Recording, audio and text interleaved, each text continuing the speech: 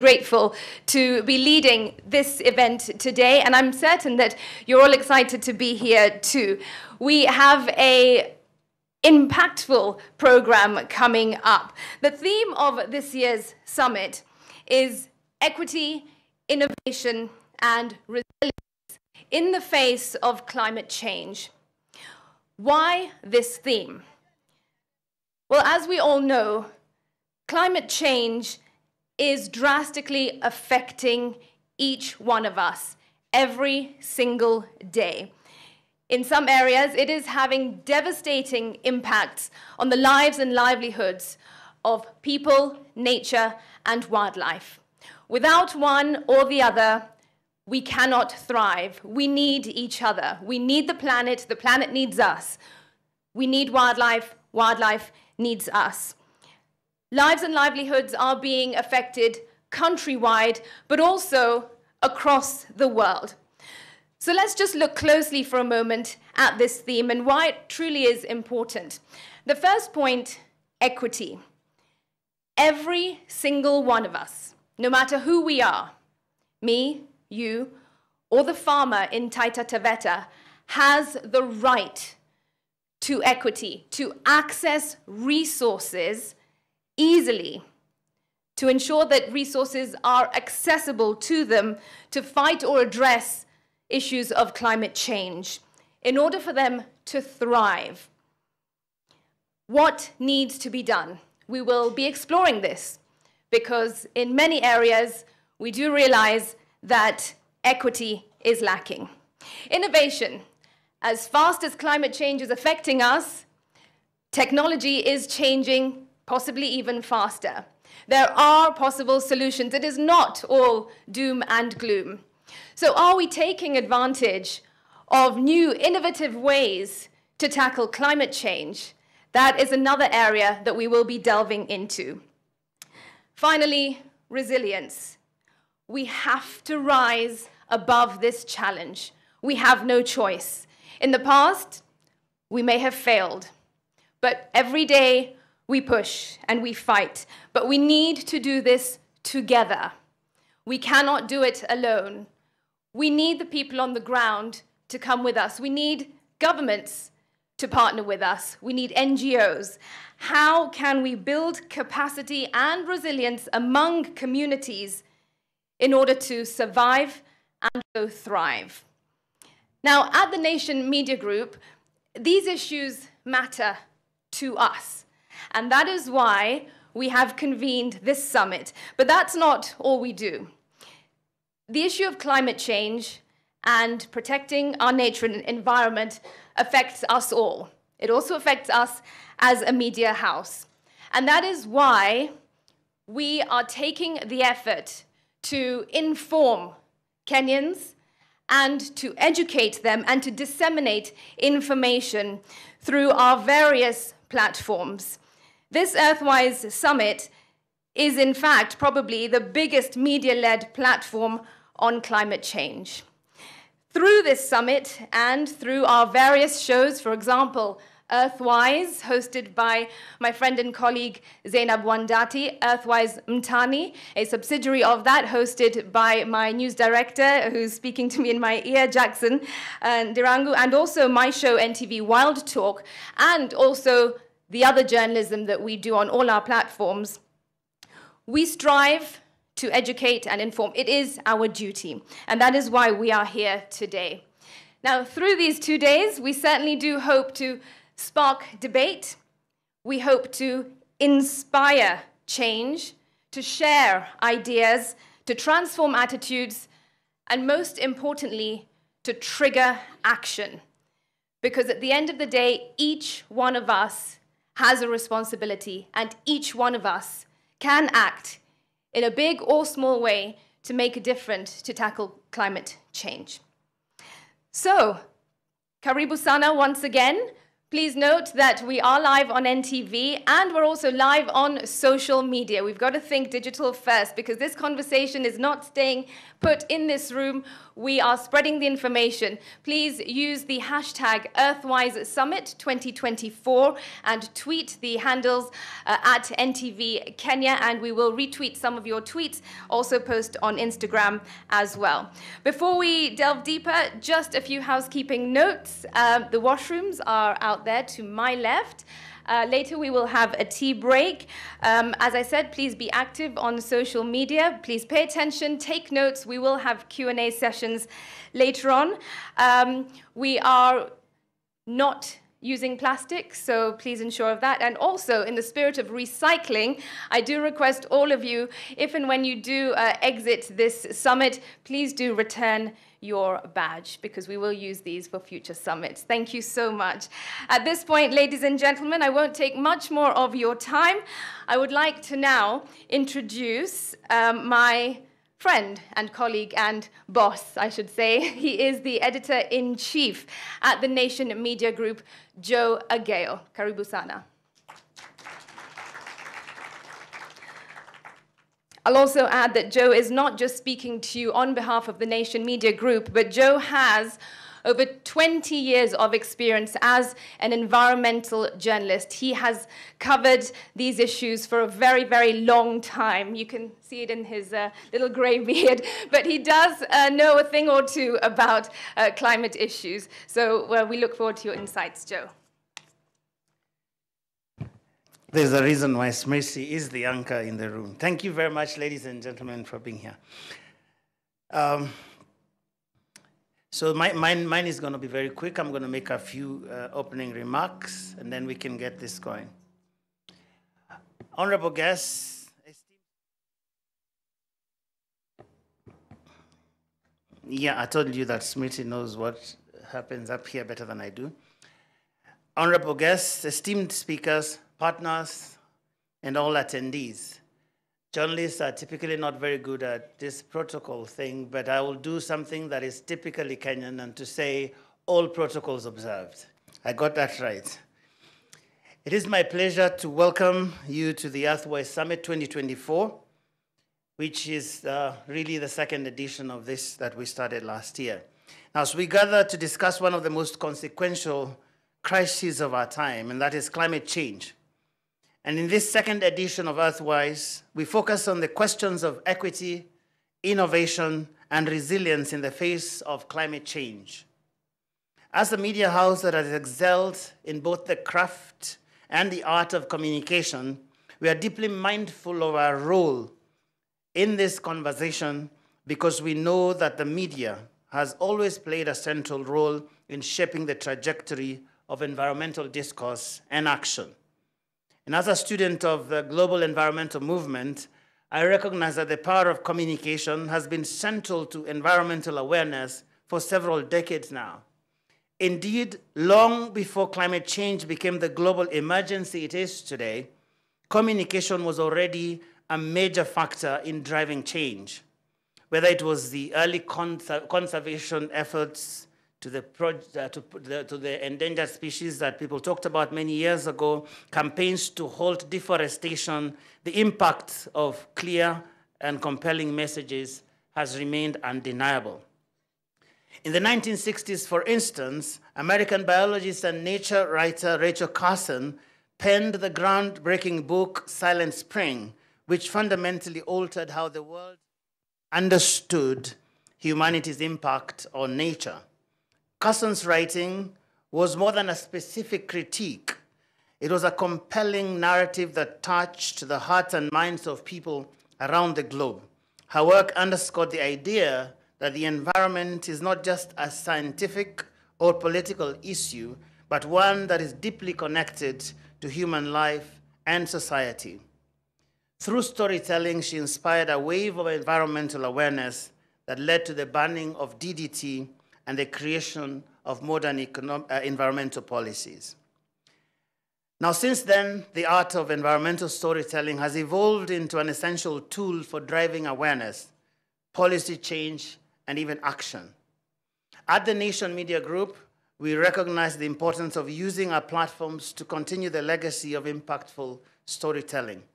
The media is a powerful force, not only for informing, but also for mobilizing action.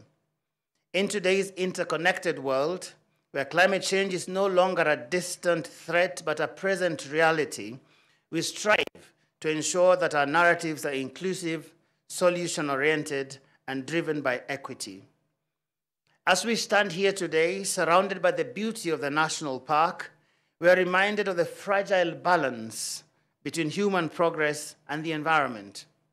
The African continent, though contributing the least to the global emissions, is bearing the greatest burden. And many of you in this room have done a lot of work to demonstrate that.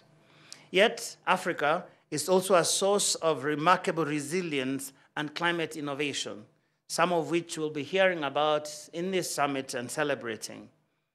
We are also seeing community-driven conservation, youth-led climate advocacy, and innovations in renewable energy, all of which are helping to chart a sustainable future for our continent.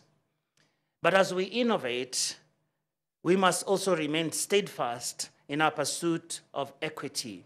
And that is indeed a big conversation, particularly in the African continent and the rest of the developing world. Climate change disproportionately affects the most vulnerable populations, especially women, youth, and indigenous communities, who are often left behind in the global climate agenda. Now, as we discuss solutions, therefore, we must commit ourselves to ensure that no one is excluded from the benefits of the sustainable future that we are looking for. Now, the stakes have never been higher, ladies and gentlemen. As we head into COP29, we must be focusing on ensuring that climate change, adaptation, and just transitions for vulnerable communities remain at the center of global negotiations. The decisions that are made at Baku will impact generations to come, and we must endeavor to bring to the table the stories and solutions that are emerging from the front lines of the climate crisis here in Africa. Through Earthwise, which, as I mentioned, we hold every year, just a few weeks to the COP, we aim to continue shaping not only public opinion, but also policy conversations. And this is happening, as I mentioned, at a critical moment in our history. From here, we hope that the journey to Baku will be that much richer with the insights, expertise, and ideas that will be shared at this summit. Let us therefore approach the next 2 days with a deep sense of purpose and urgency, knowing that this idea is one that is embedded in the sense of emergency that I talked about. Time really is not on our side. Together, we can drive the change needed to secure an equitable and sustainable future for all of us. I thank you most sincerely for coming here. And at this stage, I just want to welcome up here my friend for a long time, Mr. Ali Mohammed. He is the chair of the African Group of Negotiators, Kenya's climate envoy, but I have known him for many years, and I'll have to say I have covered him many times before, and therefore I'm introducing a man that I know very well that is deeply knowledgeable on questions of climate change. Karibu sana, Bwana Mohammed.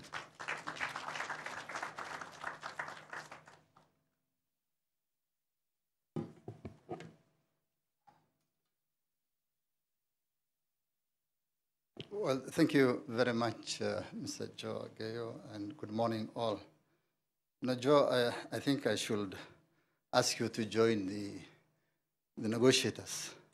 You are very conversant and very knowledgeable of all things climate. And as you go to Baku for COP29, I think I will encourage you to keep aside your reporting and join us in the difficult negotiations. So, but good morning, colleagues and everybody. And let me first of all begin by thanking the Nation Media House for convening us here today for this important conference, the Earthwise Summit 2024. We are gathered here today exactly 40 days to COP29 in Baku, Azerbaijan, as Joe has already indicated, where tens of thousands of people from across the world and global leaders will be converging to discuss one of the most challenging and pressing existential issues of our time. Climate change and its devastating impacts is a real and present danger around the world, not a future risk. Last year, 2023, marked the warmest year in our record, and 2024 is on track to surpass that record. The 10 warmest years in the 174 years of record have all occurred during the last decade, 2014 to 2023. Month after month, the story is the same. Last July was the 14th month in a row that was the warmest on record, while last June was the 12th consecutive month that the world breached the 1.5 degrees Celsius that the global community had agreed under the Paris Agreement to limit the temperature increase. August 2024 was not even any better. The month was registered as the Earth's hottest August by NOAA, and we are awaiting the just ended month of September. Yet still, the UN Emission Gap Report of 2023 shows current plans by countries, commonly known as nationally determined contributions, NDCs, puts the world on track to 2.5 to 2.9 degrees Celsius, more than twice the warming already experienced. And the scientific body on climate change, the Intergovernmental Panel on Climate Change, IPCC, estimates that the world has already used up 5% of for addressing climate change has never been greater, and nowhere is that more apparent than in our continent, Africa. Africa, with about 18% of the global population, is responsible for less than 4% of the emissions, but has 16 of the 20 most vulnerable countries in the world. African countries are losing 2 to 5% of our GDP every year, and many divert up to 9 to 15% of our budgets to respond to climate's extreme impacts. The State of Climate in Africa Report 2023 by the World Meteorological Organization was launched last month in Abidjan, Cote d'Ivoire.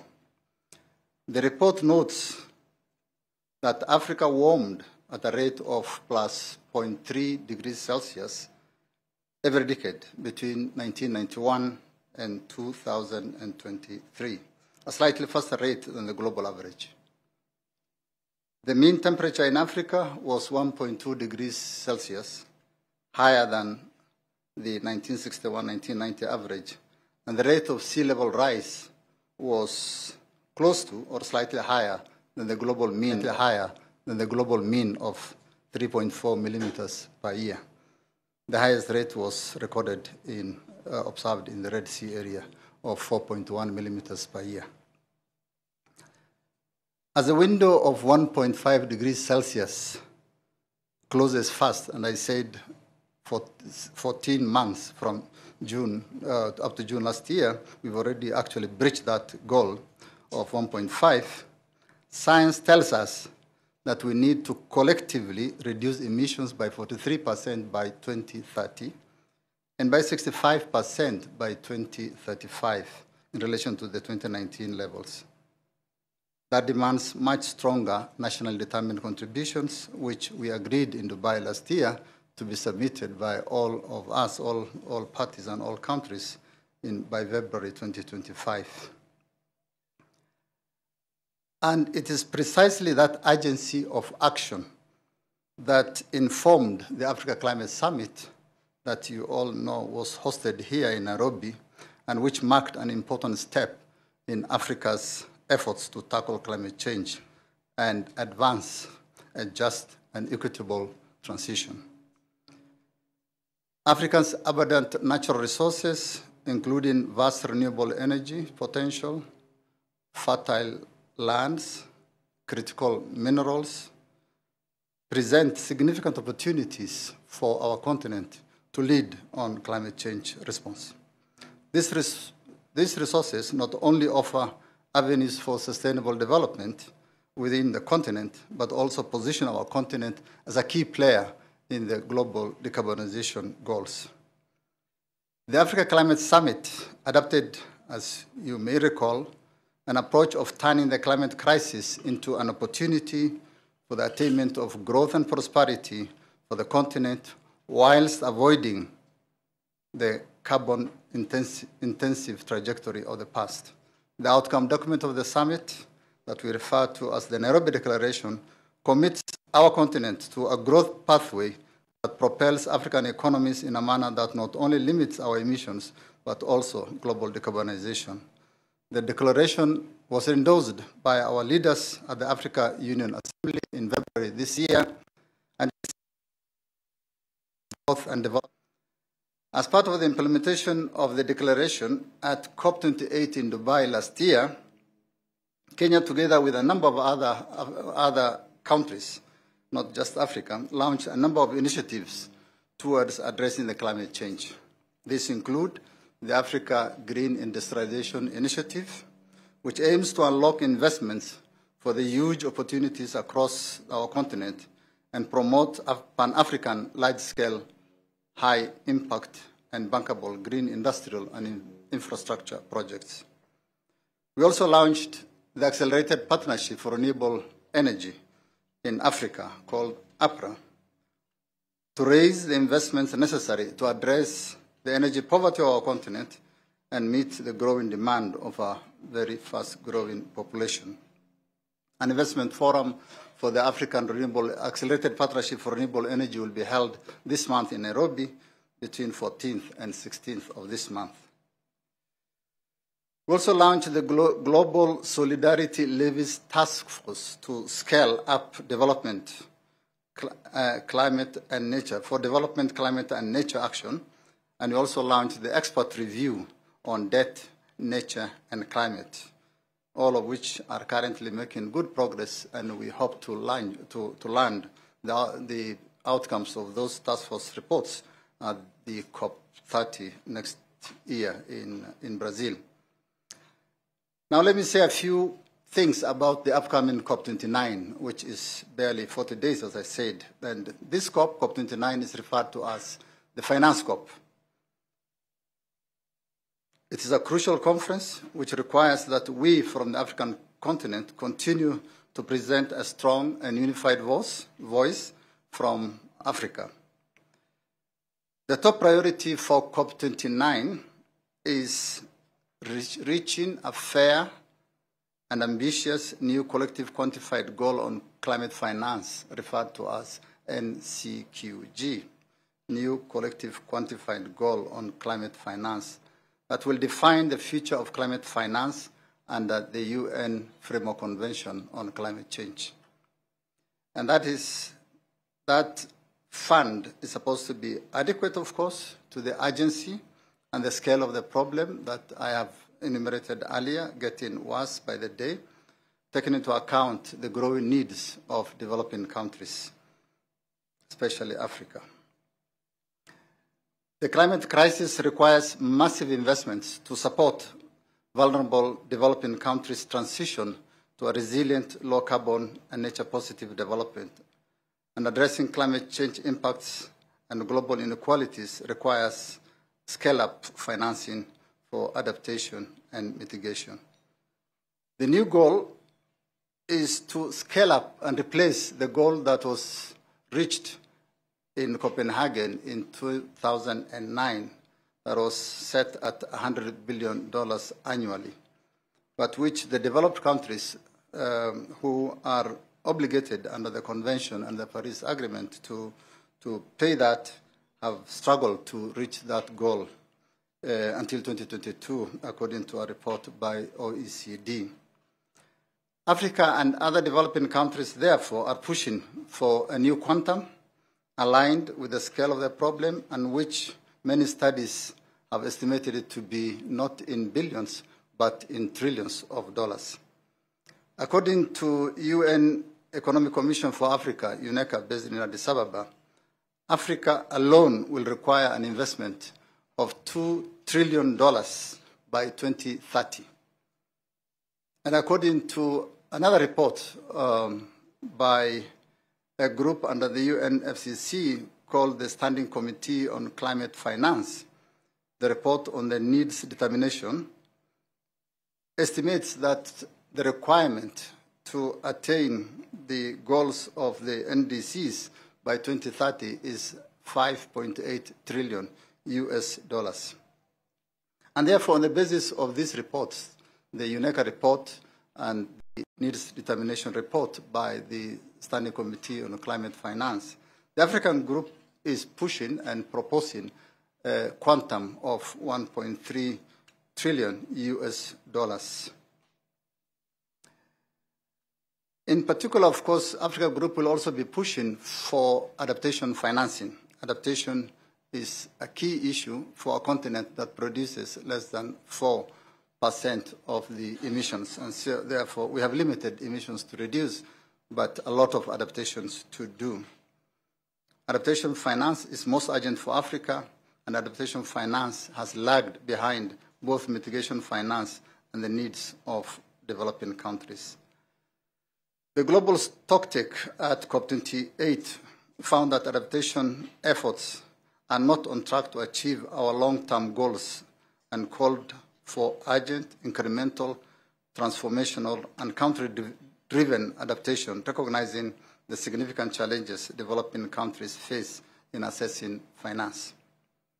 The UNEP Adaptation Gap Report, and UNEP releases these reports every year, we expect one soon also for this year, estimates that adaptation finance needs at 387 billion US dollars in 2021 to 2030, broadly about $400 billion that the African group of negotiators is pushing at the upcoming Conference of Parties, COP29.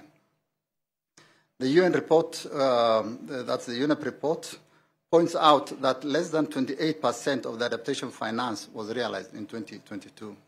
So out of these 387 or 400, barely 30% was realized.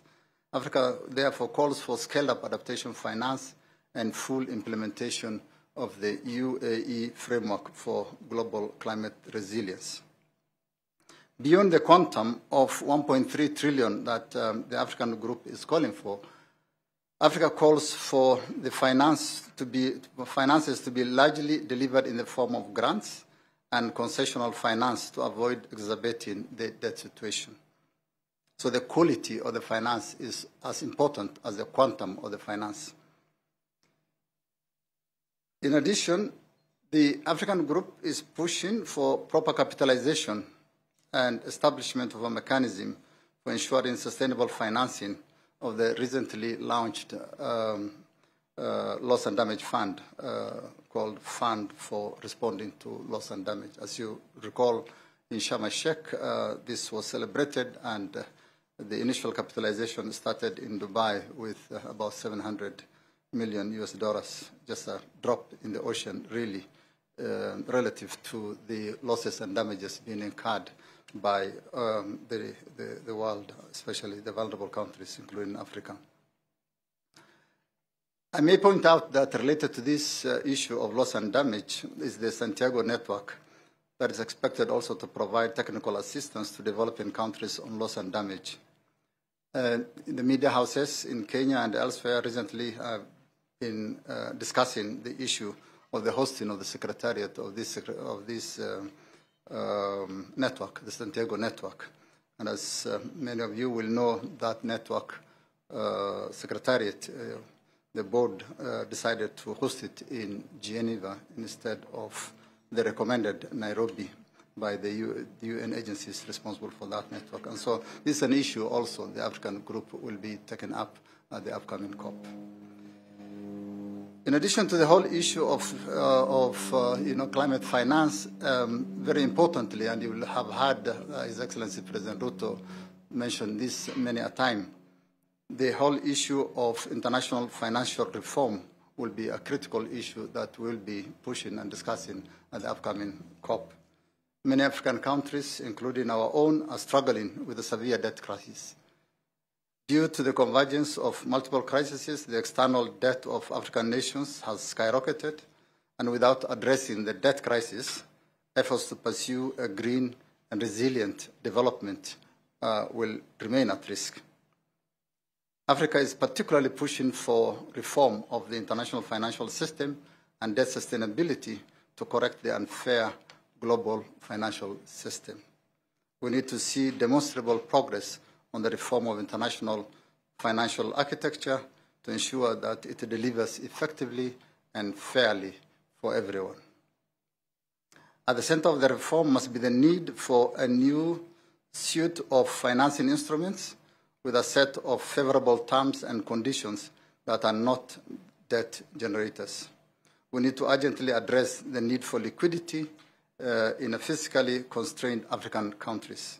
We further need to address the form of finance available to developing countries, and in particular put in place measures that climate finance does not lead to increased debt. In conclusion, the African group that I am privileged to be chairing will push for a successful outcome at COP29, and will remind the world of the necessity and obligations in meeting past commitments and work with the rest to find a win-win outcome in Baku. Africa is also prioritizing finalization of the rules related to carbon markets. This has been outstanding since Glasgow in 2022. We will be pushing for its finalization to allow the continent to attract carbon financing at scale from this market. The Common African Position, that includes many of the elements that I have gone through, was last week endorsed by the Committee of African Heads of Government, Heads of State and Government, chaired by His Excellency President William Ruto, our President, at a meeting held in New York on the margins of the UN General Assembly, high level. The position was also earlier endorsed by our ministers under the African Ministerial Conference on Environment, called AMSEN, in Abidjan on 6th of September. The African group will continue to actively participate and represent the interests of our continent for a successful outcome of COP29. And very importantly, I must emphasize that one of the things, other things that we'll also be pushing is recognition of the special needs and special circumstances of the African continent, which has, over the last several COPs, failed to receive consensus since Paris in 2015. Therefore, I look forward to a very successful Earthwise Summit and the discussions of these issues. Our continent is very much impacted, but also our continent is not just waiting for manners from outside. Our continent has the potential and possibility of making a difference and making a significant contribution to ourselves and to the world on issues of climate change, as we did discuss during the Africa Climate Summit.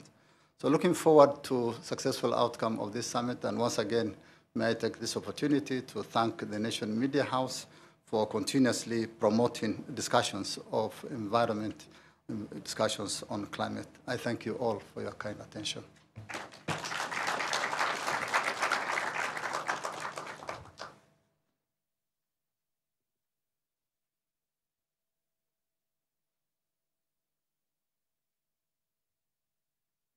Ambassador, thank you very much, particularly for that reminder that whilst we have been hit hard by climate change, solutions abound within our borders. we can fight this with one another from within our borders. Thank you so much, and also for your insights on navigating COP29 and also beyond. Okay, at this point now I would like to welcome to the stage Martin Capelle, the Chief of the United Nations Environment Programme's Scientific Assessment Branch, to set the scene. The topic here is Bridging the Adaptation Gap, addressing the shortfall in climate finance. Welcome.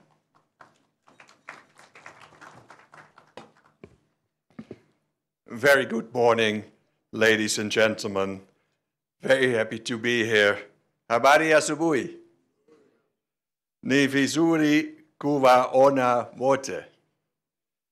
Excellency, the Honorable Mr. Festus Negeno, Principal Secretary of the Environment, Climate Change and Forestry, Mr. Joe Aguayo, Editor-Chief at the Nation Media Group, Ambassador Ali Mohammed, Special Climate Envoy for Kenya, and Chairman of the African Group of Negotiators.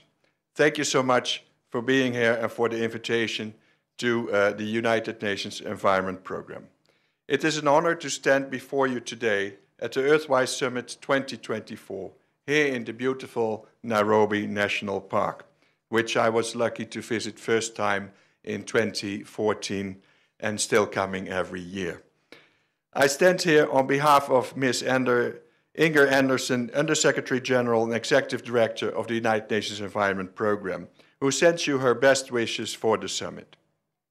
I extend my heartfelt gratitude to the Nation Media Group for inviting us and for their unwavering support and commitment to environmental journalism and advocacy.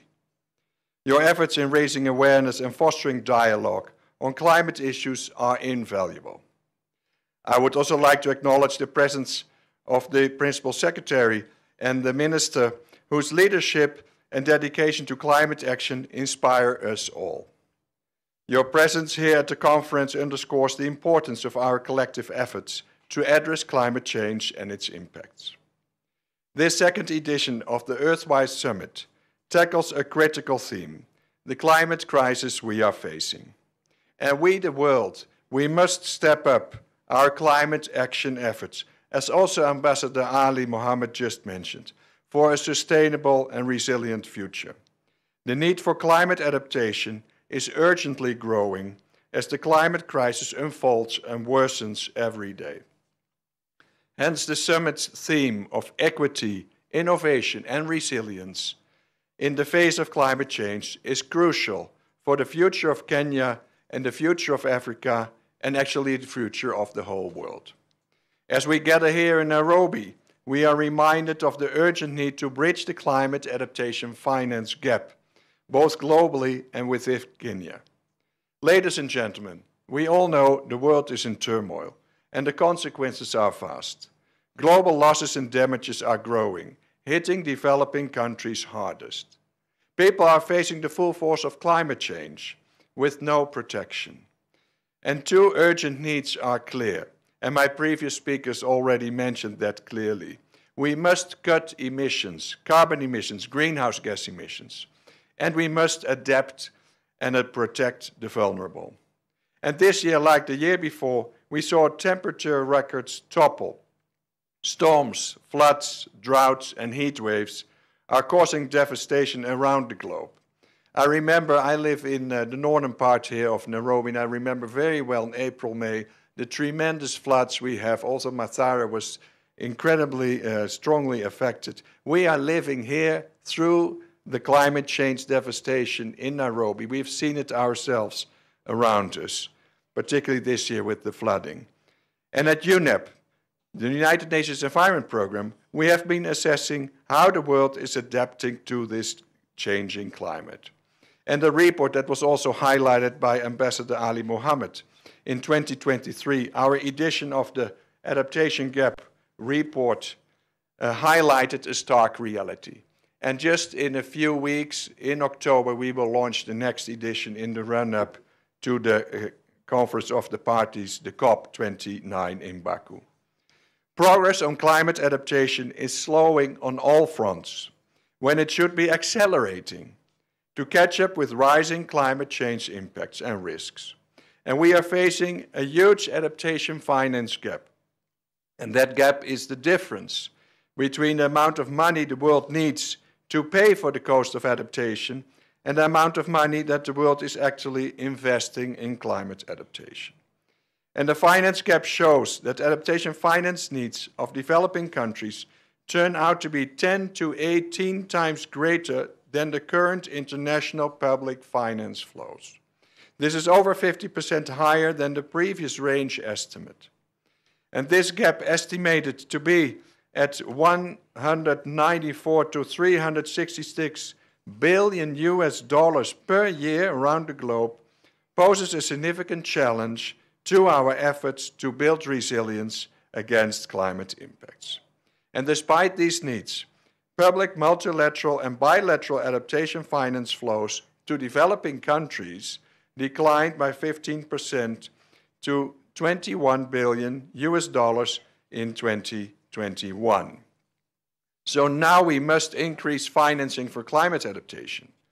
And as Ambassador Ali Mohammed said, the COP29 in Baku is focusing particularly on finance. So what must we do? We must double international public finance flows for adaptation and scale up domestic and private sector finance. And additional avenues include remittances, increasing and tailoring finance to small and medium enterprises, and the reform of the global financial architecture. And at the same time, adaptation planning and implementation appear to be leveling off.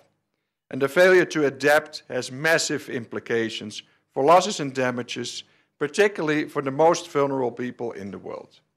And Kenya, like many other developing nations, faces unique challenges in adapting to climate change. The economy is heavily reliant on natural resources, making us particularly vulnerable to climate impacts such as drought, floods, and rainfall patterns that are changing. The Kenya National Adaptation Plan, covering 2015 to 2030, is a critical response to the climate change challenge facing the country here. It outlines your strategic approach to enhancing climate resilience, but the financial resources required to implement the plans remain a critical barrier. To address the global adaptation finance gap, we must explore innovative finance mechanisms. And additionally, the establishment of the Loss and Damage Fund, which also was referred to by my previous speaker, through the United Nations Framework Convention on Climate Change, is a step in the right direction, but it must be scaled up to meet the growing needs. And this new Loss and Damage Fund will also need to move towards more innovative financing mechanisms to reach the necessary scale of investment. And now, despite our best efforts, climate adaptation finance, planning and implementation face numerous challenges. And these include inadequate funding, limited technical capacity, and the need for robust governance structures. And in Kenya, the establishment of climate change funds at county levels has been instrumental in mainstreaming adaptation into local development plans. They aim to provide climate finance to local communities in vulnerable drylands, for instance, to empower communities and design and implement their own climate solutions. However, more support is needed to ensure initiatives like these are effectively implemented across all counties in the country and similarly in other countries. And as we move forward, let us commit to closing the climate adaptation finance gap, taking the opportunity that the COP29 in Baku is offering. And we should focus on 4 areas in particular. 1, we should enhance international cooperation. We should strengthen partnerships between developed and developing countries to mobilize the necessary financial resources, but also there should be an increase in South-South cooperation between developing countries, particularly here in Africa, where there are lots of opportunities. Secondly, we should promote private sector engagement. We must encourage private sector investments in climate adaptation projects through incentives and risk-sharing mechanisms.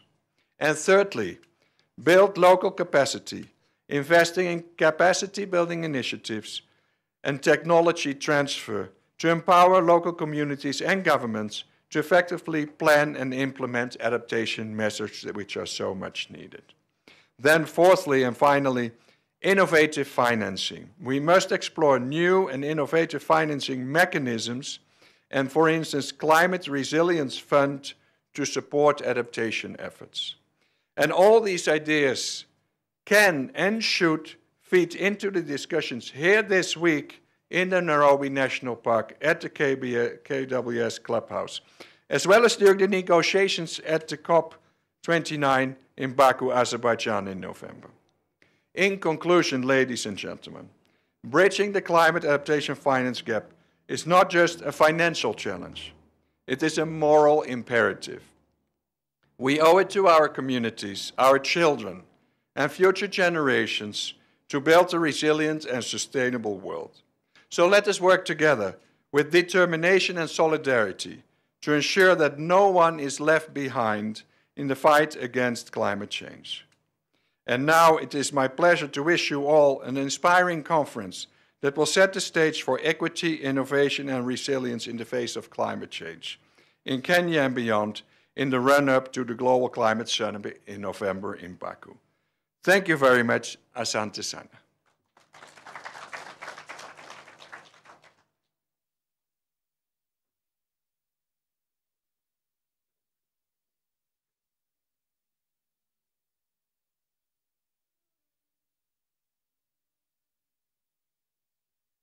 Thank you very much for your insightful remarks, Mr. Martin Capelle, Chief of the United Nations Environment Programme's Scientific Assessment Branch. Okay, at this point, I will now invite my colleague and NMG's Sustainability Editor, Zainab Wandati, to the podium. According to the programme, we are scheduled to go on a tea break, but we will have that tea break. Okay. Lucky you, we're actually going for that tea break now, I'm informed. Let's take a quick breather. I will inform you when to come back, but I think we'll give it around 20 or so minutes. Please help yourselves to some refreshments, but also use this opportunity to network as well. There's some great people in this room, so do talk to each other, and also remember the hashtag is Earthwise Summit 2024. Please contribute to the conversation on social media as well. Our handle is @NTV Kenya. Welcome.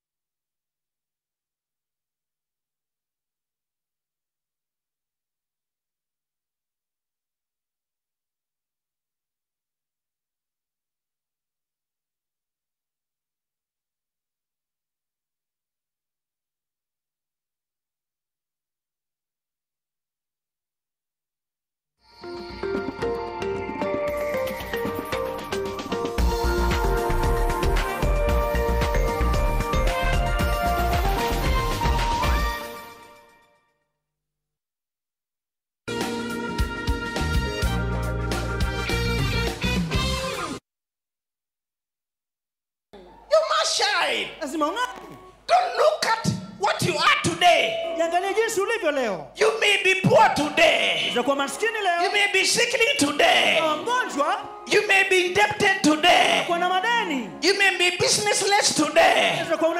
You may be marriageless today. That is your testimony.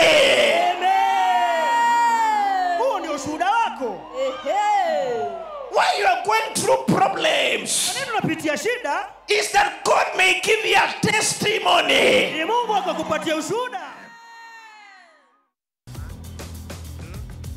After a tumultuous 2023-24 season that saw the coming and going of 3 different managers, the winds of change have swept through Marseille. There's a new manager at the helm in the form of Roberto De Zerbi, who has wasted no time revamping his squad with a host of new signings.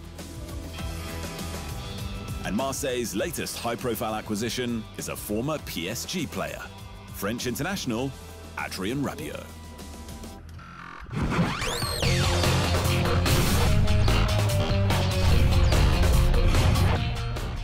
Reach your audience instantly and make a lasting impression with Nation Sema. Affordable bulk SMS at 0.3 Kenya shillings. Own sender ID for 10,000 Kenya shillings plus 10,000 free messages. To sign up, please call 0728434979 or email us on mkibunja@ke.nationmedia.com.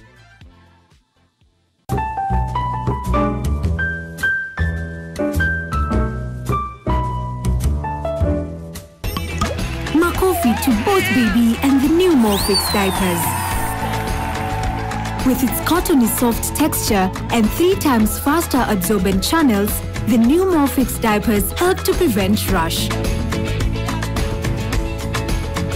Morphix, comfy like a mom's hug. The 21st edition of the Standard Chartered Nairobi Marathon is here. Register today for just 2,000 shillings at www.nairobimarathon.com. Want to know the biggest story of the week? Do not worry. The Weekly Review got you covered. For in-depth analysis of politics, business, governance, as well as social issues, the Weekly Review covers it all. For well-researched, exclusive and investigative content, read the Weekly Review every Sunday in the Sunday Nation.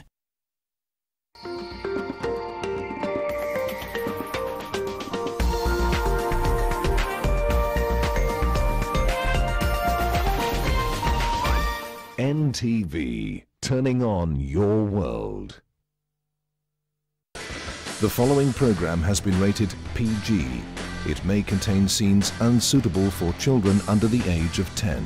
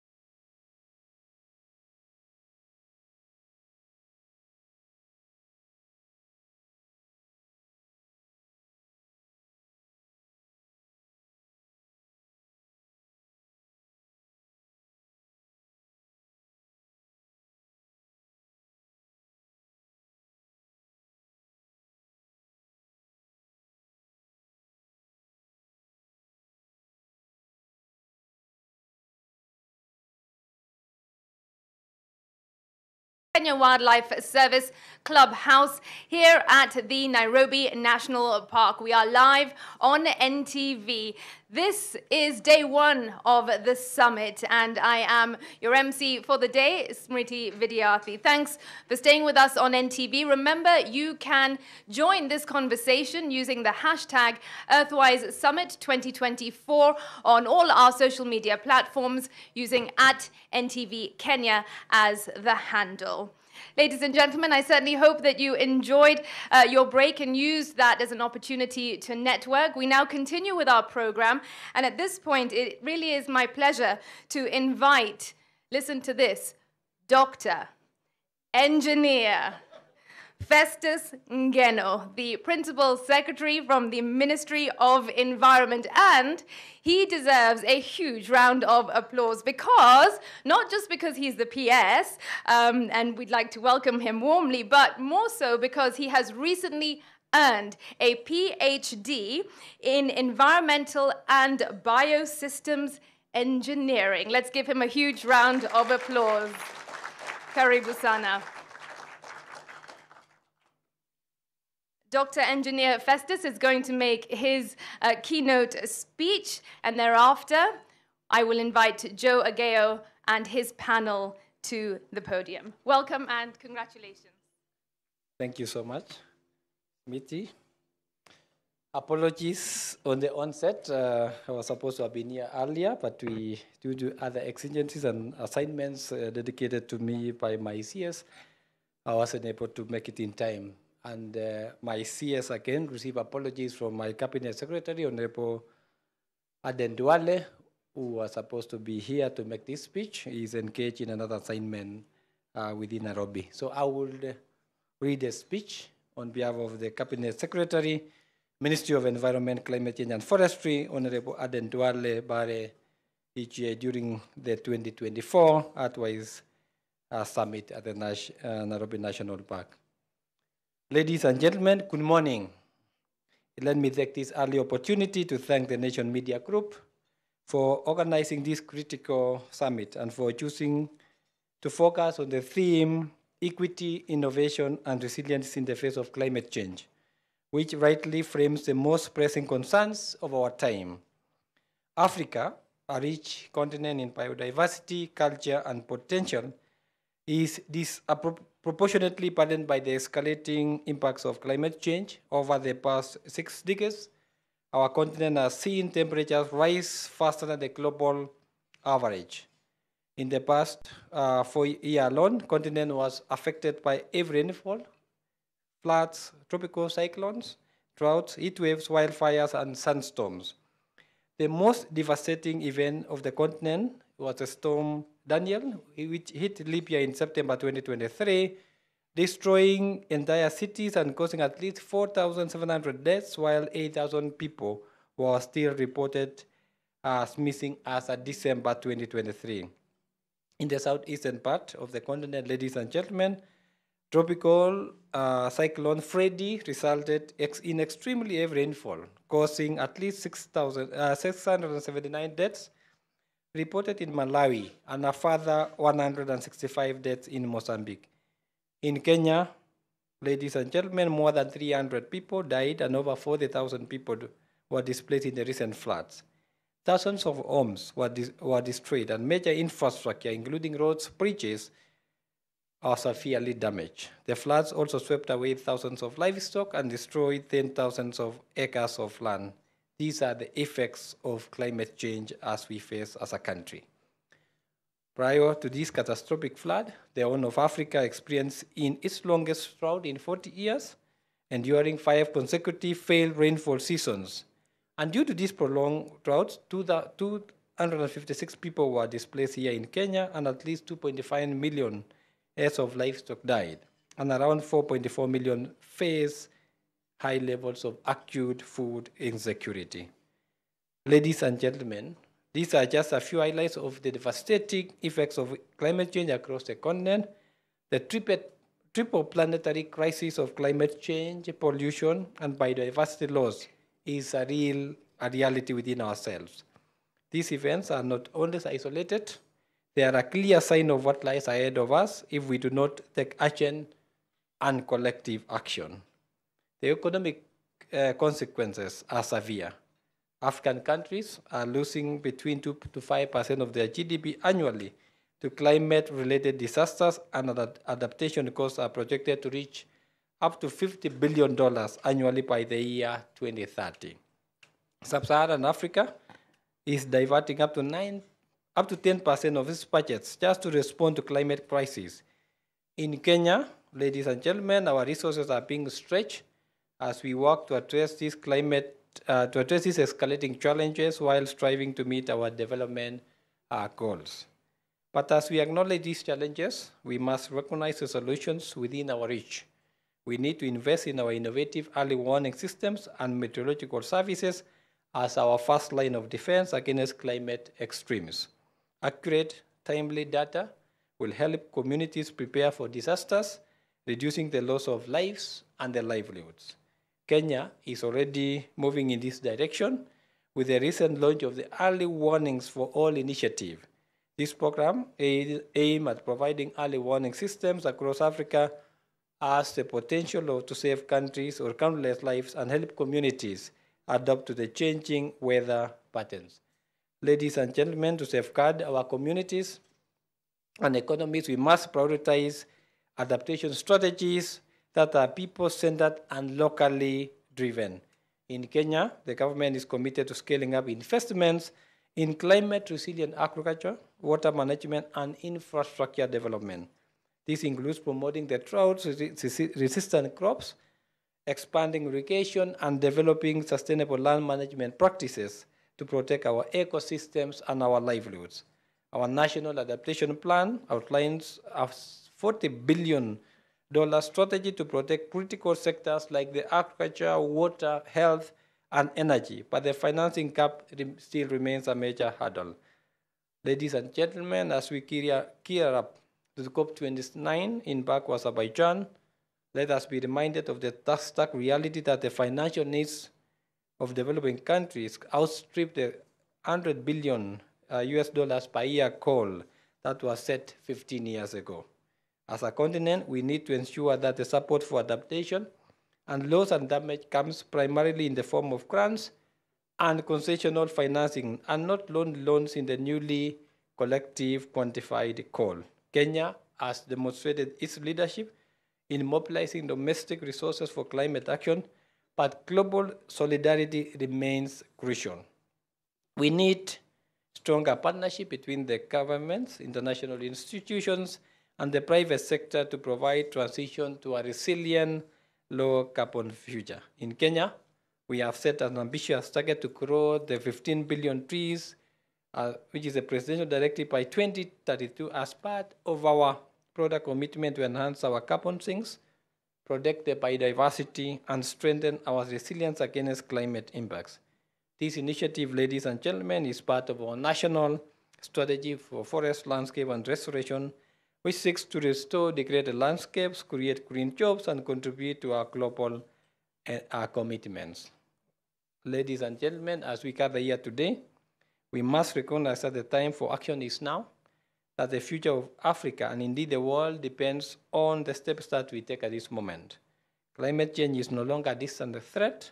It is a present and escalating reality, but with bold action, stronger partnership, and collective commitment to building resilience, we can turn around the tide. Kenya stands ready to work with the neighbors, development partners, and the global community, the media industry, to ensure that our continent not only survives the climate crisis, but thrives in the face of it. Together, we can create a future that is safe, sustainable, and prosperous for all. Thank you so much.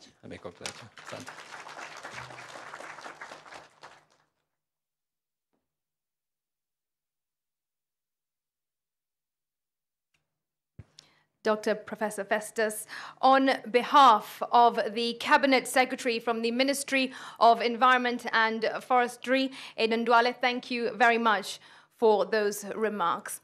We finally now go into our first panel discussion of the day. And in case you have been following the program, which, by the way, should have been emailed to you, so you can follow it from your email, do have a check. But we've just made a slight tweak to the program.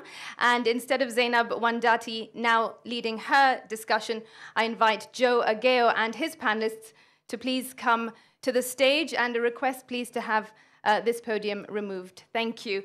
And as Joe comes, the title of his session, the topic is Navigating Global Alliances and Challenges in the Fight Against Climate Change.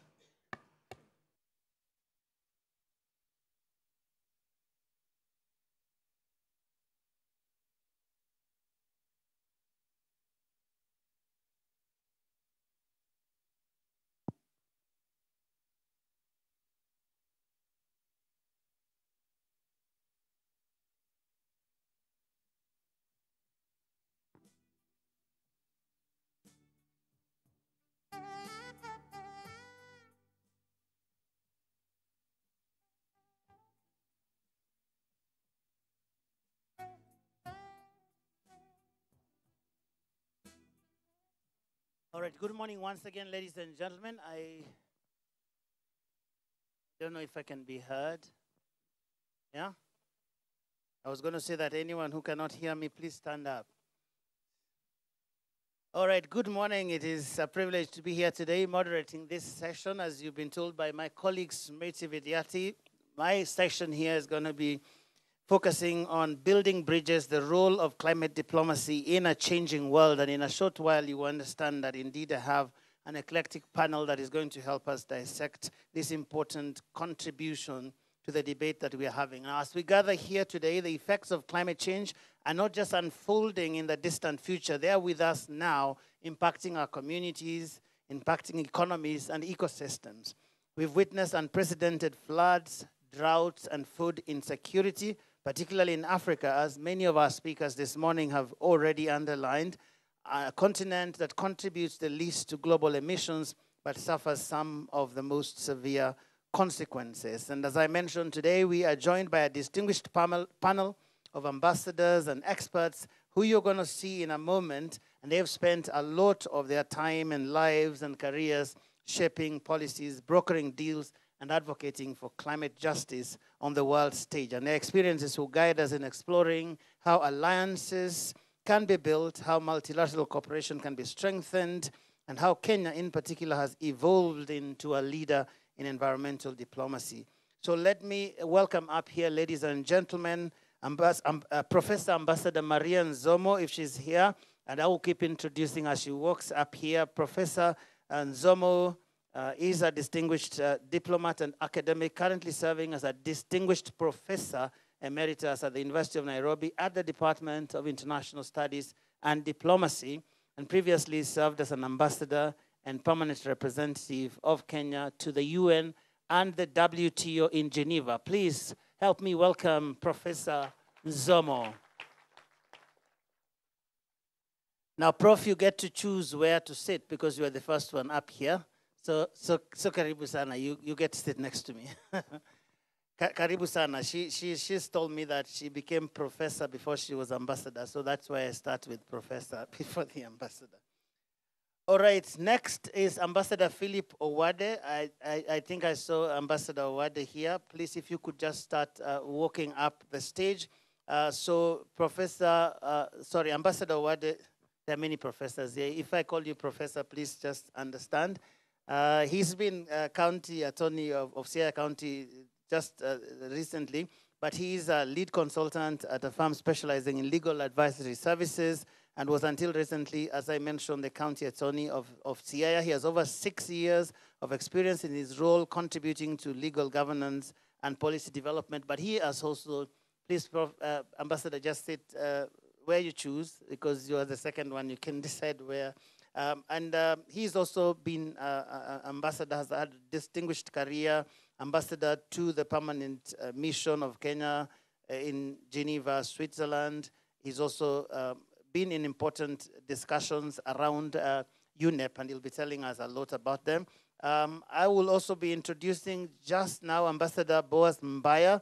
He's a seasoned public administrator. Many of you would know him with experience in the management of public affairs and policy formulation with over 30 years of diplomatic service.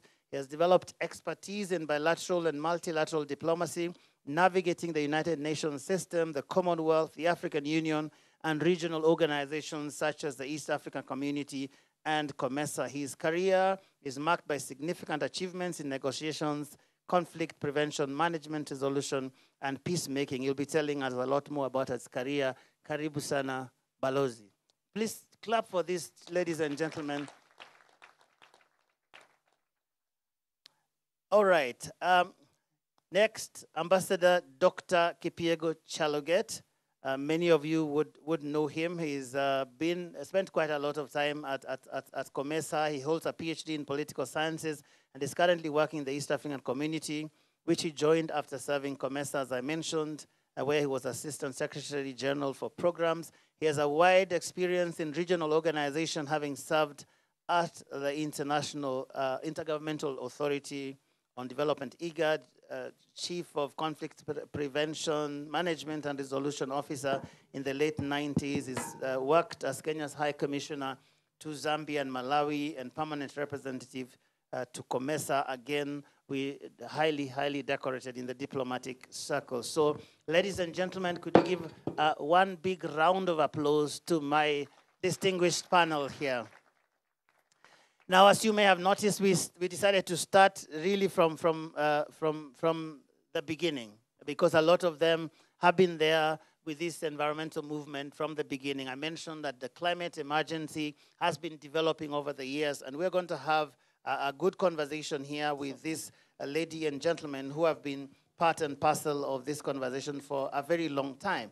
And we will approach it from the place of climate change is a global issue in as much as it is a local issue. It's one issue that every nation around the world today is talking about. And as I mentioned, even though there are local dimensions of it, the success and failure of all the efforts we are making towards fighting climate change will revolve around how nations are able to cooperate, how individual nations are able to take lead in this whole space of climate diplomacy. And so I will start with Professor Ambassador Nzomo. And I know that you have been in this space. You like to remind me that you're not a climate expert, but my retort to her has always been that climate change is no longer just an environmental issue, it's no longer a scientific issue. It is a cross-cutting issue that touches on our lives, and politics, especially on the global front, is right at the center of it. Could you just assess for us the level of global cooperation as you see it today in all these efforts to try and combat this real and existential threat? Thank you very much, Joe, and especially for inviting me. As I keep telling you, I'm not an environmental expert. You know, we who come from the academic direction, we are big on what are you an expert of. And I always tell them my expertise is international studies, diplomacy, and governance. And then I'm told that then covers all. Everything global is in your corner, including environmental issues. And indeed, I do teach at all levels, including PhDs on matters environmental and particularly climate change. Now, you want me to comment on the extent to which... A quick assessment, a very yes. quick assessment. Yes. Those who know me, you know I'm always very frank. I just say it. I don't think there is adequate global cooperation. That's my starting point. Political will is lacking, and commitment. This morning I have heard a lot about the work which has been done on the ground. We have adequate legal and institutional frameworks in place to allow us to implement an issue as crucial to the whole planet as this one. Everybody here has talked about the urgency of the matter. This is COP29 we are heading to. Every COP since the first one has repeatedly talked about the need for cooperation, for solidarity, for all of us, rich and poor, those in power and those outside power, to see this as a common agenda in which we must all participate. We have talked of inclusion, no one should be left behind, etc., and paying attention to vulnerable groups. And even strategies have been put in place, what needs really to be done. And, conference after conference, you hear very beautiful speeches, and a plan of action is put in place. I don't know how adequate monitoring has been, but the immediate result one sees is a lot of lack of political commitment. And in my view, really, the greatest responsibility is on those people who call themselves our leaders, the ones whom we have delegated power to, who take resources from the people to manage public affairs on our behalf. And whether we are talking about national governance, regional governance, or global governance, the story is the same. And so, Joe, I'm saying in starting, this is what we need to address. Do we have enough political will and commitment to actually enforce the commitments we make? If that is lacking, then I think a meeting like this should start by saying, what is it we are not doing that we need to do? Before I hand over the mic to you, allow me to just say, even at the level of these frameworks, legal frameworks, which are very good, one thing you note is that the enforcement mechanisms are weak. So we could start there and see maybe enforceability, even for ordinary people to be able to hold those who have to do the work to account. We may need stronger enforceability mechanism put in place, among other things. And then redirect also attention, especially for those who are supposed to be doing diplomacy on our behalf, to broaden the participation, especially to involve the youth and the women, who seem to be lacking primarily in this venture. Lovely, and we will delve deeper into that question of inclusion. And Ambassador Cheluget, I will come to you. You have been deeply involved in regional economic policies. I wonder what your assessment is from the regional front. Professor Nzomo here says that the cooperation internationally is not at its strongest, has never been. I wonder what the picture is from the regional front, from where you sit.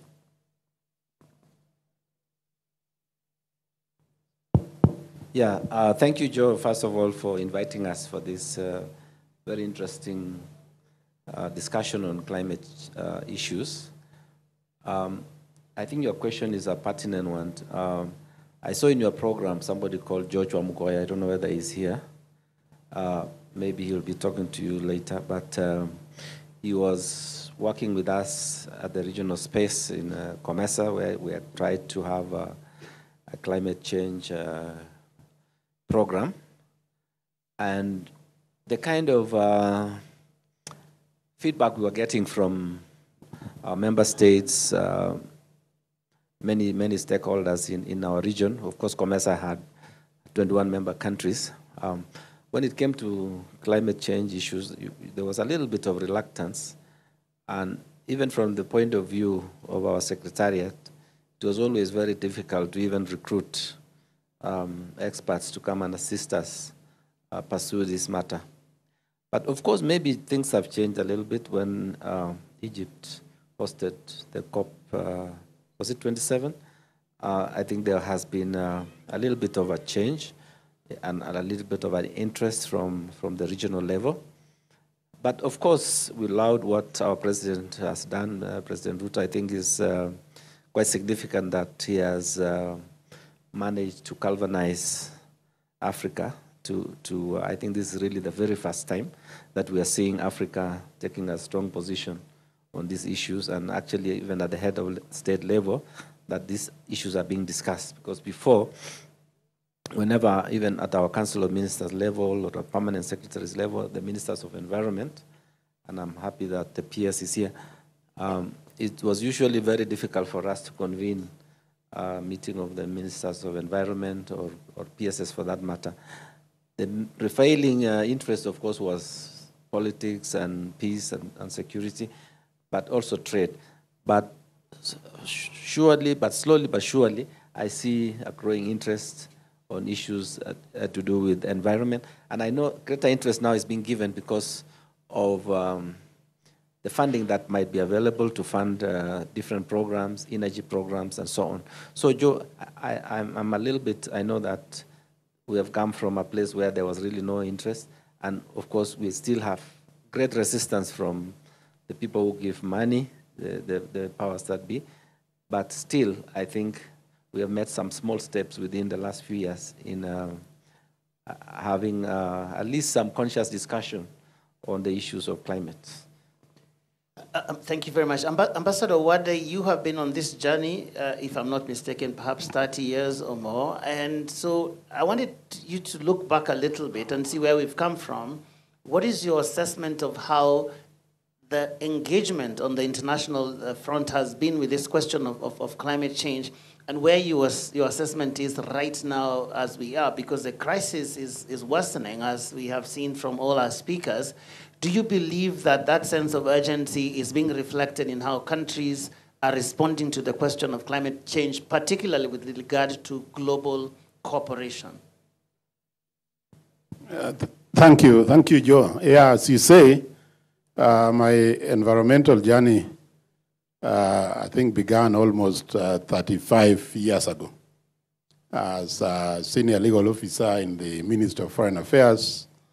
When we were preparing for the Rio conference, the Earth Summit 1992, I was identified as one of the people who would support those negotiations in terms of legal expertise, and was seconded to the then Ministry of Environment and I think it was Environment and Natural Resources, the Environment Secretariat. And I went at training in Bonn at the IUCN to prepare me for that. It was a crisis at that time, I must say.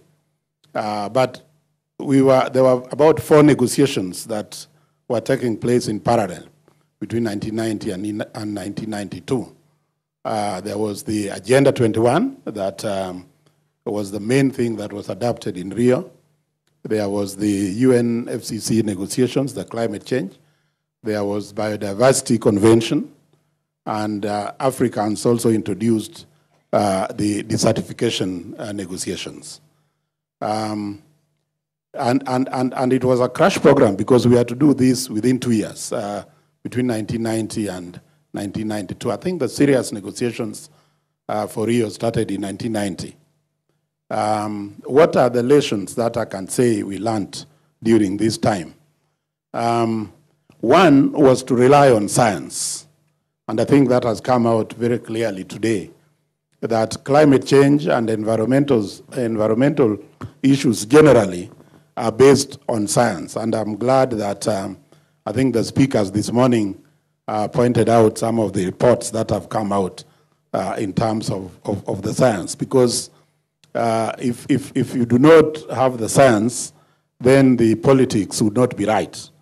And I think at that time, there were a lot of people who were doubting whether climate change was real, particularly in some of the members of some of the powerful developed countries, in particularly the US, doubted some of the science that was coming up at that time.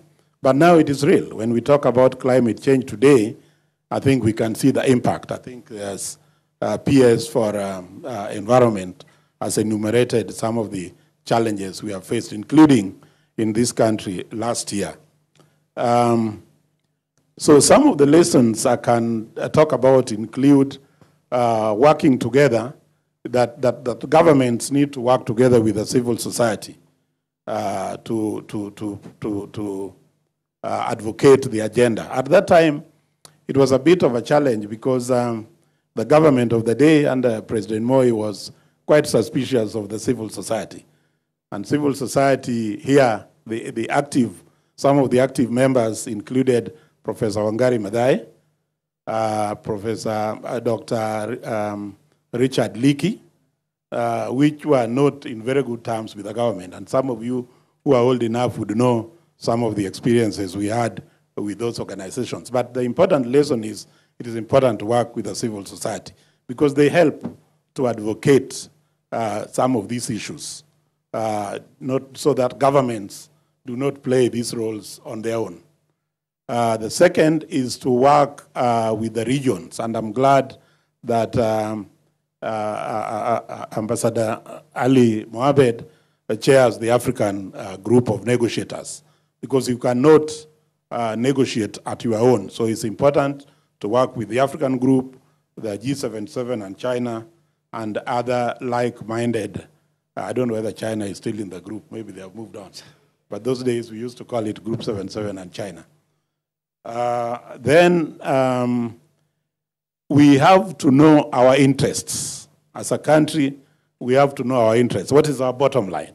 Yeah. Because sometimes you can be carried away by issues which do not, are not of interest to you. So we have to know our interests. And our interests as Kenya at that time was mainly because we had UNEP headquartered in Nairobi and Habitat also. There was a lot of move to that Rio would establish a new body and move these bodies out of Nairobi. So part of our national interest was to protect and promote these organizations and expand their mandate so that they would be able to play their role. Issue of access to resources, technology, and technical assistance, I think, has come out here. That was very important at that time and continues to be important. The other strategy is communications. And I think this is where the nation comes in. We have to have a very good communication strategy so that some of these issues go down to the grassroots. And I think this is where, again, the NGOs come in. So Ambassador, yes. We will delve a lot more into this, but I gave him a lot of time in recognition of the fact that some of the things he's talking about were done when many people in this room were not born. So that's fair, isn't it? Yeah. Because the UNFCCC that we talk about, all of us, was actually born in Rio, and there's a physical human being who was there when it was happening. So I think it was just reasonable for us to do that. Yeah. But I'm happy for us to reflect on that history, and I think Ambassador Wade is going to be around. We can still engage. But let me move this a little bit to Ambassador Mbaya. You came in.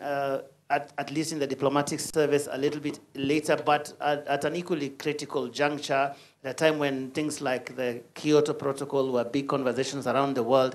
But I know that I've heard you speak a lot about the question of UNEP that he was talking about, and that ties into the place of Kenya in this whole question of environmental diplomacy and how Kenya has made or not a contribution in that space. What are your reflections, having been ambassador of Kenya at this critical moment, of what Kenya's contribution has been in this space of environmental diplomacy? And if you could share any personal anecdotes that will help us to understand this better. Thank you very much, Joe. I think I joined Foreign Affairs earlier than my friend Philip Owade, so he seems to have taken the light out of it. But however, the important I'm sure you sort that out at the TV. Yeah, we'll sort it out. The important thing is that we need to look at how we have come from what position to what position in what manner. And the current decision makers we have in the government today, including Ambassador Ali and the PS, we need to understand what it means to deal with the politics of environment, because it is a political issue, the politics of environment. In 1972, 1973, Kenya successfully sought to host UNEP and Habitat. We won the day because we were a global leader in the global south. And what Ambassador Wade referred to as Group of 77 plus China, China was plus China because it was not a member of the UN at that time. Taiwan was. So the moment it became a member of the UN, it stopped being plus China. But however, we were able to coordinate the protagonists, US and USSR, the capitalist and the communist world, as well as seek the support of the South, global South, to win, to host UNEP and Habitat. After achieving that, in 2005, there were very serious efforts by the developed countries to try and move away the content of UNEP and Habitat from Nairobi to Bonn. Bonn, because Bonn had vacated the seat of government to Berlin, and there were office spaces, they still are there, which were being offered free of charge for the content of UNEP to go to Germany. We fought it because mundane issues were being raised. Things like potholes in Nairobi, lack of security lights, and VAT claims. They're very mundane things, unrelated issues to environmental problem we are facing. Yet, they were being floated as the main reasons why they should move out the content, because Kenya had become insecure and therefore unpalatable in terms of hosting things. So the current decision makers need to look at that. And to add on to that, we had to create other additional incentives like the diplomatic police. It was created in 2005. We have a big station now in Gigiri because they wanted to have a situation where they could report anything by the diplomats, very, very fast and for fast action. It was not an easy thing. It required money. We had to construct a road linking UNEP to Ruaka Road during that particular time. Those are the mundane things, side issues, which will actually affect environmental diplomacy. And if we are not careful, we'll be facing very serious problems. We have to do the rest of the foreign policy issues correctly as well. If you isolate yourself from the Africa group or from the developing countries, then you run the risk of actually having all these contents taken away from Nairobi to other cities. You remain with the shell, but the shell will be nothing. Yet it is a pride, it's the national interest that Ambassador Awadi talked about. So we have to play our part, and play our part holistically, so that when we decide on any foreign policy issue, it is an issue that should endear us to the people who have been supporting us all along. So environmental diplomacy means we have to play our correct decision-making roles in the world to secure the external survival of this country as a country, and also the survival of the only one of the four headquarters of the UN in the developing countries to remain in Nairobi. Thank you, Ambassador. And I will expand this a little bit. And what you speak of is symptomatic of a certain type of relationship that existed between what we call the global north and the global south, the inequality thereof, even of conversations around climate change and related.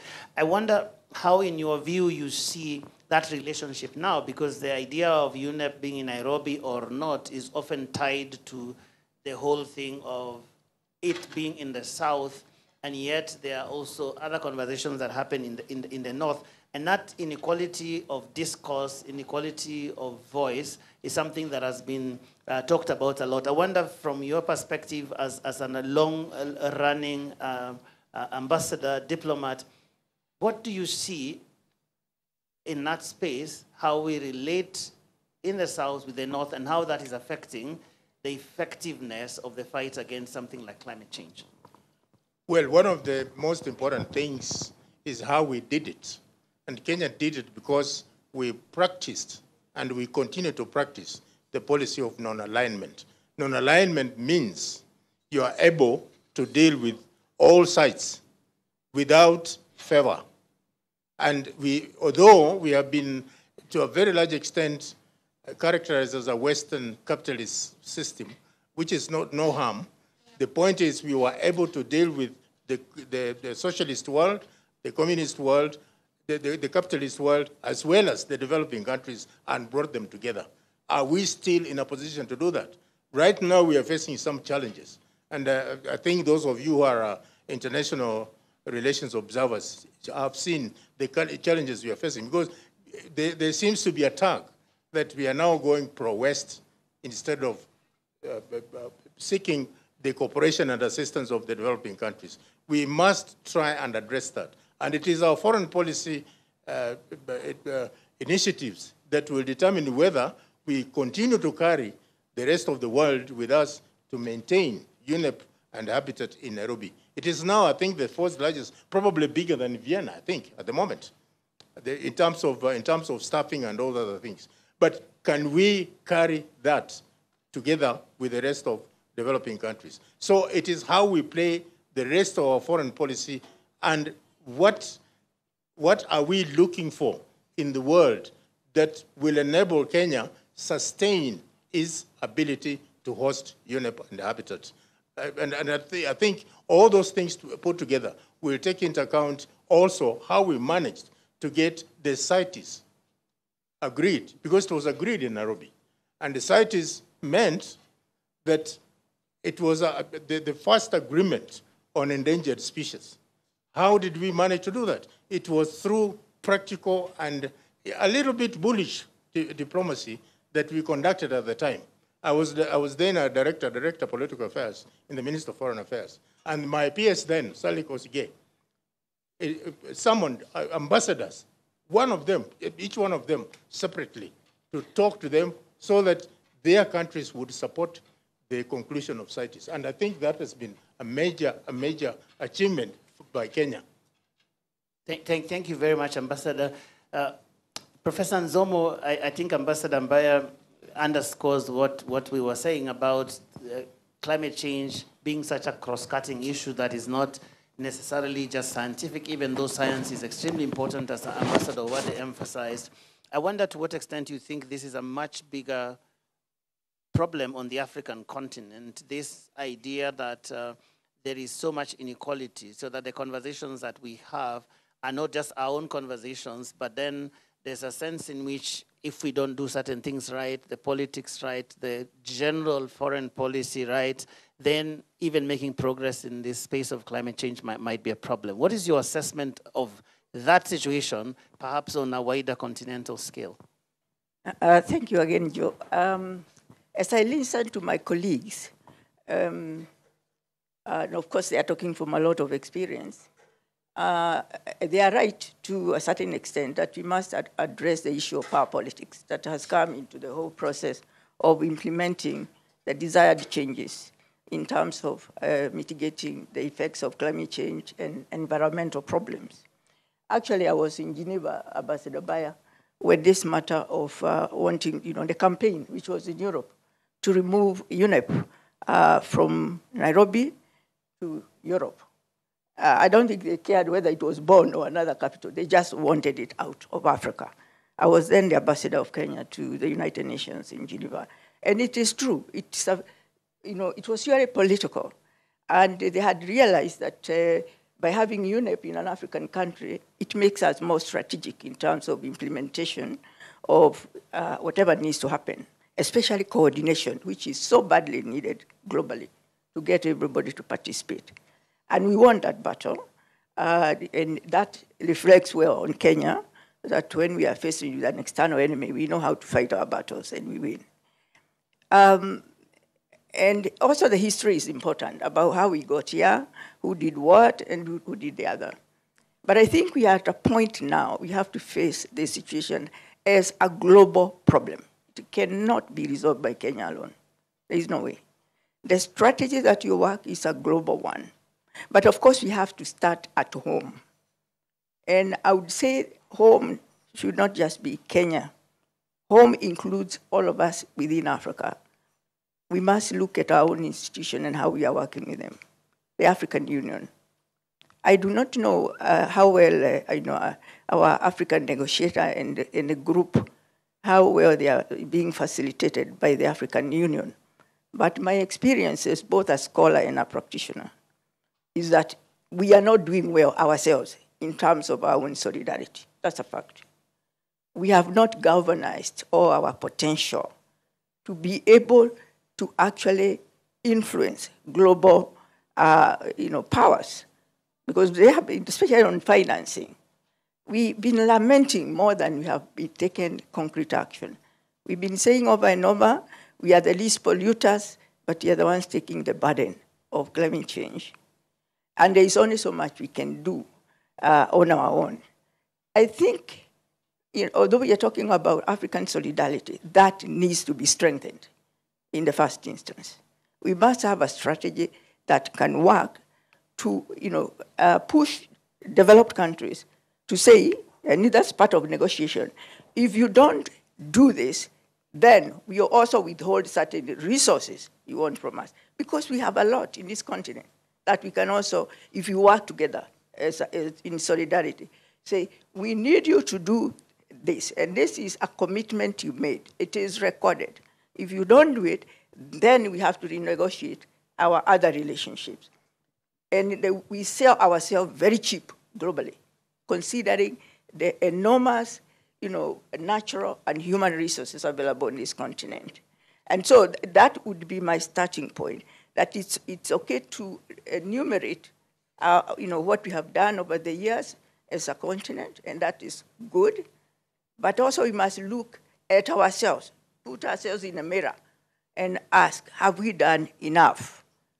Because now I'm addressing strategy, because unless we address how we are concretely going to move forward and begin to see tangible results in terms of climate action, then we are not going anywhere. And like I said in my opening remarks, we need to broaden this picture away from the state as the key actor, and begin to involve more non-state actors.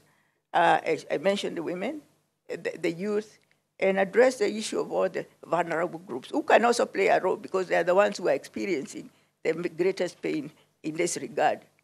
And then follow-up. There has to be someone doing follow-up, even if it means creating an extra institution that is like the watchdog, saying so-and-so is the offender.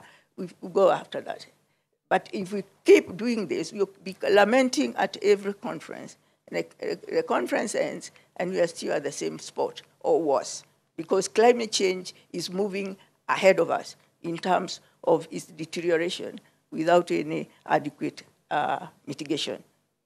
All right, Ambassador Cheluget, there's a lot of talk here about the politics of it, but there's also a dimension of the economy and all of that. Where do you see COMESA, for example, or IGAD, the EAC, some of these regional bodies, what do you see as their role being, one, in generally dealing with the question of climate change, but more particularly this question of economic diplomacy, leveraging on what we have in order to access the resources that are needed? For example, I think there's been an enumeration of the many times there have been agreements about this and that fund, for example, the adaptation fund in Copenhagen, and all of that, even Baku, the conversation is going to be all about money.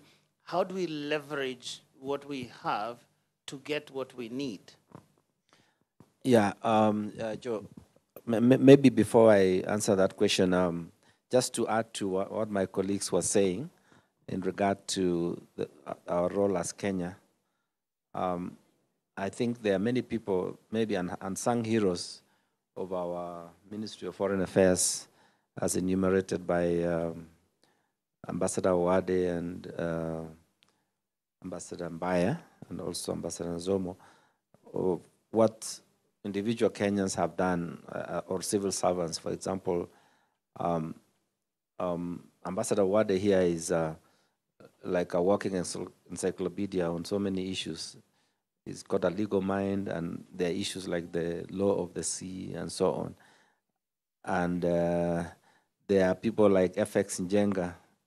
Perhaps nobody probably remembers him. He did a lot of work there.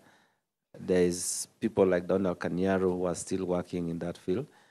And of course, our luminary, Wangari Maathai, that you've mentioned. So if you look at all these Kenyans, and there are many, many others, young officers who are working out there, and I don't think we've had a deliberate policy to really bring up a cadre of experts in this field of environment that could help us negotiate. So coming back to the economic issues is also a matter of negotiation, because we need to build that capacity to sit in a conference room and negotiate. There were, of course, maybe we may have some capacity in issues of WTO. For example, one of our colleagues became the Deputy Director General of WTO, and we were so mighty proud because he was there. And one of our own, Amina Mohammed, almost got the post. So you can see the kind of potential we have. Now, that negotiation then would enable us, because we are hearing about a lot of funds given out by developing countries who are guilty by polluting the environment, and they want to give us carbon credits, they want to give us incentives to be able to do conservation. Fine. I mean, those funds, if they are really available, would be very useful, but I think we also need to build knowledge on what it really entails to get that kind of funding. Maybe since you are very interested in personal issues, from a personal point of view, I was involved in a small village hydropower electric station that I thought I could get some climate funding to be able to, generate some electricity, sell it to the community, and so on. Now, I realize there's a lot of knowledge that is required. There's a lot of organizations out there, and you hear about billions of monies that are out there that we can get. So maybe the money is there, or it might not. It might just be a promise. But definitely, we would need to build our capacity to understand how the global financial system in climate really works. And I think more recently, I've seen our Ministry of Environment. Recently, we had a discussion with the Ministry of Environment on that carbon credit funding for energy projects and other projects. So I think we need to really build our capacity in that. Now, coming back to the region, yes, like I mentioned earlier, this effort by Kenya to bring Africa together is laudable. But from my own experience, I worked for IGAD, and IGAD stood for Intergovernmental Authority on Drought and Development. Before I joined it, it was IGAD-DD, and it was really on issues related to climate and mitigation. Later, IGAD became IGAD with a single D, which is for development, Intergovernmental Authority on Development. You can see, well, the shift from climate to now maybe political issues. So now IGAD, instead of really addressing the issues of climate, became a forum, which was, of course, very necessary for political issues, peace and security. But the climate issues in the Horn are still there. They're and I'm not so sure we are really addressing them. And I'm not so sure IGAD as a regional organization still has the focus on climate issues. Now, the East African community was more focused when I joined. I was there for 6 years as a Deputy Secretary General after Mudaura. And maybe at that time, we were very much concerned about issues like Lake Victoria. And we even came up with the Lake Victoria Development Authority and have a secretariat there in Kisumu, because the lake was being polluted. We could see the danger that is posed for millions and millions of people.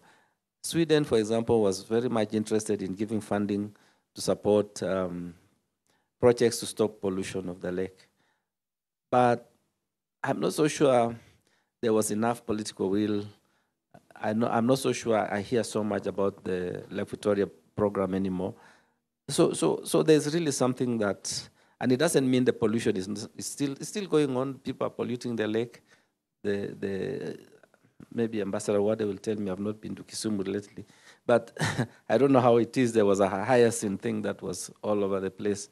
And then deforestation that had been going on upstream still continues. Countries like Egypt, of course, are very much interested in the Nile and want to fight for it. I wish they could perhaps enable us to plant more trees and secure our rivers. So I'm not really seeing enough being done. Ambassador Mbaya mentioned about the African Union. Well, the little I know about the AU, it's a humongous body. I'm not so sure they have the ability to concentrate. For example, they were given this mandate of the Africa Free Trade Area. Well, I'm very, very suspicious about whether they're able to deliver it. I think regional organizations, maybe I'm more biased, I have spent almost 20 years working for all this. Maybe we had a chance to do it, but somehow we have not gotten the oomph to do it properly. At the EAC, at the IGAD, at the COMESA, all these regions could really do much more. And I think Kenya could take interest. I always urge my young colleagues to do just like I did, not just be at the ministry. Join some of these organizations, see what they are doing, and understand what is happening in our region. And I think that is where perhaps we can have a greater influence. Thank you, Ambassador Chelogit. And by the way, Ambassador Chelogit has written a book, 50 Years of Kenya's Diplomatic Engagement from Kenyatta to Kenyatta. So during the break, you can ask him where you can get the book, but a lot of what he's saying is in that book. I just did a good job of selling your book, Ambassador. but let's move to Ambassador Wade. I think that all these things speak to a global system that in many respects doesn't work. I mean, we have binding, you know, there's a terminology out there, legally binding. We have very many so-called legally binding agreements, but they don't seem to bind anybody. From your experience, and you of course are a legal scholar and practitioner as well, what needs to be done now to ensure that the commitments that are made in the next 40 days or so, there will be people going to Azerbaijan. There will be commitments, hopefully, that will be made. There have been commitments that have been made at previous COPs, for example, and these commitments are not respected. How do we get that to be the case, that what is agreed is actually done? Because then otherwise, there are people who get disillusioned.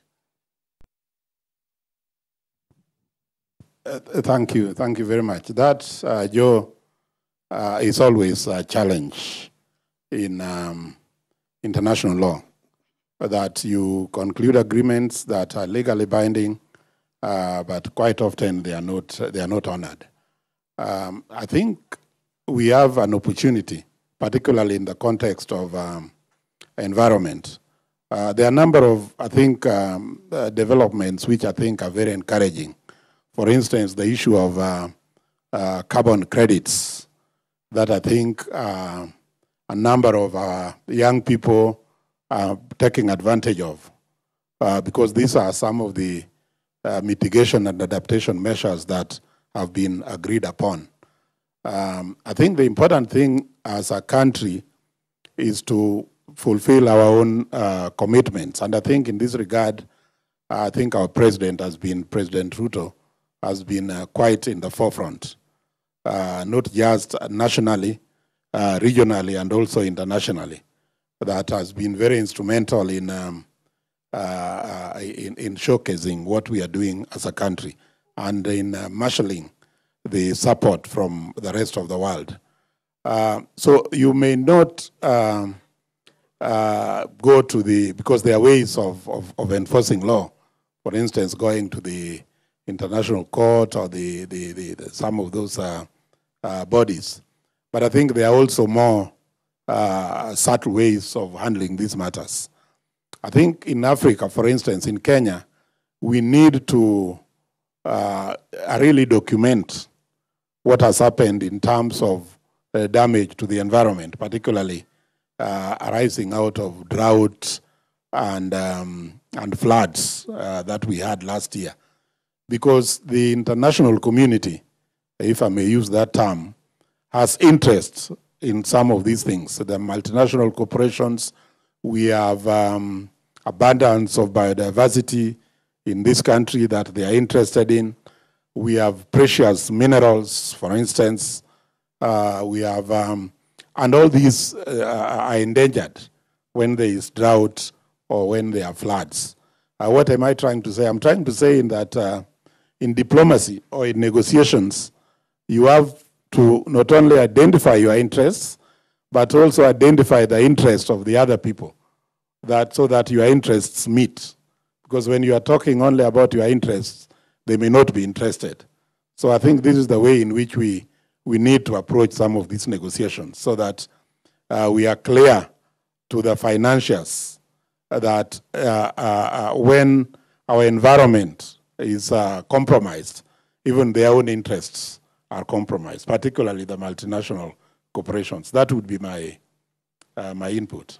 Ambassador Mbaya, I'll ask you the same question, just with a small twist, that from what we are hearing from the science, what we are hearing from people like Ambassador Owade, who was there when this particular treaty was being negotiated, and the subsequent agreements after that, everybody seems to know there's a problem. But as someone who's worked in this space for many years, why are we not getting to a place where we can hear when people go to Baku, everybody coming, clapping that finally we got it? I mean, you get all this disillusionment. Every COP comes with, oh, the promises were not fulfilled. It was a disappointment. It was hollow. All kinds of terminologies will come, I hope not from Baku, but that always happens, including in Egypt when they called it an African COP. Where is the holdup in your view? Thank you very much. I think we need to look at it from one single word, name, coordination. We do not seem to act together. We go as Kenya, the other countries come as themselves individually. You will not win. We need to coordinate our activities. President Ruto hosted, I think, the Environmental Summit. Was it early last year? No, sometime last year. Yeah, sometime last year. But we never, as a government, took the resolutions to be considered through the policy organs of the AU. Because if you fight as Kenya, you lose. The president will go and talk. And once he's finished his statement, that's it. But if it goes through the policy organs of the AU, first East African Community, IGAD, COMESA, wherever, and the AU, then we move on as an African position. And an African position means it affects 54 countries on the continent. Therefore, our voice will be louder. So coordination I think, is the key.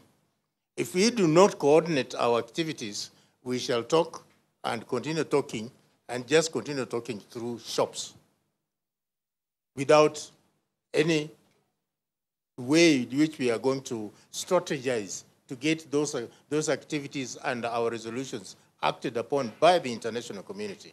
The funders of climate change initiatives are not here because we don't have the money. It comes from the same countries that have caused damage to the environment. So how do we extract assistance from them and cooperation from them?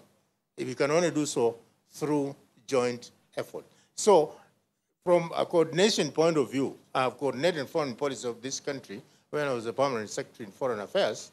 So I know the difficulties and how you can bring together all 21 or 22 ministries to come and create what you call a Kenyan position on an issue, which should therefore be negotiated, as Ambassador Wade has said, to take into account other countries' interests and move on as a continent. Without that, it will be very difficult. So we come back to what Professor Nzomo said, strategy. How are we going to strategize? Who are we going to deal with?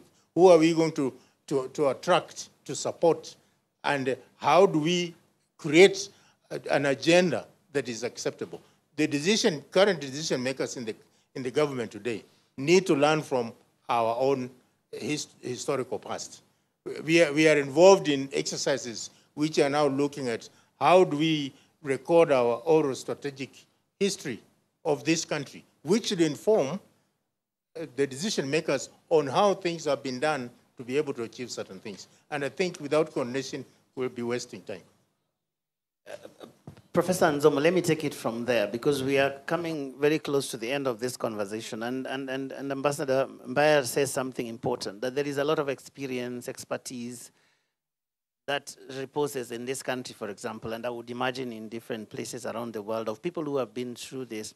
To what extent are we, as a country, tapping into that resource so that we get insights that can help us to deal with the problem that is becoming more and more complex? At the risk of appearing like I'm repeating myself. Please do, if it helps us. I'll keep saying it because I believe all of us are going around this, but we are saying the same thing.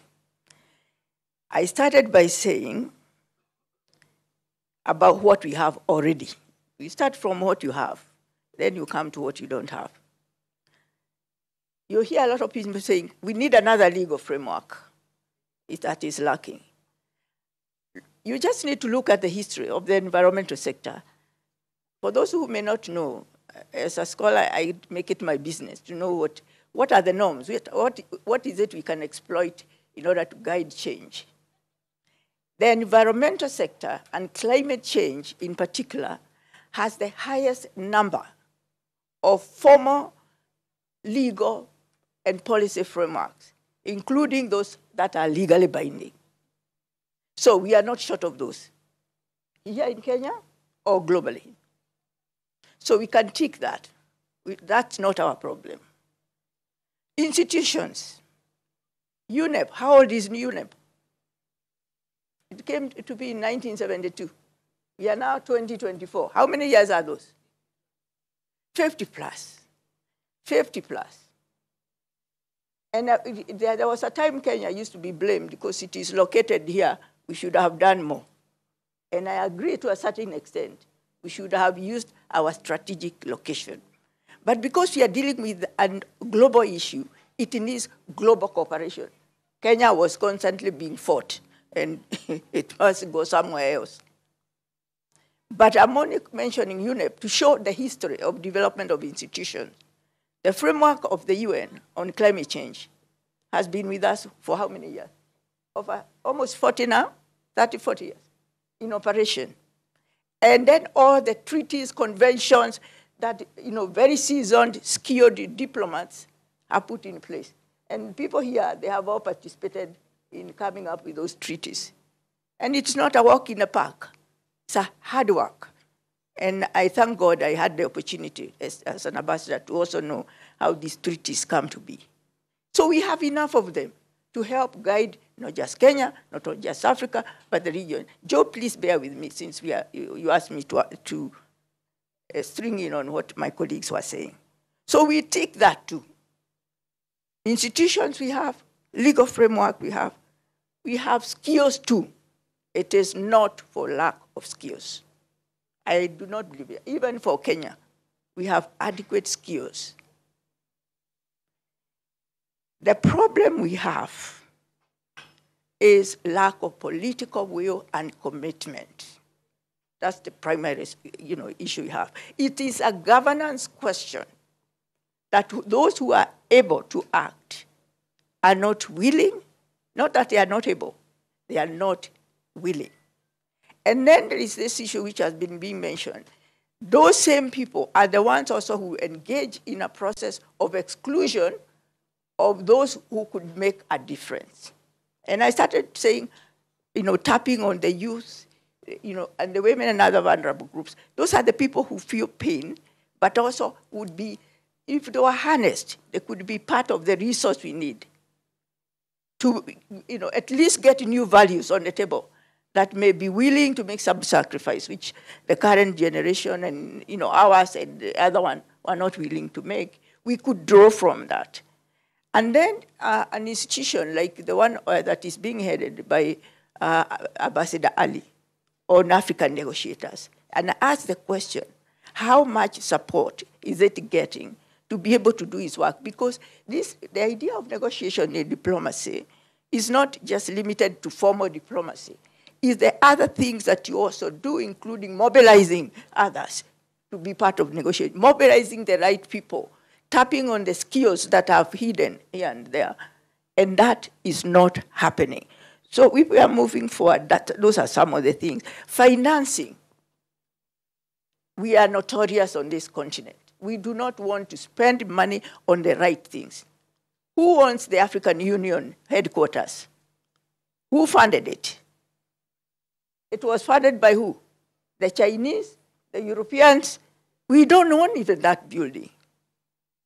And it's not because we can't. It's not that we don't have money, but we don't want to put money there. We are notorious even for paying the membership fee, Joe. Just the membership, to be a member. And yet money is being spent on all manner of other things. No, let's pull out this elephant in the room and address it as this.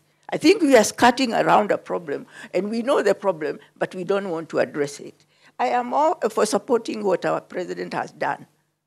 But there's not been a pattern of continuity to show that this can even survive how he's going. That the efforts he has made, somebody else is going to pick it up and run with it like a relay race. So we have a political problem, a lack of commitment problem, and generally speaking, a governance problem. That is my view, Joe. Wow, I thought you would clap at some point.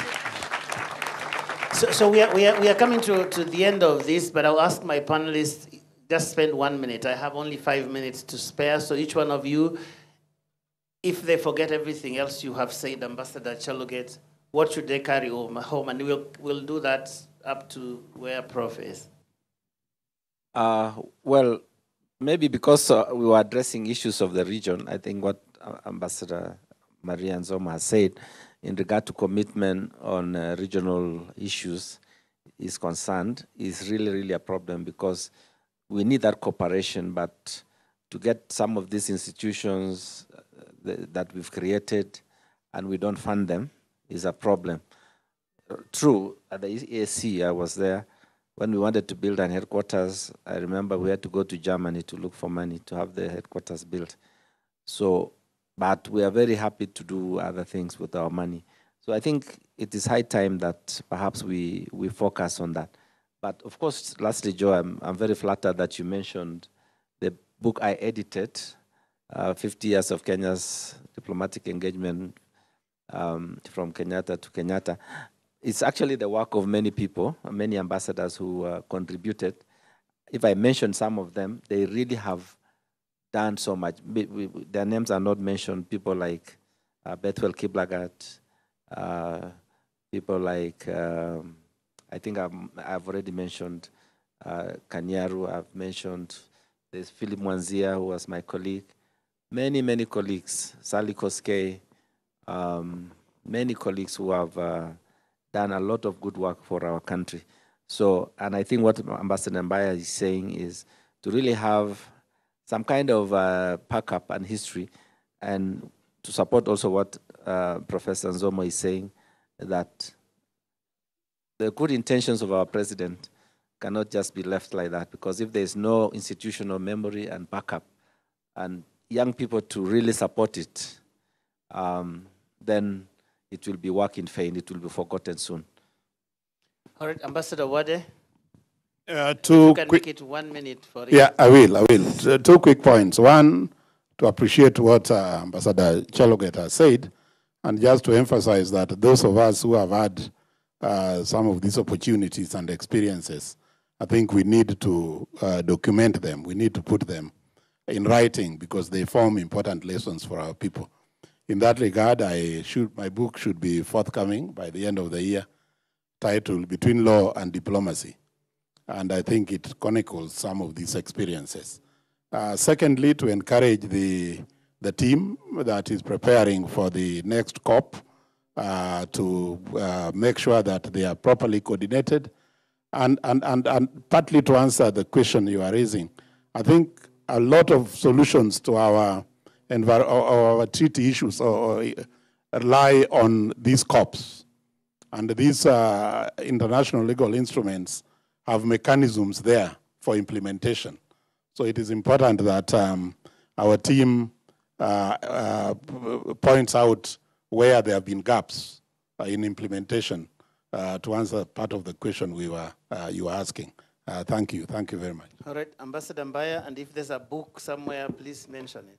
Thank you very much. I've written a book entitled Kenya's Foreign Policy and Diplomacy, and there is a chapter on environmental diplomacy in that book. So if you have time, please look for it and and read it. You can get a copy from me at the same price you'll get at the bookshop. So the only thing that you'll get free of charge is my autograph. So I'll give it to you free of charge, but the price will be the same. However, what I would like you to take home is this.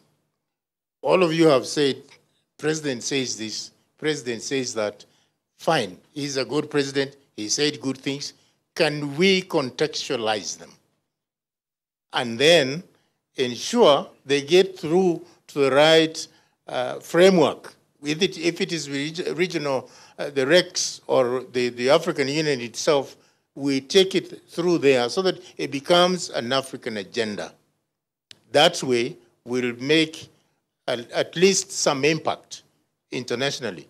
And we'll probably even convince the funders to try and help the activities and the programs that we may be having or undertaking in Africa today. Secondly, I think we need to work out a strategy in which we acknowledge our own shortcomings. What are we not doing correct? And how can we correct that, write that up and correct it so that we are able to take correct decisions.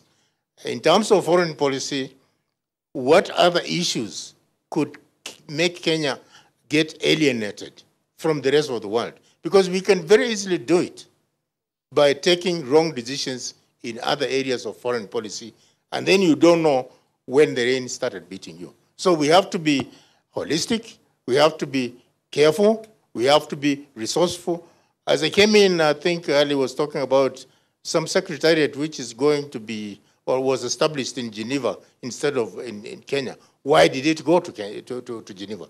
We have to find out. When the environmental project itself is in Nairobi. So there are a lot of things that we need to look at, and I hope it is possible that our decision makers will be able to analyze those and take the right decisions. Thank you.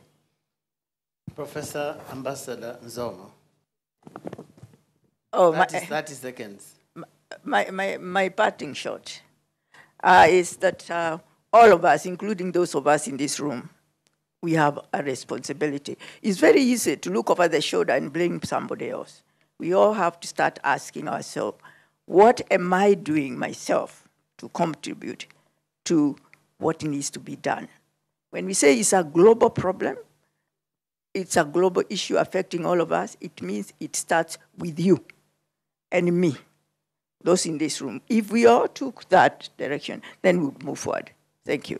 All right, thank you very much, my panelists here, Professor Ambassador Nzomo, Ambassador Boaz Mbaya, Ambassador Philip Owade, Ambassador Kipyego Chaloget. This was an interesting conversation to me. I don't know what you felt over there, but I kept it here because I have a lot of things to say. Ideally, we should have had many questions here, but I'm going to convince them to hang around so that you can ask them. If you want to ask something about 1972, 1982, 1992, they'll not be telling you stories. They'll be telling you things they have seen and been part of. Isn't that wonderful? Thank you very much for joining us for this wonderful conversation. And this is only just the beginning because Earthwise Summit 2024 is only just getting underway. My name is Joe Ageyo, and I hope that you'll stay around to be part of these important and critical conversations. Have a good afternoon.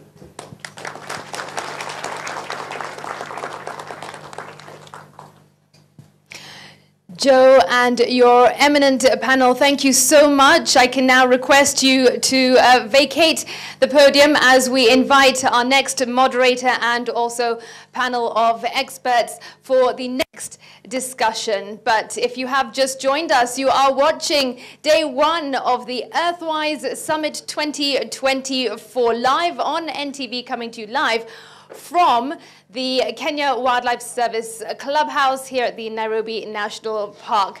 We are expecting some more great conversations about key issues affecting each and every one of us, the environment, climate, nature, and people. Stay tuned. This conversation continues online using the hashtag Earthwise Summit 2024.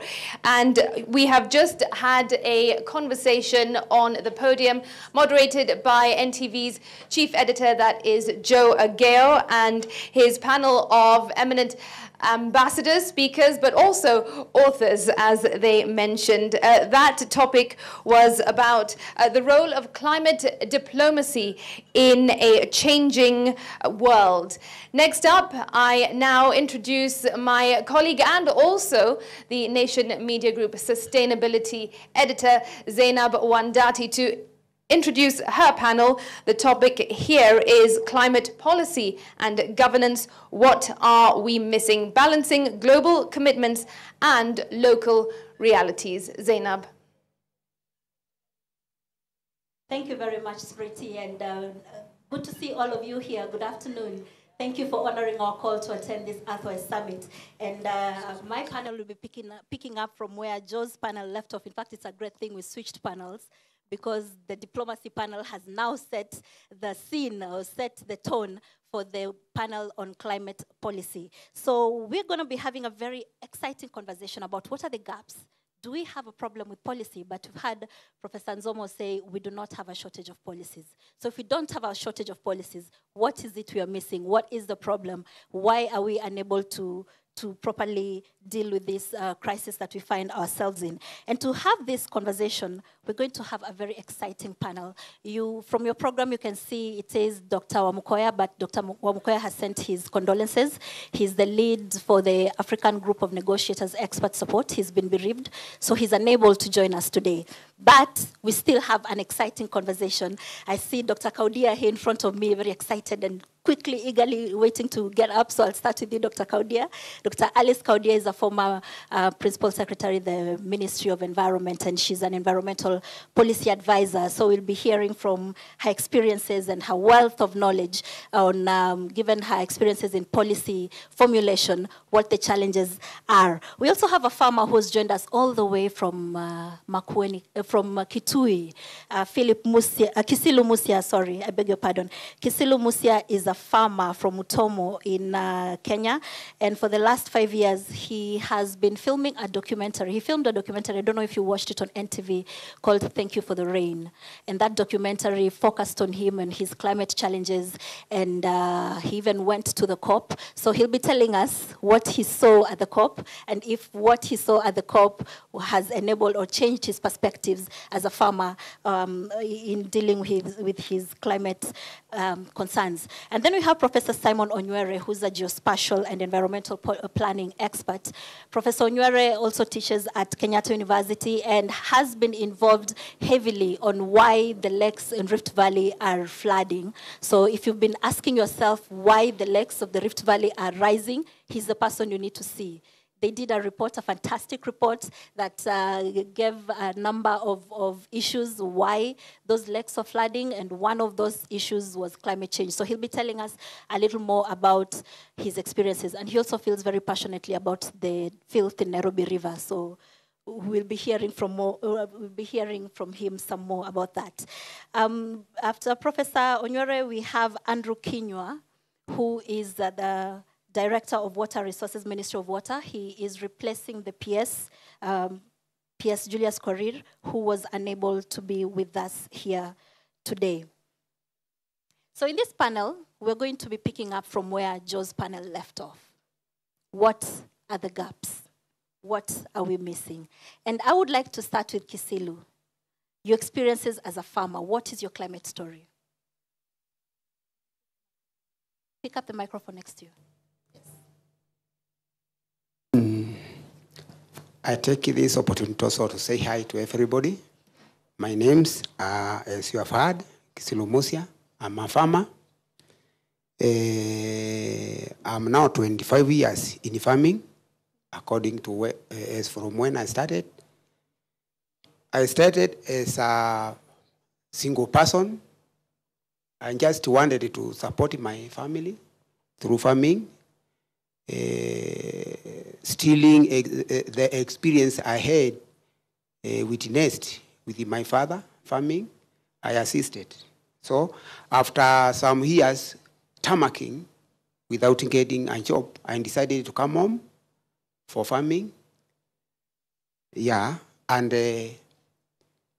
You know, I was thinking to move the way I used to witness with my father's farming, but it didn't. Instead, there was a meandering way of, you know, moving. So I decided to, I at first thought it is me who was doing things in the bad manner or in a bad way. I consulted my villagers. I could not get the answer. I went to extensionist where I started now hearing some information that things have changed.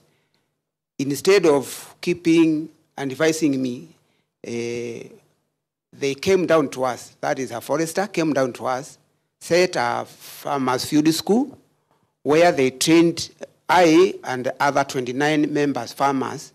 We were trained on climate change. It was our first time to hear about climate change, how it has occurred, how it has, yeah. So it was through that session where now I created interest of coming together with my fellow neighboring farmers and starting discussing more about farming. On my way of farming and discussing, a lady from Norway came down looking for a devoted farmer who is serious in farming, and farming is the only way to support his family. You know, along the session, it took 1.5 years. I planted some pawpaws, and I was taking my fruits to the neighboring markets and to the police posts and to where the people are, you know, they can buy.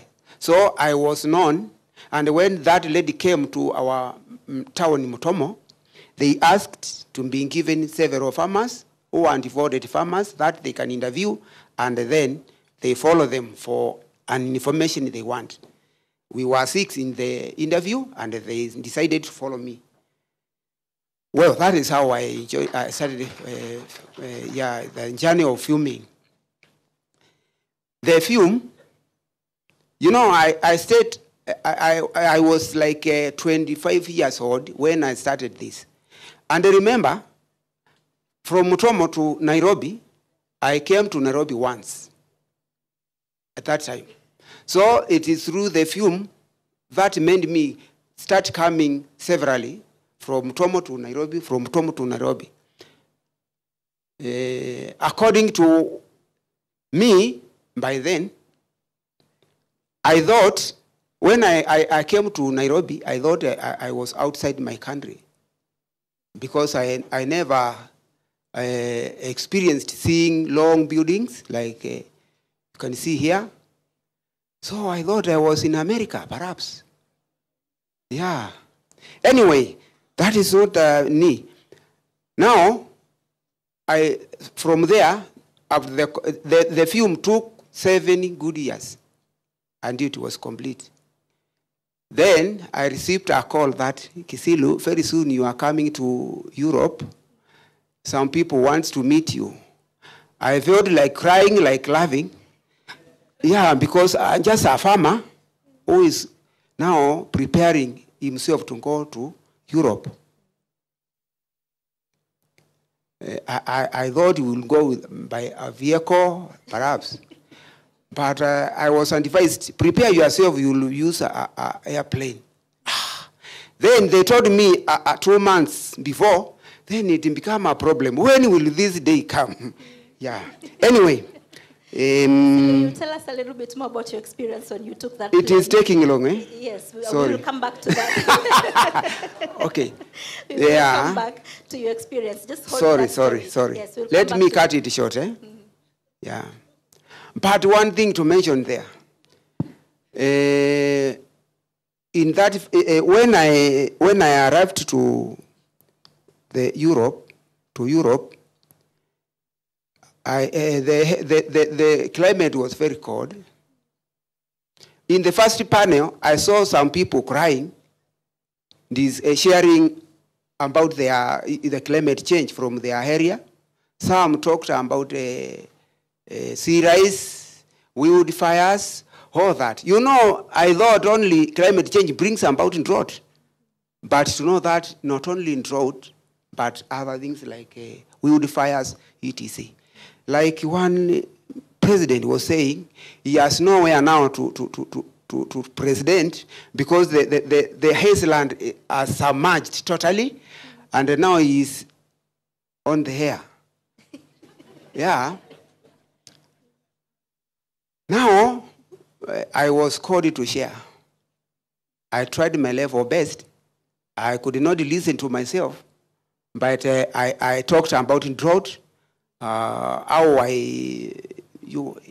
I can say about coming together, all that. I just talked two short points. Then, from there, I came back to my community and disseminated what I've seen and heard from my friends. I told them it's a global issue which needs people to think global and act local. Yeah, think global and act local. Then I saw the point of calling my colleagues, form groups, and share strongly. Now I have an experience with these communities, global communities, because I've mentioned that think global and act local. My local people have taught me the global communities are very good, only that they are bad when they are not informed. Once you inform them and they start seeing a glimmer of hope of getting out of their challenges, they are very vigilant. For example, I can talk about our ponds we use. These ponds we have many hubs. There are people with these ponds using one app, just calling, hello, hello, are you well? That's all. Somebody else, what I mean here, unless you activate hubs, they remain silent in your pond, right? Yes.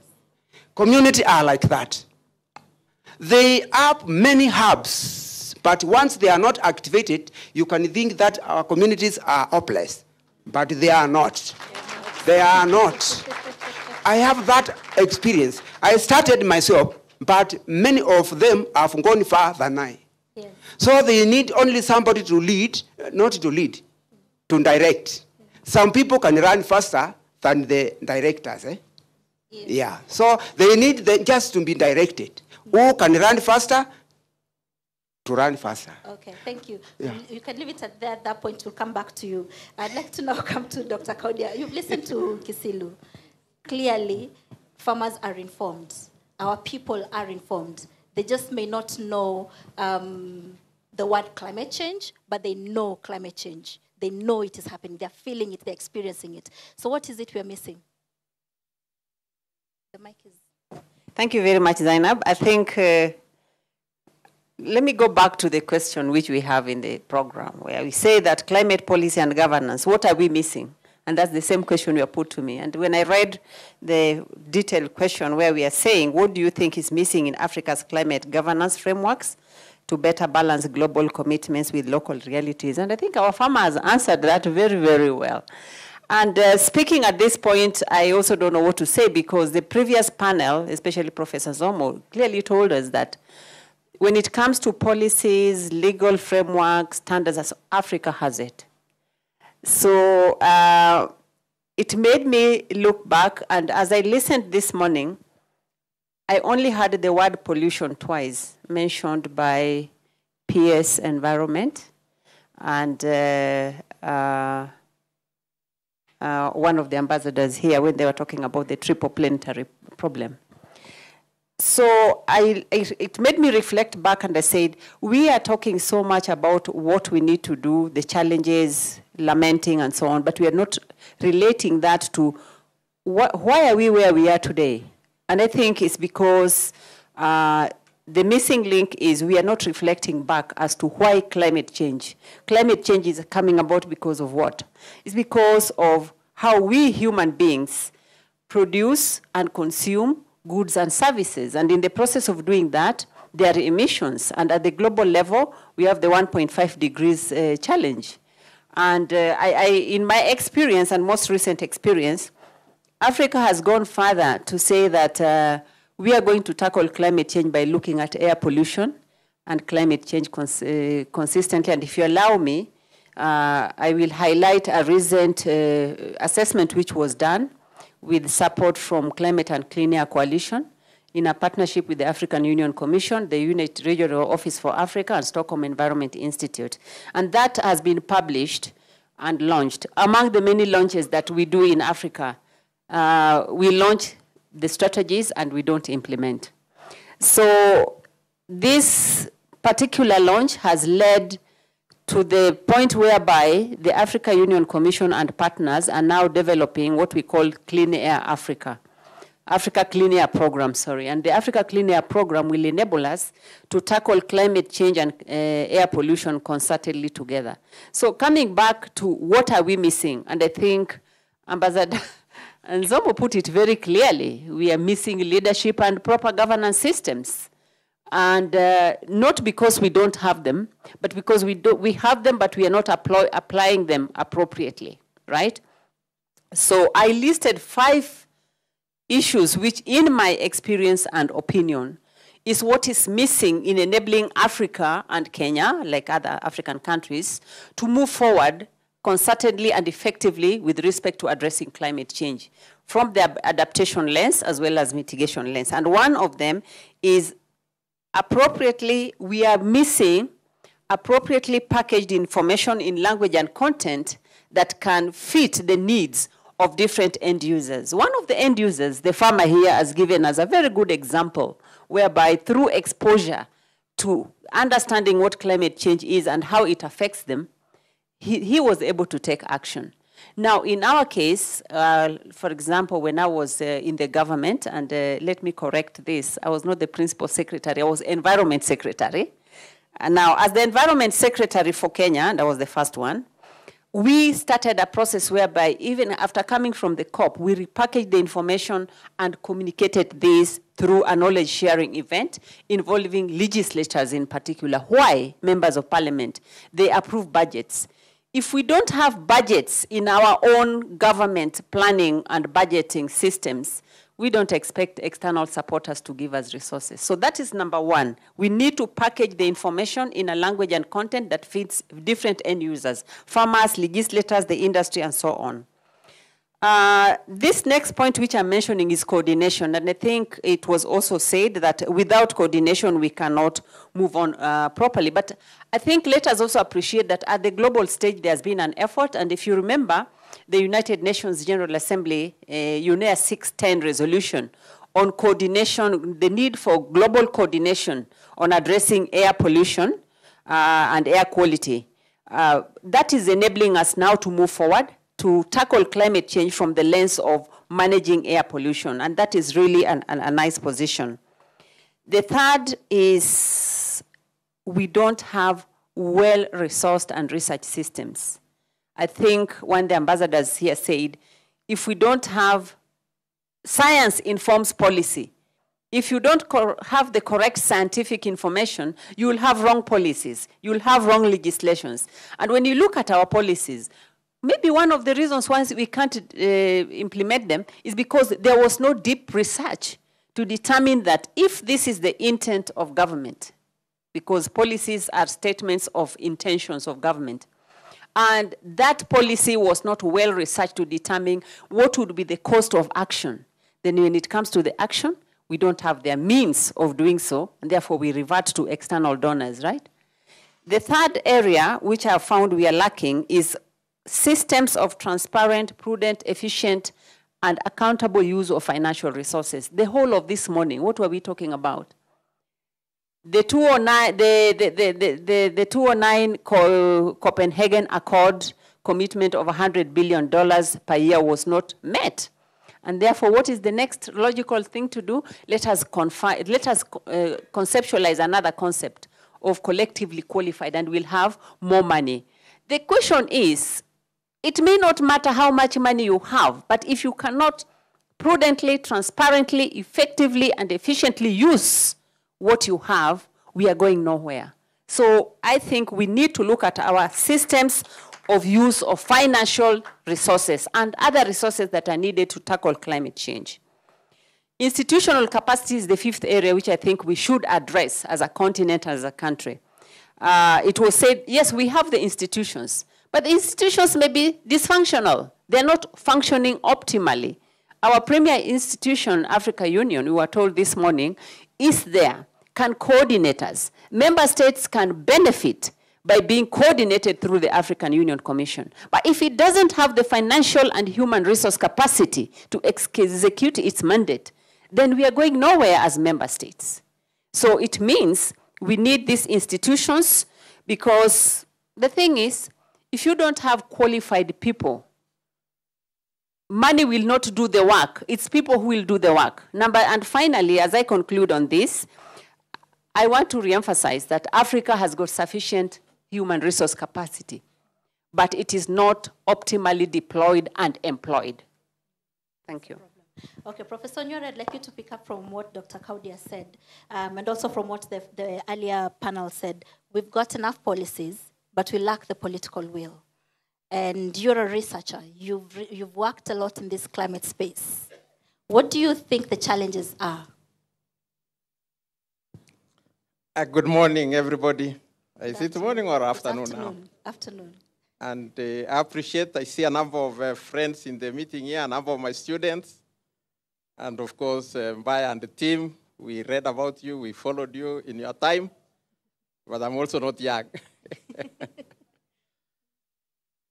I'm actually thinking on the fly. That means that it's not something I've processed before. It's something that is just developing as we spoke here. Friends, we have something in our Constitution called the Bill of Rights. And the Bill of Rights spells it out for us that we have rights to clean water, clean environment, we have rights to housing, and we have rights to food. I don't know if we have ever processed what those rights means. It means that you can just go and say that this is mine, and I need to have it so that I can live as a good person or as a holistic person. And our Constitution also spells out that we need to participate in things that happen. I also don't understand or know whether we appreciate what is the meaning of participating. And our farmer here told us very clearly that we know what we want, but we some kind of need to be driven to have it. And I know that our policies and our government has tried many times to do things. I remember the Anyeni Commission about soil conservation.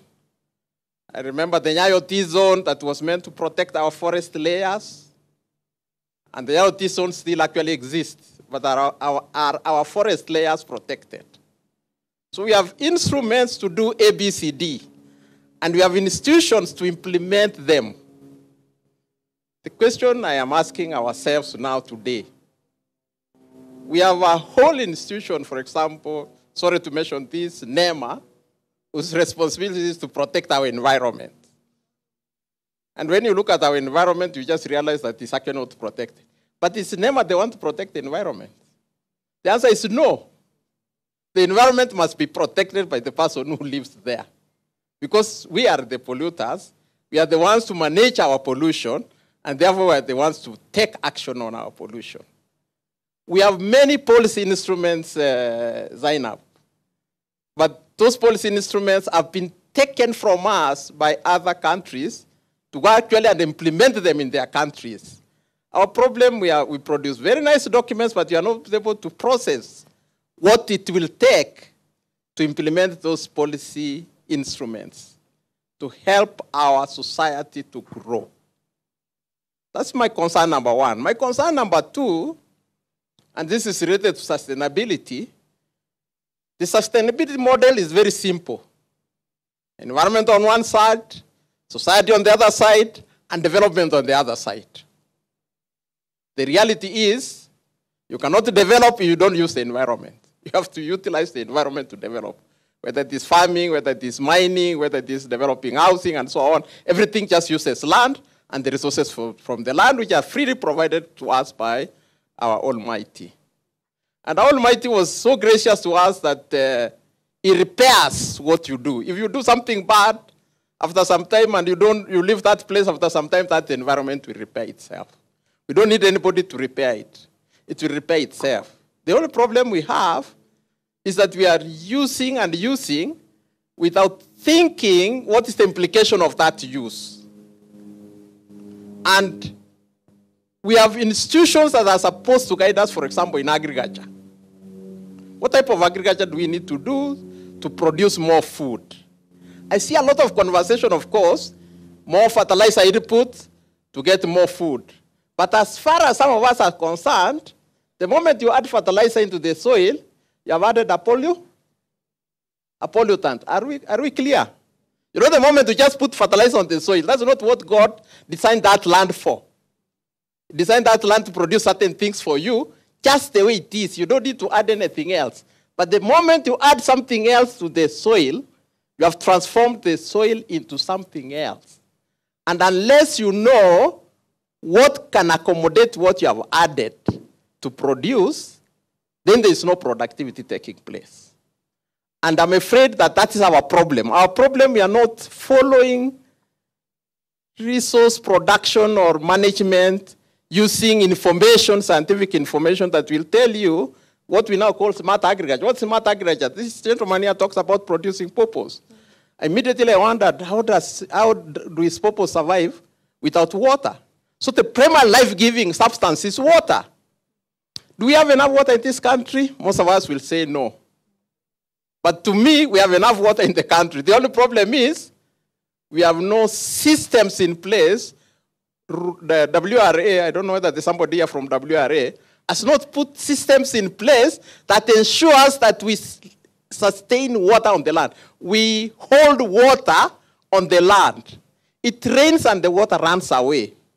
But we need instruments or processes that allow communities to understand that the water has been brought to them by God and they must retain it on their land. If they don't, the soil will never feed itself in order to support the crops. Yes. And that is the problem. So the problem is that you as an individual, as a homeowner, and all of us, how many of us retain the rain in their land? Not by putting dams, but by creating a system in your homestead or environment that ensures not a single water goes to your neighbor. All the water remains in your land. Why? Because you must quench the soil enough and allow the water to stay in the soil enough for it to support crops in your land for a longer period. If you don't, you plant maize, and as soon as the rain stops, the soil dries up, and you go back and start saying, this year we are going to have hunger.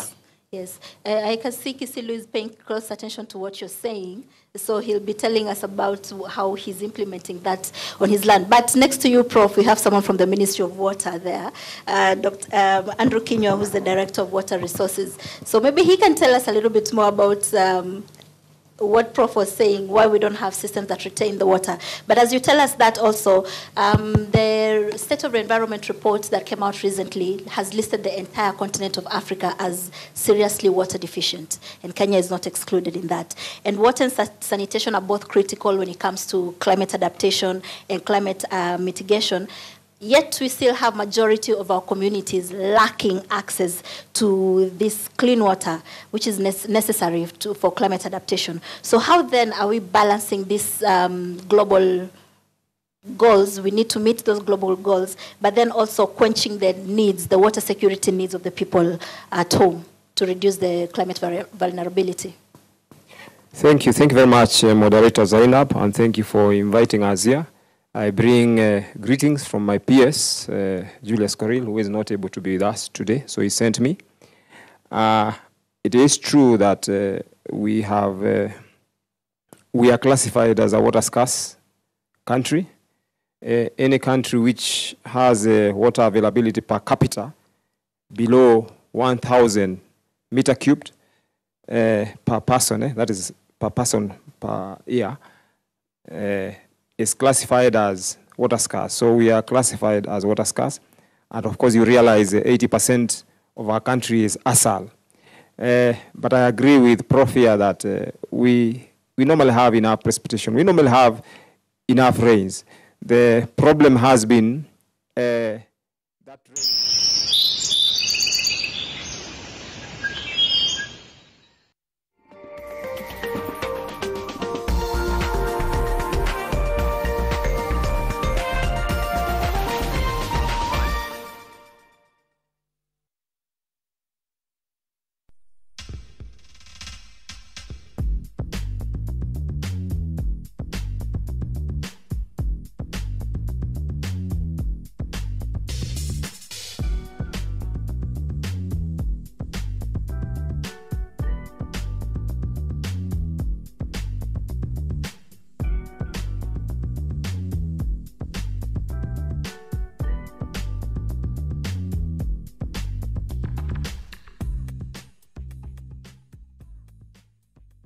Crowned by Skytrax 15 years in a row.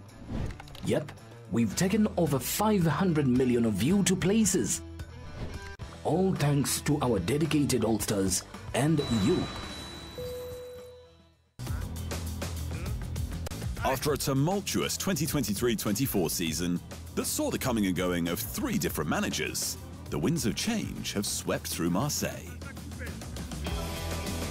There's a new manager at the helm in the form of Roberto De Zerbi, who has wasted no time revamping his squad with a host of new signings. And Marseille's latest high-profile acquisition is a former PSG player, French international Adrien Rabiot.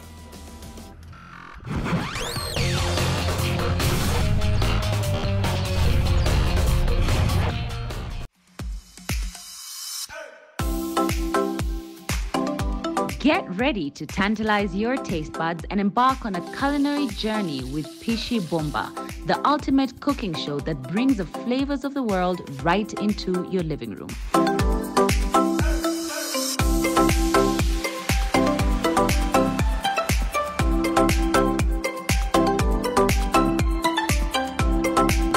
Tune in this Sunday at 6:30 p.m. with me, Claire Karatu, for a mouth-watering adventure. Pishi Bomba. Cook, eat, enjoy.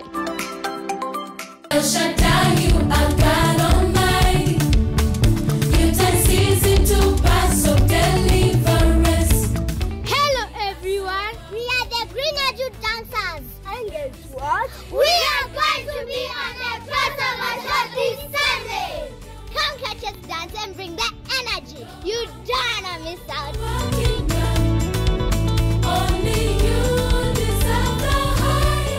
Join us live as we hang out with Susan Grace and Son of Nation. I'm a testimony. I'm here to testify. This Sunday from 11 a.m. to 1 p.m. See you there. Ninapenda Yesu niulize mbona. Amenitoa nikikula nyona. Deli kila siku ni uomba. Mbona niulize mbona. You must shine. Don't look at what you are today. You may be poor today. You may be sickly today. You may be indebted today. You may be businessless today. You may be marriageless today. That is your testimony. That way, we'll find that you will assist one another, especially in enforcement. So if I'm doing a house, surely, or I'm doing something and I don't have a provision for my wastewater treatment, then I'm not supposed to go ahead with that particular project. I'm supposed to stop. Okay? When I'm doing a house and I don't have a provision for rainwater harvesting, then I'm supposed to go and get information of how can I do some rainwater harvesting. A professor here talked about having a water pan. Yes, if you have a farm somewhere, you can have a small water pan that can retain maybe 100 cubic meter. And then a few months down the line from the rain, you can use that water to water your plants. And then you are not going to be short of food. So we are saying this problem is not a government problem, but it is for all of us. So we are urging all of us to come and seize this occasion and work together. Only through that can we then mitigate the effects of climate change that really is wreaking havoc in many countries, especially the developing countries. And also, someone talked about our regulations. Yeah, we have enough regulations and policies. The problem, as I said, has been enforcement. But we are going somewhere. We are going somewhere. Let me also say something in the water sector. In the water sector, we have in the past, we have concentrated more on provision of water services, which is good, because wananchi or citizens want water. But those taps are running dry now. So we are realizing as a society now that we need to practice catchment conservation. Okay? We need to take care of where this water is coming from. So today, even when we are doing a project, we have to look at who is upstream and who is downstream. So the downstream are not going to say, sisi tutagoja tu maji itakuja. We have also to worry about what is happening upstream so that we work together so that we can have enough water for Andrew, all of us. On the same point, how many catchments have you been able to restore? Thank you very much. Yes, we have 6 catchments in this country. We have 6 catchments. We have the Athi catchment, the Tana catchment, Lake Victoria North and South. We have Ewasonyiro North, and we have Athi and Tana. So those catchments are in different levels of degradation as we talk today. But as a concerted effort, we are working on restorations of this particular catchment.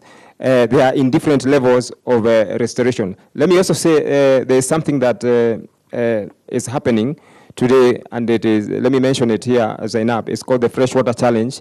Kenya joined the Freshwater Challenge in COP28. Freshwater Challenge is a challenge where each country voluntarily joins and determine how many kilometers or how many meters of dry rivers are you restoring, or how many hectares of acres of lost wetlands are you going to restore. So Kenya voluntarily joined that Freshwater Challenge. It was in COP28, because the idea is by 2030, the world want to recover 800,000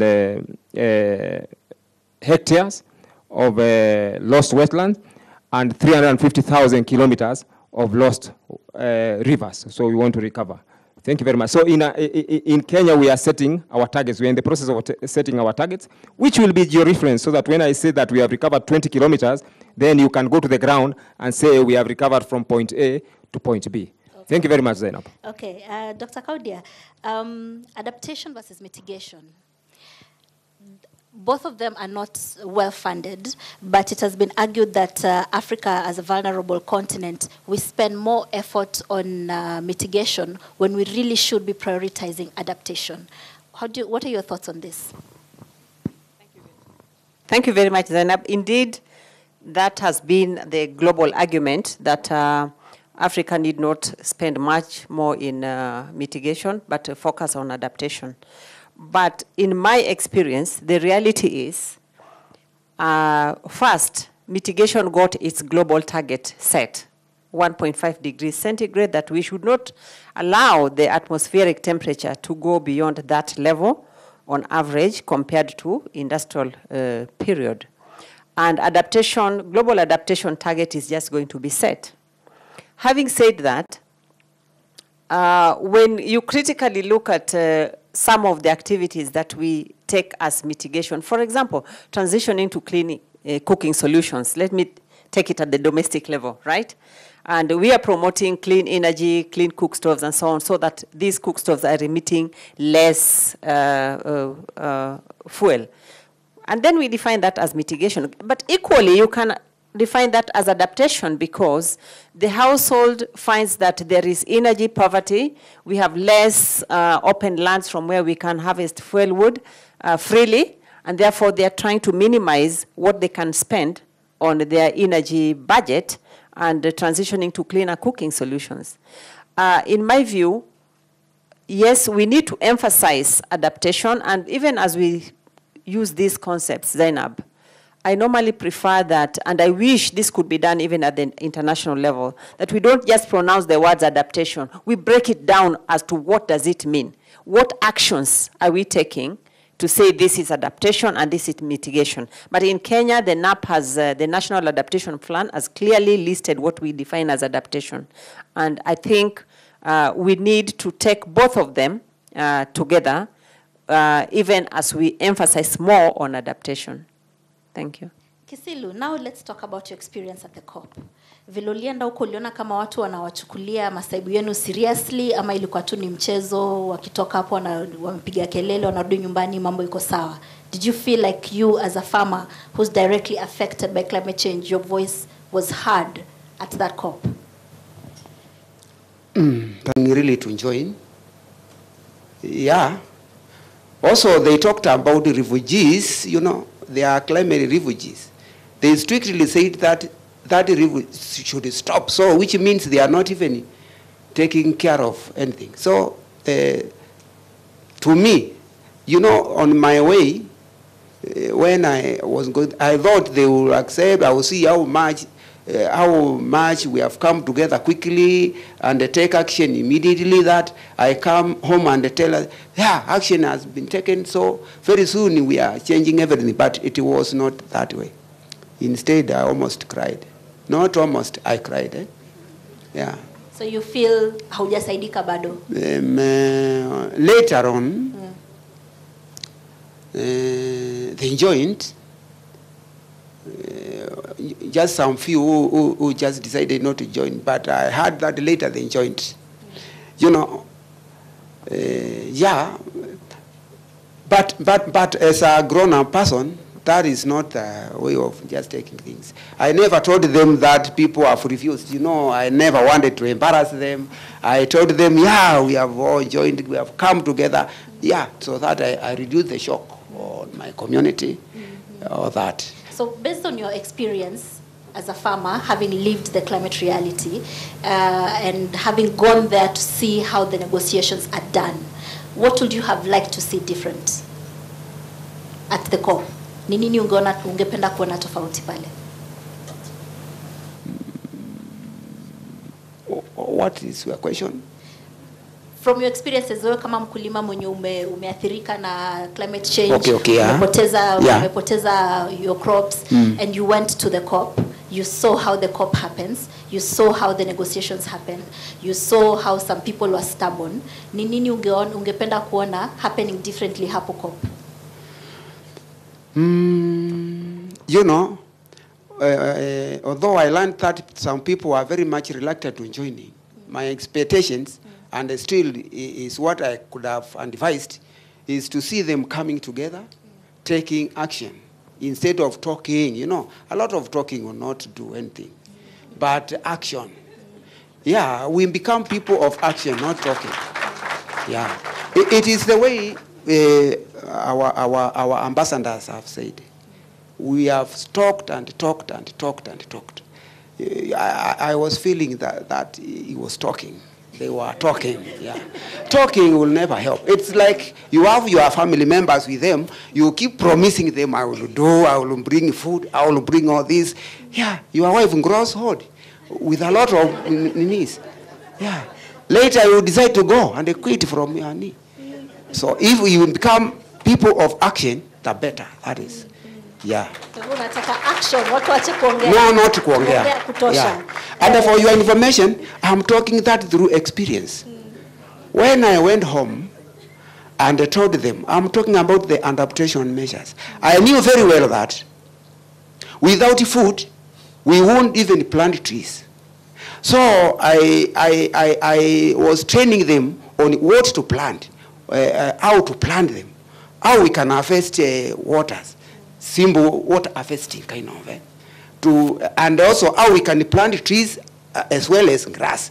You know, all this will simultaneously solve some problem. Will make us get safe food. Safe food, I'm talking about safe food. When I say safe food, I don't say food. A farmer, just a careless farmer will say food, but a careful farmer will say safe food. Yeah. So clearly ni mkulima mwenye unajielewa, unajua kazi unafanya, unajua ni nini unafanya. Good. We hope the other farmers also in the room, maybe you'll be able to compare notes afterwards. Prof, I'd like you to pick up from hapo kwenye Kisilu amefika and talk to us a little bit about how Africa struggles with the concept of balancing the short-term economic growth versus long-term sustainability. How can we navigate this? Before I go there, I wish to make a comment on fresh water challenge from the director here, and also the issue of adaptation and mitigation. The story of Nairobi is that we want to clean Nairobi rivers, correct? Yes. Can you clean Nairobi river? You can't. Okay. The river will clean itself, so long as you leave it in peace. You have to leave the river in peace, and the river will clean itself. What is the problem? And that will take us now to see how adaptation and mitigation comes in. The problem is that almost anything we have, almost every infrastructure we have developed, we have made sure that what we don't need goes to the river. Look at all our roads, right from here, this main road here, Langata Road. That water must be channeled to Nairobi River. And it won't go alone. It cleans the environment and goes with all takataka to the place and dumps it in the river. So if you clean it, tomorrow the rain will rain and bring the dirt there, and you will forever be cleaning. You will never clean Nairobi River. Okay, let us understand one another.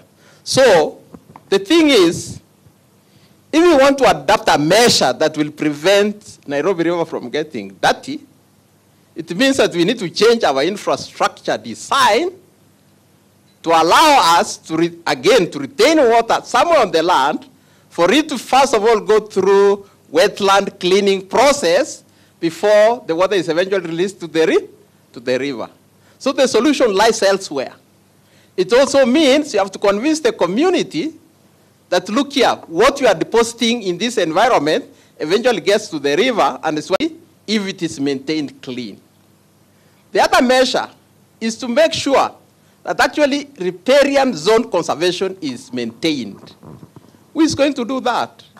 It is us. You have to say that this is where I live, and according to policy, I can only stay 30 meters away or 20 meters away, and don't allow anybody else to come thereafter, and use the instruments of law to ensure that nobody goes into the riparian area.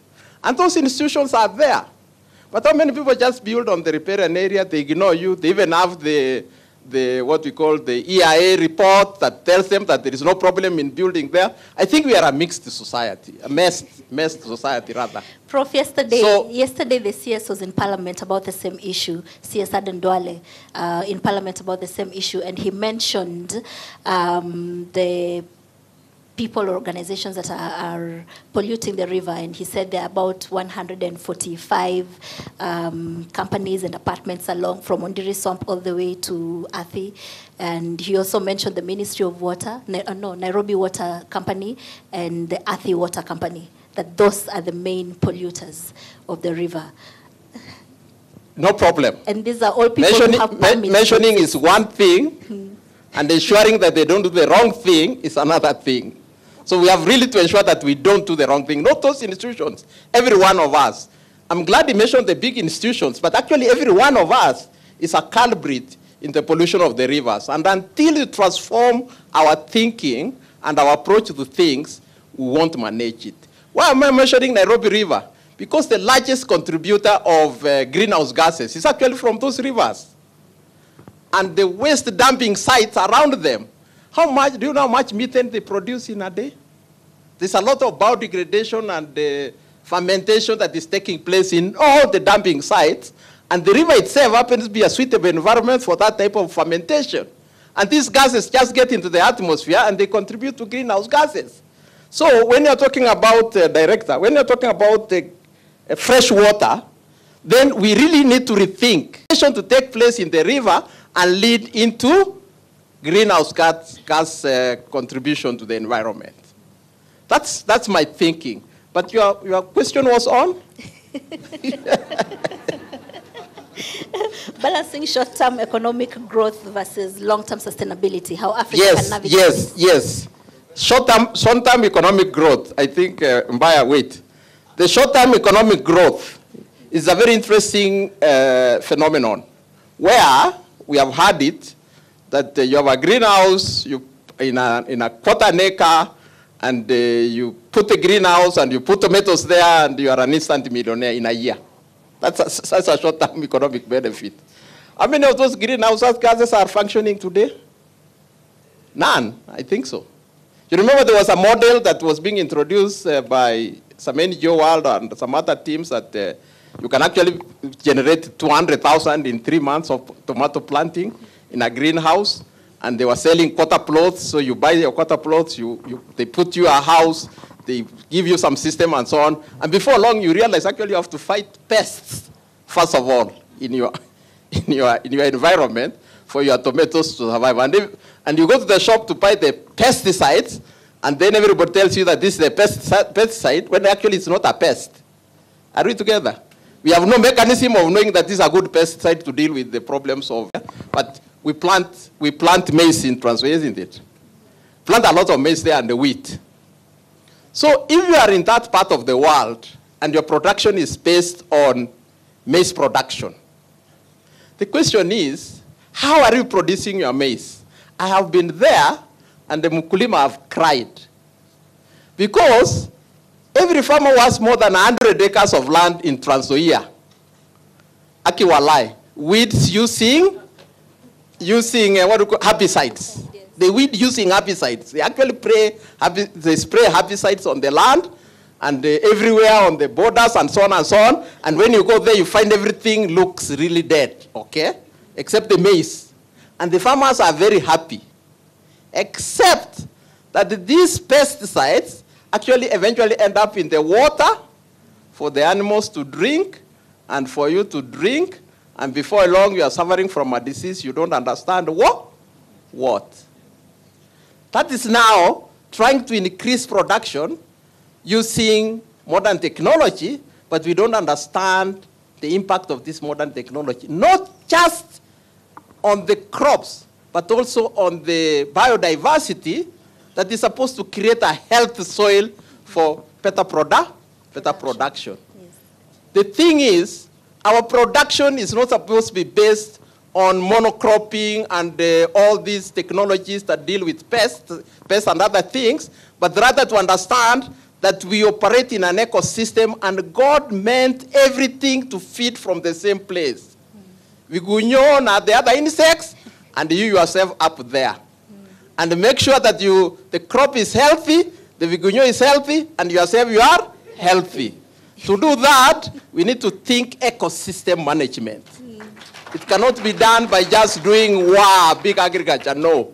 It has to be like the ecosystem is supported, the ecosystem is alive, the birds are enjoying, the butterflies are enjoying, and you yourself are enjoying, and you never go to hospital to deal with the sieve. Yes.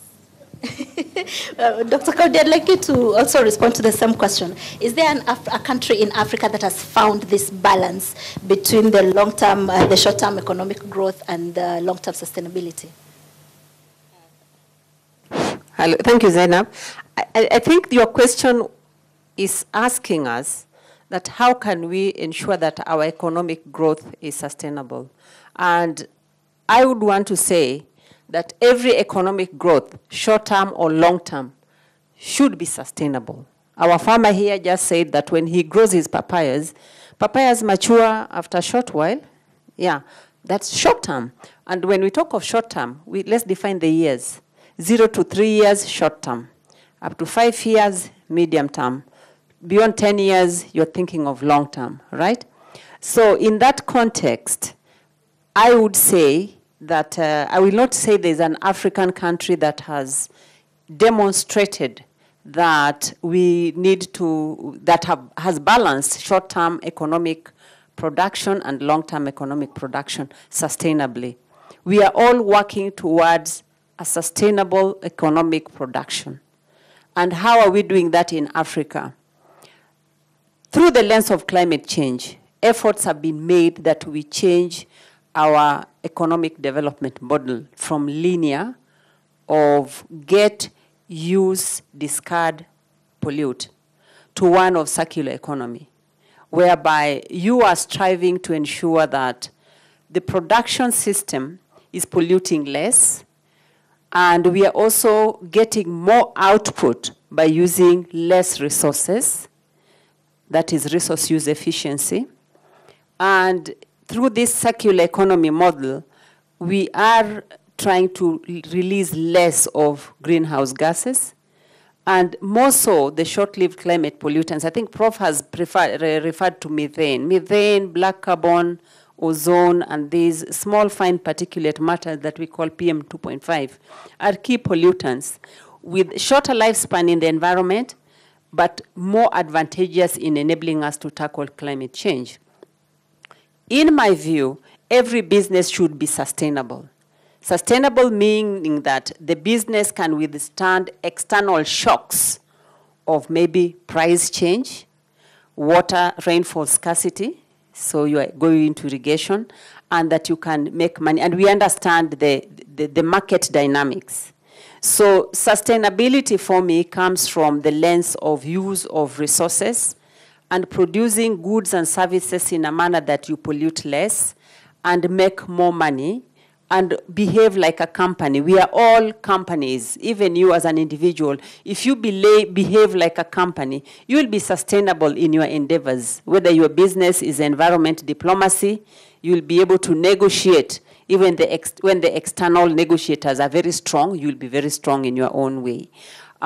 We have also this morning touched on the bit of equity, everybody getting opportunity. And I was touched by Professor Zombo's statement that when we don't have the right leadership, so the leadership is not enabling us to implement our global commitments by even excluding those who are capable of contributing to the process, is very, very bad, because that affects sustainability. So we need to look at, we need to have this balance. The balance actually is between government's policies and support system, creating enabling business environment, and the business community coming in with business models that ensures that we produce goods and services in a clean manner for intergenerational benefit without breaking down when there are external shocks. So short-term, medium-term, long-term, all businesses should be sustainable, because that's when you will continuously produce for the benefit of people. Thank you. And the environment. Yes. Andrew, I'd like to give you the last word, just in 1 minute. What do you want us to remember? In 1 minute, what would you like us to remember when we leave here? Is it to me you speak? No, Andrew. Thank you very much, Zainab. Thank you very much. What I want us to remember is that it's actually a problem. Climate change is a problem for all of us, all right? It's not a government problem only. So let's all of us embrace, now when we were talking about, when Prof was talking about cleaning the Nairobi River, and that the river, of course, you cannot clean it, it can do self-cleansing, but the point is we are letting a lot of solid waste go into that river. So in your waste that you generate in your household, do you take time, or do you have do you segregate so that you separate organic waste from, say, plastic and other? You know, when you do that, then you'll be helping solve the problem. The problem is most of us will just put takataka in a gunia somewhere and dump it. So that, what I want us to take home is that it's my own problem. So whether it is solid waste management, I have a lot to do to help towards solution of that problem. Do you know also that you can also use your wastewater? You can use biodigester to use your wastewater for even doing some irrigation, so it doesn't have to go to the sewer system. All right? So let's take that one home, that you are the biggest contributor to the solution of the problem that we have. Okay? And when we work together, then we are going to solve this problem. Thank you very much, Zainab. That's a great point to end. And I would like to mention that I'm doing my small bit by having a book that is made of recycled paper, as well as my pencil made of recycled paper and some seeds at the end. So instead of discarding it, whatever I discard, some seeds will grow out of it. So, and we are also paperless today here. We didn't print the program, no plastic bottles, and also your tags are reusable. So as Nation Media, we are proud to say we are trying to do our bit. And thank you for the challenge for everybody in the room to do their bit to address this climate challenge. So I'd like to thank my panel, starting with Dr. Kaudia. Dr. Kaudia, would like to say something? We've run out of time. Can you say it in 1 minute? Yes, thank you, Zainab. Time is never running out in Africa. That's the beauty. The beautiful thing in our continent. Now, I've got 3 key messages to give you, and I really want you to listen to the third. The third one really is the takeaway. But the first one is tackling climate change and air pollution together will really give us multiple benefits. It starts with you. Human health will be improved, biodiversity will be conserved, and so on. Number 2 is I've made a mention of the Africa Clean Air Program, which is being developed by the African Union Commission, and it will mainly be implemented through the regional economic communities and the member states. So we will be calling upon many of you. Number 3, in the context of COP29, Africa, we have the capacity to generate financial resources to tackle climate change internally and externally. It may not matter how many billions and trillions we get, but it will be useful if we are very good in ensuring that the finances are used transparently, efficiently, and effectively. Thank you. Thank you very much. Thank you, Dr. Alice Kaudia, for making time to join us today. Kisilu, asante sana, umetoka mbali. Asante sana. I'm sure a lot of people are eager to have a chat with you. Thank you also, Professor Nywere, for honoring our call. And my last word. When you came here, wherever you go, I'll ask of every one of you, wherever you go, see things, look and see. So when we came here, what did you see? What was good and what was not good? I don't know. But me, when I came here, I saw a lot of lantana camara. That's consumed a large part of the roadside. I assume also to the inside. And what do I know about lantana camara? Wherever it grows, nothing grows below it. And no animal eats its leaves, except the birds eat the seeds and continue spreading them. So KWS, how could you allow lantana camara to colonize the national park? Who are you waiting to solve the problem? Thank you. Thank you, Prof. I feel like I've attended one of your classes, right? Don't you guys feel that way? Like you want to keep hearing Prof talk and talk. So thank you very much. Prof will still be here. You can engage with him, as well as Andrew Kinyua. Thank you, all of you, for honoring our call. And we invite you shortly to, in the afternoon, we also have another session, a very exciting session. Spriti, take it away.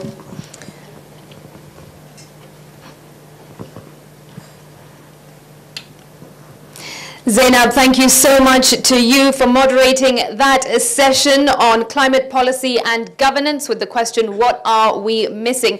We certainly did get some answers from your interesting panel with a variety of insights. You are watching day 1 of the Climate Summit, coming to you live from the Kenya Wildlife Service Clubhouse. Do stay with us. We are taking a short break, but we will be back with more discussions. Next up, it is my colleague Bridget Ngana. She has a panel discussion about equity and climate justice. Remember that equity is part of the theme. Equity and also resilience and innovation. I'm Smriti Vidyarthi. We'll be back shortly. Stay tuned.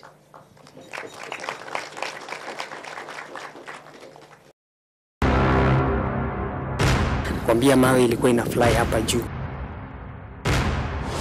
Hii yote ni manyumba zilikuwa? Kuna manyumba. Maji sasa pale ilikuwa inapitia juu.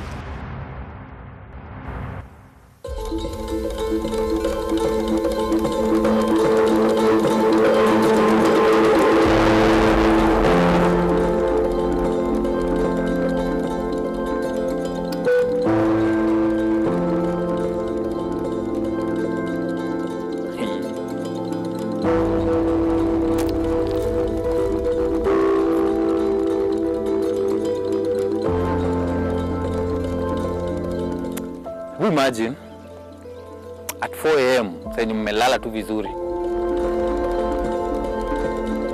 then you hear an earthquake. An earthquake and water coming. You hear sort of mgurumo. Going outside, you see sparks on top of a hill. Sparks coming out. Then the earthquake. And people screaming. It's at 4 a.m. you can't see anything. And then this hits your house. That's what happened to all these people who are staying here. And they are no more.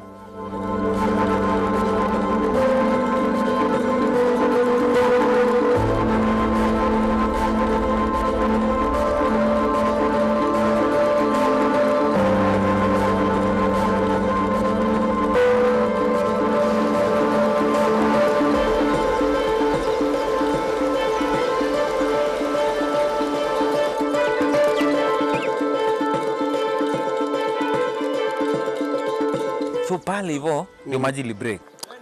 Pale sasa ni penye iliteremkia. Unaona sasa kutoka hapo kurudi hivyo kupanda hivyo huko sasa ni Old Kijabi, huko ilifagia manyumba. Lakini sasa kutoka pale kuteremka hivi kukuja hivi kuteremka huko ni manyumba yote ilikuwa. Huko kote hata ukiona. Hii yote ni manyumba zilikuwa? Huko ni manyumba. Nimekuja imefagia hivyo.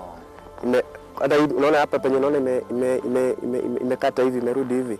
Hii ni part moja. Sasa kuna nyingine sasa imekatia pale. Sasa ili kateremka hadi Maimai. Huko kote inaenda ikikata manyumba.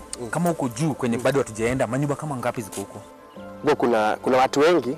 Settlement like ni kijiji ama ni? Ni kijiji, lakini probably bahati yenye walikula ni ya kuwa unaona sasa hii venye hii maji ilikuja ilipitia kwa kichaka. Unaona?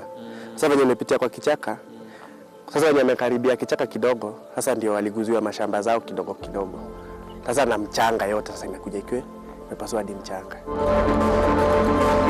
Hii maji ilienda distance how long? Ilienda. Wow. Kwenye imefagia, for example sasa kutoka huko sasa kwenye imeanza kufagilia manyumba huko juu, kuteremka hadi huko approximately ni kama 8 kilometers kuteremka hivi. Tuteremke yani history but I want to hear more. Yes. Also niko so sad.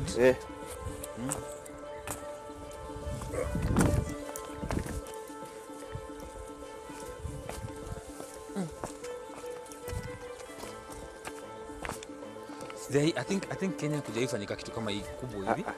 Hakujawahi. Hata huku hii ni history. Hii ni history. Hii ni hata watu wenye ni wa kitambo huko wanasema hawajawahi ona kitu kama hii. Hii ni moto pasi. Yeah, can imagine.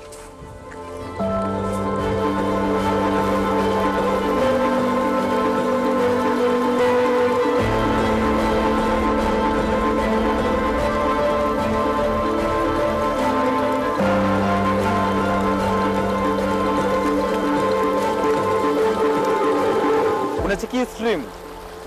Hii stream naongea na Zaka na niambia it was a seasonal stream. But sasa nikitupa hii mawe, you can tell how deep it is. Alafu cheki inanifika almost kwa magoti.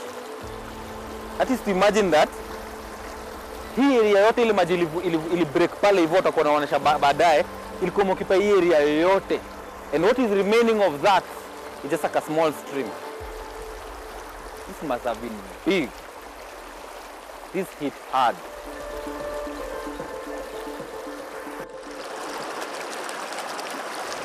Maji sasa pale ilikuwa inapitia juu.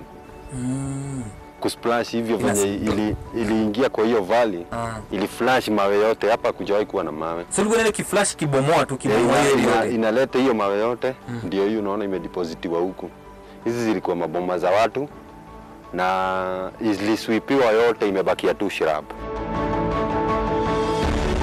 Tunaweza hapa ni kuonyesha pali kuna misingi yenye ilibakia after flooding si imefanyika. Okay, twende show. Hii shrub unaona hapa ya nyumba ilikuwa boma ya watu na waliswipiwa, wengine wamesurvive but kuna wenye walikufa na wakazikwa. Hawa watu kulikuwa na watu wangapi hao kama unajua? Hii nyumba watu ulikuwa unajua? Ni neighbors wako? Ni neighbor wangu najua wote. Wenye walikufa ni 3 na kuna wenye walisurvive. Yeah. Wenye walikufa wamezikwa hii area ama walishapelekwa na maji? Wamezikwa hii area, hata kaburi zao ziko pale. What you're seeing here is a mother and her 2 daughters. Walikuwa naishi mtaa. Wanaishi pale, wamezikwa hapa hivi. What is left here is like a desert. You always tell gate, you can't tell where the house was apart from just the basement, I mean the foundation. You can't tell anything. This is how much, if we assume climate change, the effects are lethal. The effects are crazy. In 30 minutes, you're stripped of your property, your lives, and your memories. Everything is gone. What is left, you can see for yourself.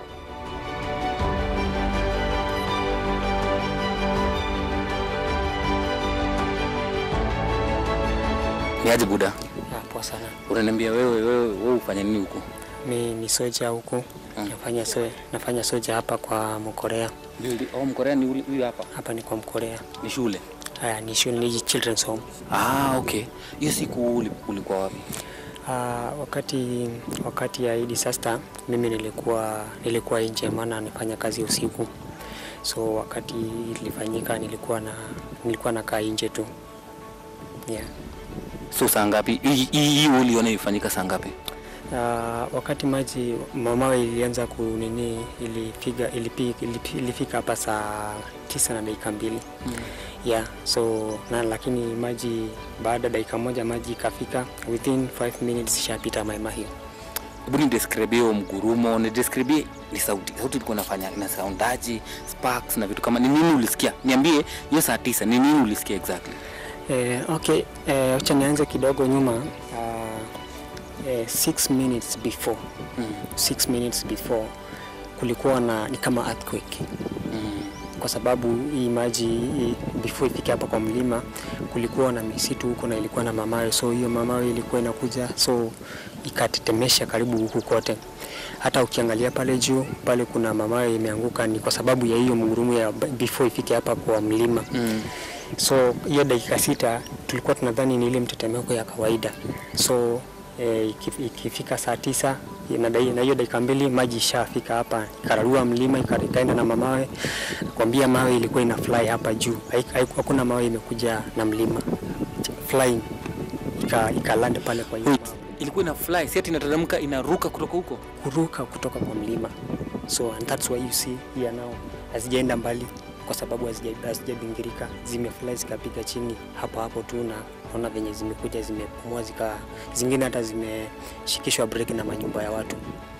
So you see, na mawe zikikuja kuna watu wanasema kuna hiyo mgongano wa mawe. Yeah, mimi hata kwanza ni kujionea, si kuambiwa, manake ninakaa hapo nje. Sasa wakati kidogo tu before uendelee, sasa sababu wewe ni soja, ulikuwa nje usiku, so ulijionea na macho? Mimi nilijionea na macho yangu mawili wakati zina fly hapa, ikigonga ingine ikigonga kwa mlima hapo, inagongana, sparks ilikuwa inatoka huko ni kama stima hapa juu, yenye iligonga tu chini hivi, nayo sasa huko kulitetemeka kote, hadi unaona huko kuna kitu ya posti yetu ya stima yote ilianguka, hakuna huko kote, manyumba zimebaki na crack juu hizo mawe. So hiyo spark iligongana tu hivi, ilikuwa inateremka na high speed, so hata ikukaa na time, iligongana zikikuja zikilandi imeisha.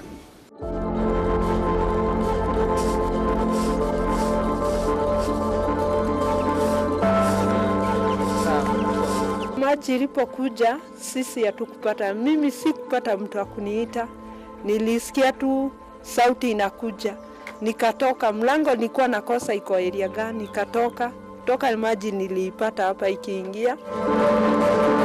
Sasa hiyo duru imeshindi huko kwa mlima, na sisi tunasema labda wanasema duru kwa sababu sisi ndio tuko kwa maji, kumbe duru ilikuwa inakuja kwa sababu wale ndio wanaangamia. kuna nani alikuwa ananiambia kuna wase wengine bado inaweza kukua or not, bado wamekuwa huku wamezikwa huku.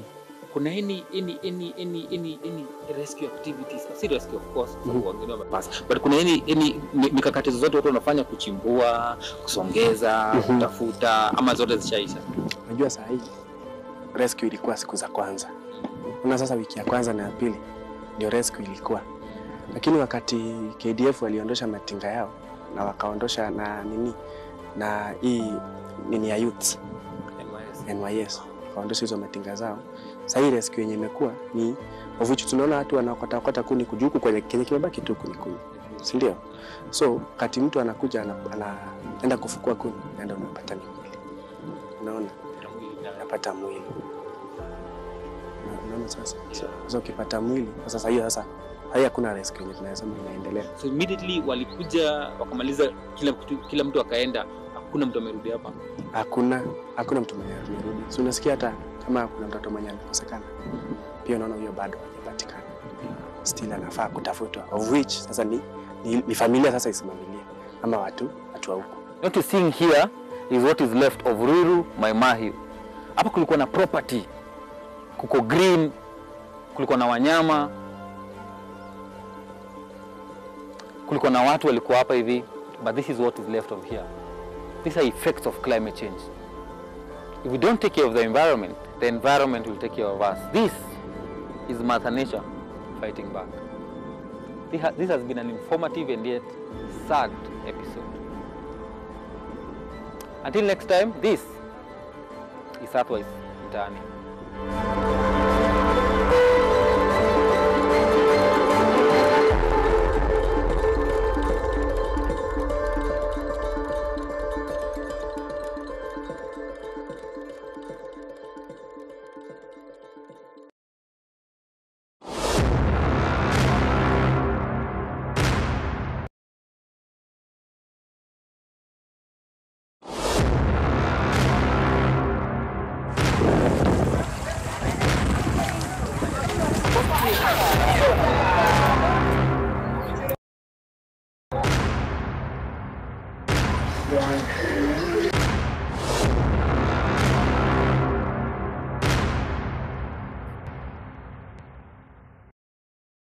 Budalangi in Busia County is an area that exists in constant stress because it sits right between River Nzoia, which we are on right now, River Yala and Lake Victoria. So when these three flood, Budalangi is in trouble.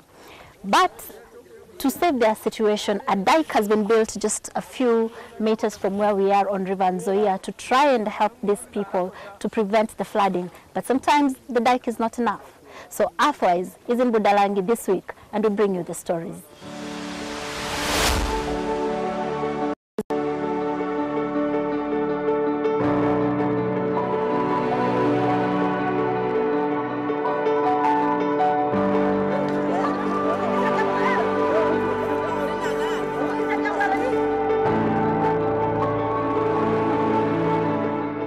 The sun blazes over the green expanse of Budalangi, a low-lying region in Kenya's Busia County.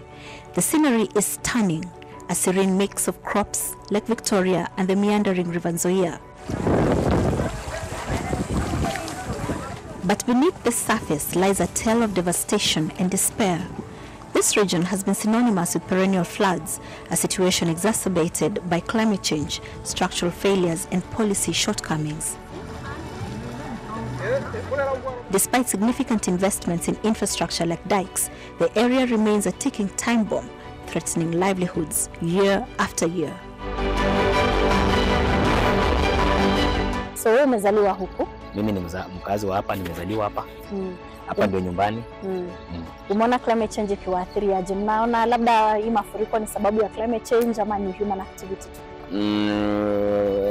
Generally hii floods zenye tume-experience kuanzia 2019 just climate change. Then sasa unajua kama sisi due to that climate change pia tuko na backflow ya lake ambayo is a result ya Owen Falls Dam, construction ya Owen Falls Dam. Najua Owen Falls Dam ilianza kukua constructed 1957. Ikaisha 1960. Tukaanza ku experience floods. Unaona? Na ukienda pale wameongeza tena. Museveni ameongeza tena another unit. So unaona maji inarudi. Na unajua Mungu ni kama ukichukua mtoto ukimfunga the private part, hawezi kojoa. Kumfunga nepi. Yeah, ukimfunga hapo uchukue hapo mbele ufunge. Hawezi kojoa. Ndio vile walifanya Lake Victoria. Lake Victoria iko na around 50 something tributaries zenye zinaingiza. But the exit ni moja. Nile. So wametampa na Nile. So automatically when you tamper with the Nile, kunakuwa na backflow. That's why unaona Uganda is experiencing backflow, Tanzania is experiencing backflow, Kenya is serious in experience.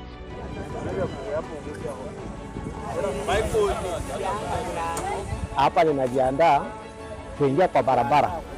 Vile tu msafiri huwa anajiandaa akienda safari yake, kwa hivyo hii ni barabara ya kwetu. Hivyo navyo niona nikifanya hivi, hiyo sasa ndio kuvaa. Hiyo barabara nataka kunipeleka huko ngambo ile ya pili. Kwa hivyo hivi hatu lazima nitoe kwa miguu, niibebe kwa mkono. Na nianze safari. Niko hapa na mzigo pia ambayo itabidi yeye na boat na mimi nipite kwa maji. Kwa hivyo nikitembea kwa maji nikienda, hapo nitakuwa naenda ngambo ya pili kule Rukala. Na mzigo siwezi iacha hapa. Mzigo itaenda na boat na mimi napita kwa maji. Kwa sababu hatuwezi enda kwa boat sisi wote. Mimi kwanza kwa majina naitwa Bernard. Mimi mzaliwa Bunyala, Budalangi. Na vile maji ilivyojaa, ikabidi sasa usafiri haribike. Hii maji tunapita kila siku, kwenda na kurudi, asubuhi, jioni, mchana.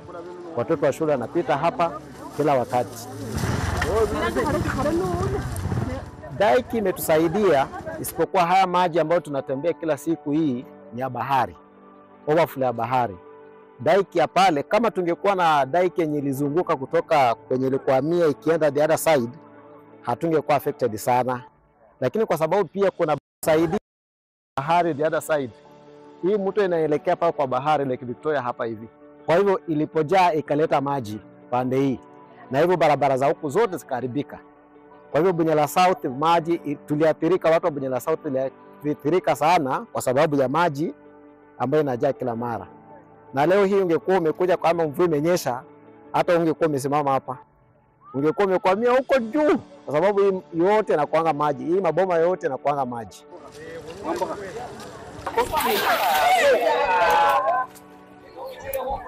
Jina langu naitwa Rosa Misi. Na challenge ya kupitia kwa maji, vile maji ilikuja ikatusongea kwenye manyumba kutoka kwa bahari. Bahari imejaa, haina pali pa kupeleka maji. Sasa tunahangaika wakati ya kupita, watoto kwenda shuleni, na tunashukuru watu wa Red Cross wanakuja kutuona kila wakati. Tumeshukuru shirika kutoka Uganda imetupatia neti, katupatia chakula, tunasema ni asante, na bado tunaomba kusaidiwa maana yake maji bado iko kwa manyumba, bado tunahangaika. Sasa tunatembea hapo tukifunua manguo tu, kila mtu anatuona tunafunua manguo tukipita kwa maji. Tunaomba msaada, bado tunaomba msaada juu bado tuko kwa maji. Mimi ni chairman wa wahanga wa mafuriko hapa Budalangi. Na kuanzia 2019 nimekuwa nje ya boma langu, na mnapoona hii ndio nyumba yangu hapa kuanzia 2019 September mpaka kufika leo.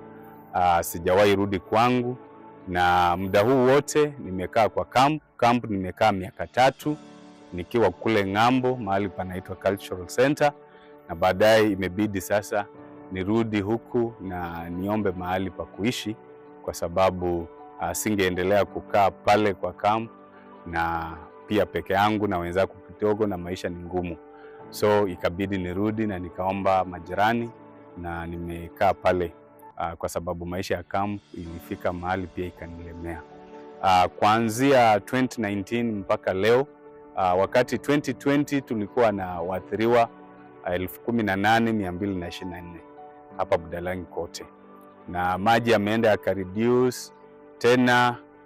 Mwaka huu 2024 mwezi wa 3 tena tumekuwa na mafuriko, especially kutoka backflow ya Lake Victoria, na tena watu 7,000 wameathirika kufikia sasa.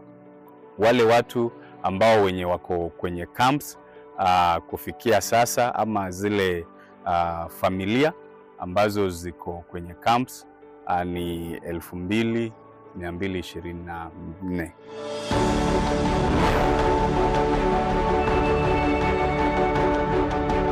Serikali saidia, serikali. That is a sound you hear commonly associated with Budalangi because of the flooding. When it floods, a lot of people are affected, and many of them look to the government for solution. Now, where I am here, this is one of the homes that's been affected by flooding, and most of the flooding for this particular home is Rivayala, which is supposed to be further down that way, but when you look, it looks like it's just literally here. Now, whether or not this home is permanently displaced is still unclear, but the owner of this home has been away from here since 2019 because of the flooding. Budalangi's geography is both a blessing and a curse. The fertile land owes much of its richness to the seasonal flooding of Nzoia River, which empties into Lake Victoria. The annual dance with disaster is a grim spectacle. When the rains come, as they inevitably do, the Nzoia River swells into a monstrous torrent, its waters carrying with them the accumulated debris from the highlands. Simultaneously, Lake Victoria, its levels rising steadily due to a complex interplay of climate change and human activity, exerts its own pressure on the low-lying plains of Budalangi. The result is a catastrophic convergence, transforming homes into islands and lives into a desperate struggle for survival. And oftentimes, the locals are turned into refugees. Having water in the homesteads like this is a normal occurrence for many of the homes here, particularly those that live near any sort of body of water here in Budalangi. But for many of those who are displaced, staying in a camp is not something that they want to do forever. So even though they may have some water like this in their homes, which is causing damage like this to the homes, we have seen a couple of homes like this one that are being renovated to allow those families to return home, even though there's still some water in the compound.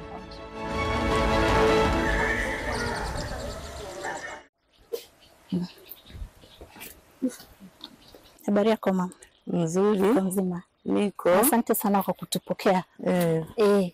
Sasa umekaa kwa kambi muda gani? Sasa hii ni mwezi wa 3. Mwezi wa 3? Boma yako ilikuwa wapi? Chini mahali mmetokea huko. Karibu na maji? Ndani ya maji. Boma yako sasa iko ndani ya maji? Na unaona ni kama kuna wakati utarudi nyumbani? Kama maji inaweza kutoka. Lakini kama haiwezi kutoka, lakini sidhani, kwa sababu sina hela ya kwenda kununua mahali. Kama naweza pata msaidizi ambaye anaweza kunisaidia, anitoe hapa, anipeleke mahali, nitashukuru Mungu. Sasa hiyo miezi 3 umekaa hapa, kuna wakati mwingine maji ishaikuja kwa boma yako ama ndio ilikuwa mara ya kwanza? Wakati ingine ilikuwa ile ya kwanza. Ya kwanza ilikuwa lini? 2022. 2022? Maji kakuja? Ukahama? Na sasa tena umehama tena? Si ndio, sasa nifanye namna gani? Sasa tulipata hapa mahali imeinuka kidogo. Sasa tukaomba mwenye udongo, hii pia sio yetu. Akatubalia tuweke hii matenti. Alafu watu wa Red Cross wakatupatia hizi tujenge. Alafu sasa tunakaa hapa. Mnakaa hapa watu wangapi? Tuko watu wengi 100 na. Watu 100? Na. Kwa hii kambi? Kwa sababu hizi manyumba zote ziko na watu. Na kila nyumba iko na watu, bwana na bibi na watoto na wajukuu. Wewe kwa tenti yako mnakaa watu wangapi? Tenti yako hapa tuko watu 12 kiweka watoto na wajukuu. Watu 12? Mnatoshea? Haitoshi kwa sababu hizi matendi ni kidogo. Sasa tunafinyana, wengine wanaenda kwa majirani. Na unaona labda mkiekewa dike kama vile huko kwa lake inaweza wasaidia maji isiwasumbue tena?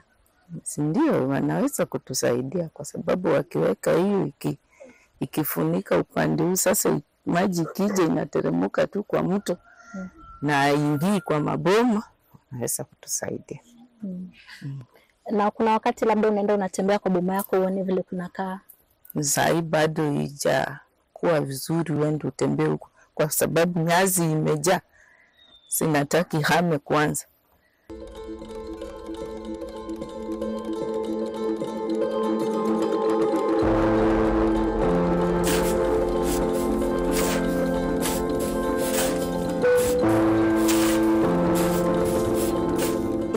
day on the shores of River Nzoia.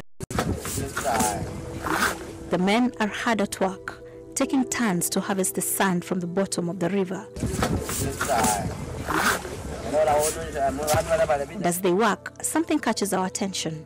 A body floats past us down the river. But the men are unmoved. The crew and I are puzzled. Do we see the man floating past them? Sasa muda kidogo tumekuwa hapa, tumeona maiti ikipita. Ni jambo la kawaida hapa. Sisi hiyo hatujali. Hiyo ni jambo la kawaida. Hata jana alipita mwingine. Huyu sasa alikuja kakwama hapa. Alipokuama hapa tena mwenyewe akaondoka tu akaenda zake. Kwa hivyo ni hata kama angekuwa amekwama hapa, kama ningetoka kule, ningemsukuma akaenda zake. Kwa sababu watu wasije wakasikia hapa harufu. Kuna wakati labda mnatoa maiti mweke kando mwite polisi ya kuja achukue. Hiyo uwezo kutoa maiti uite polisi. Kwa polisi wenyewe ndio wanajua, waende watafute huko, sio huku. Wewe utashika mtu uite polisi, polisi hawatakuja. Hata wanaweza kumaliza wiki ukiwa umeweka hapo maiti. Sasa hiyo haiwezekani. Kwa hivyo mmezoea kuwa na mili kila siku? Sisi tumezoea. What happened to this man is unknown, but with the frequent flooding in the area, locals are sometimes swept away in the floodwaters. Still, the people of Budalangi are survivors, hardened by adversity. They've developed intricate coping mechanisms, from building elevated houses to mastering the art of fishing in turbulent waters.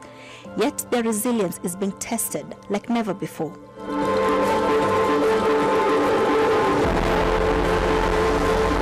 When you look at it, it just looks like a road. Nothing much going on there. But actually that is a dike. And that has been a very key reason why Budalangi doesn't flood as much as it used to before. And so the communities would like to see more of this happening, and there's only 2 so far. But these 2 have been able to prevent massive flooding, even though some parts of the constituency still flood. And now to get a feel of what this really means, what a dike has really done for this community, we're joined here by a community member. Hi. Hi. How are you? I'm fine. You well? Yes. Just like to ask you, maybe ukatoa kofia kidogo ndo kamera iweze kukuona vizuri. Alafu ni karibio. Labda tueleze jina lako, wewe ni mkazi huku miaka ngapi, na hii dike imebadilisha maisha yenu vipi? Mimi naitwa Hadiangu Opondo Alphonse. Mimi ni mkazi wa Bunyala South Ward, Budalangi, Busia County. Hapa penye niko home ground. Na hii dike sio hii peke yake. Hii dike iko southern part, kuna ingine northern part. Na hizi dike zilitengenezwa 1988. After floods unajua floods hapa Budalangi zilianza 1960s. Serious one. So wakajenga hii na wakajenga ile ingine, zote zinatoka Ruambwa. Ingine iko the southern part of River Nzoia, ingine iko the northern part of River Nzoia. Na hizi dikes what zinazuia floods from entering the homes za watu. So zimesaidia sana since then, although kumefika time lack of repair and maintenance, maji ilikuwa inaruka juu. So after World Bank kukuja ikaleta project ya dike, ku strengthen dike, ndio hii ni yenye imejengwa hii, although bado iko chini, is around 6 meters high na 6 feet high, lakini sasa ilikuwa at least ikuwe juu na ile ingine pia ikuwe raised.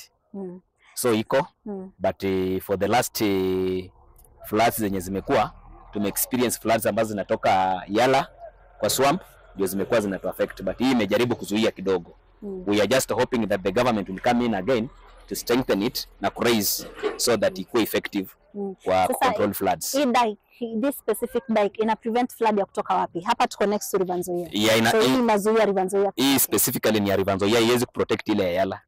Ile ya Yala ikikuja ni hivyo, kwa sababu ya Yala inakuja inakuwa combined na lake backflow na ina hit. Na hakuna dike upande wa lake. Hakuna dike upande wa lake. Where is the lake from where we are standing? The lake iko huko chini. Na it is some few kilometers, around 6-7 kilometers unafika kwa river. kwa Lake Victoria. So this dike is for River Nzoia, the other one also for River Nzoia. For River Nzoia. So no dike on the lake and no dike on the other side ya Yala. Hakuna so tumezunguka kwa some of the homes and some of the villages and we saw the flooding. So that was for River Yala. Hiyo imetoka Yala. Hiyo imetoka Yala na ikakutana na ile ya backflow kutoka kwa lake na ikarudi. Budalangi's struggle with flooding is not just a story of climate change, it is also a tale of failed infrastructure. In 1978, the Kenyan government, with assistance from international donors, built a series of dikes along Nzoia River. These dikes were meant to be the definite solution to Budalangi's perennial floods. Stretching for kilometers on either side of the river, they were designed to contain the river during peak flows and direct the excess water towards Lake Victoria. Na nyinyi labda kama community huku mkingojea labda serikali wapatie usaidizi ijenge dikes zingine, ni nini nyinyi kama community mnaweza fanya kujaribu kujisaidia? Community, unajua we are having community, unajua kujisaidia tu kama community. Kuna vitu zingine ziko natural kama sasa hizo tu climate change. Kuna vile zinafanywa na experts. But sisi kama community ya Bunyala South Ward ni kama tunaona is just government negligence, especially the county government. But critics argue that the reliance on dikes is a short-sighted approach. While dikes can provide temporary relief, they do not address the underlying problem, which is the need for integrated flood management. This includes measures such as river basin management, reforestation, and improved land use practices upstream. Without this, the dikes are a little more than band-aids on gaping wounds. Every calamity has a solution. So we sat down, watu wenye wamekaa hapa miaka, we had resolutions tukapelekea governor, tukamwambia, can we try this? Hii kifaili tujaribu hii, hii kifaili tujaribu hii. But sasa the former governor mwenye alikuwa did not put that one in action. We did again 2022 immediately after elections because we experienced ya kwamba itarudi. Tukapelekea the current governor. Na tulimpatia option moja ya kwanza, we need to have a dredge of our own. A dredge of our own. So the governor did not purchase the dredger, but alienda akahire dredger from Washington DC. Akakuja akafanya sample and it worked. Because after opening one side ya Ndekwe na it worked, town ikarudi, hiyo ya Maumau market ikarudi na watu wakaanza kufanya biashara. Then ikapotea hivyo. So hizo vitu zimeenda zikameamea, siltage ikarudi. They are not working on it. But we expected him to buy a dredger because a dredger goes at around 160 million. Sasa county kama ya Busia haiwezi shindwa ku buy a dredger. So that dredging is a problem. Is a solution. Is a solution.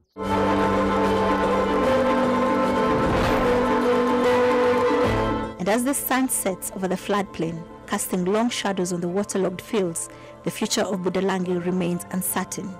But one thing is clear, the fight against floods is far from over.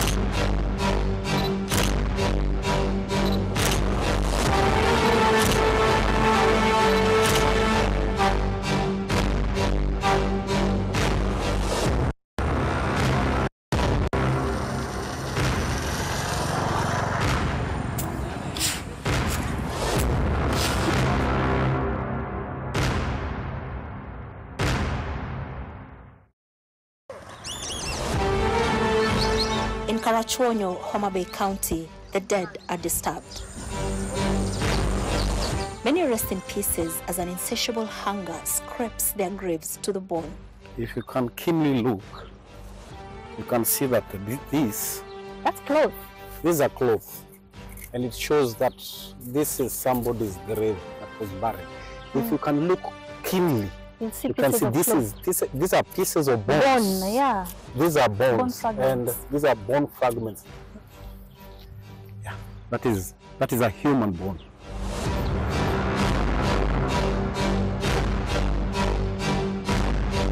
This was once a home, but now it's a wetland occupied by reeds, insects, and frogs. It wasn't always like this, but for many locals here in Kobala in Homa Bay County, this is now their reality, having to abandon their homes and letting the water take it over. This is because of years of degradation, and this degradation has become so bad such that hanging graves like that one are now a normal occurrence. My name is Zena Bondati, and this is Earthwise.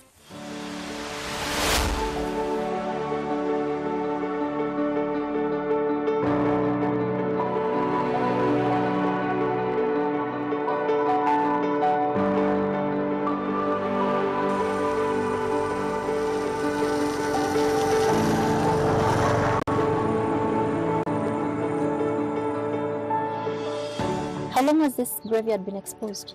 Do you know? It has been here for the last more than 15 years down the line. Yes. And the family that owns this graveyard does not live here anymore? No, the whole family died. That is why. Oh, that's why it's a graveyard. Yeah. And if you look, you can see the cloth here, there, Yeah. there. Even the other place, you can see there's a cloth. Wow. Hanging graves, as the locals call them, dot the landscape. It's terrifying, really, to see the exposed pieces of cloth and bones, revealing a little bit about who lies here. So this is one of the graves we talked about? Yeah, this is one of the graves. Now, this was exhumed, totally exhumed. This is not hanging. This is totally exhumed. We cannot, as a result of sand harvesting, we cannot even tell where they remain. You can see where they are. You cannot even locate. But this is just a tomb. And if this family comes to exhume them, or they demolition them, they still have it? No, you know, sand harvesting is not being done by outsiders. It's the family. It is the family, because these are their lands. They are the people who are solely responsible for the unsustainable farms. And so they are also fully responsible for exhuming body. And family. They have you would somehow avoid this thing was fun. Oh. 1st of January 1980. Yes. And now the excavation was done in the last 10 years. So he's been lying peacefully until 10 years ago. Things that have happened. This is now this really cool that even the dead are not they are not showing any of this. They are left in EPCC. So very sad. Imagine in our African culture setup, the way we used to the dead are not replaced. And now it's a point whereby we don't even respect our cultural and now we've gone to an extent of now doing the work. So this guy, we don't know yet if his body remains the same here or we cannot tell because already everything is gone. And this whole area was... This was a home. This was a home. And now, Zainab, this is just one tomb that we can really track and see that this was a cemetery. Yeah, it was pasta, yeah. But now imagine for those ones that didn't have any culture demarcation. So a lot of bodies are being in. You cannot tell where the graves of our dead grandfathers, our dead grandmothers, the dead uncles and aunties, the children, because all these were. We cannot tell how many bodies are being seen because already 3/4 of the community, it is totally housed. So I see 2 pieces of concrete. There's this headstone and that. Are they connected? Yeah, they are connected. That's the other thing should be. Yeah. Oh wow. Hey, wow. So it's a very sudden. And then apart from that, we also look, just check around. Sand harvesting is a multi-trillion-dollar industry, but imagining the extent of poverty levels within the community. So the harvesting of sand has not really helped this community, but it's really created more problems to the community before even. Degradation. Exactly. And earlier you told me that's the road. We are literally just on the edge of the road, and that's where the road is. And we are a few feet below, but ideally this land should get a certain level of recovery. It's supposed to be at the same level with the road. So we are more than 6 feet. Yes, we are more than 6 feet. We are doing unsustainable harvesting. Now we are harvesting up to the water table. But here we should also understand that the lake is not far away from us. And then the other thing, right now we are experiencing the two phenomena of climate change that we cannot run away from them, La Nina and El Nino. These are extreme weather patterns. We are experiencing rainfalls that are above 100 mm, and now we have the surge of the lake. And you understand that water always follows a gradient. And now we've already harvested up to the water table. Now it is like we are bringing the lake to the community. That is what we always call a reverse encroachment. But these are reverse encroachment that have been triggered in the community due to the anthropogenic. So from the road to the ground level area, now how many feet that is? This is like, it's roughly 10 to 12, more than 20. More than 20 feet. So 20 feet has been excavated? Yes. So why am I telling you about the dead? Let's rewind.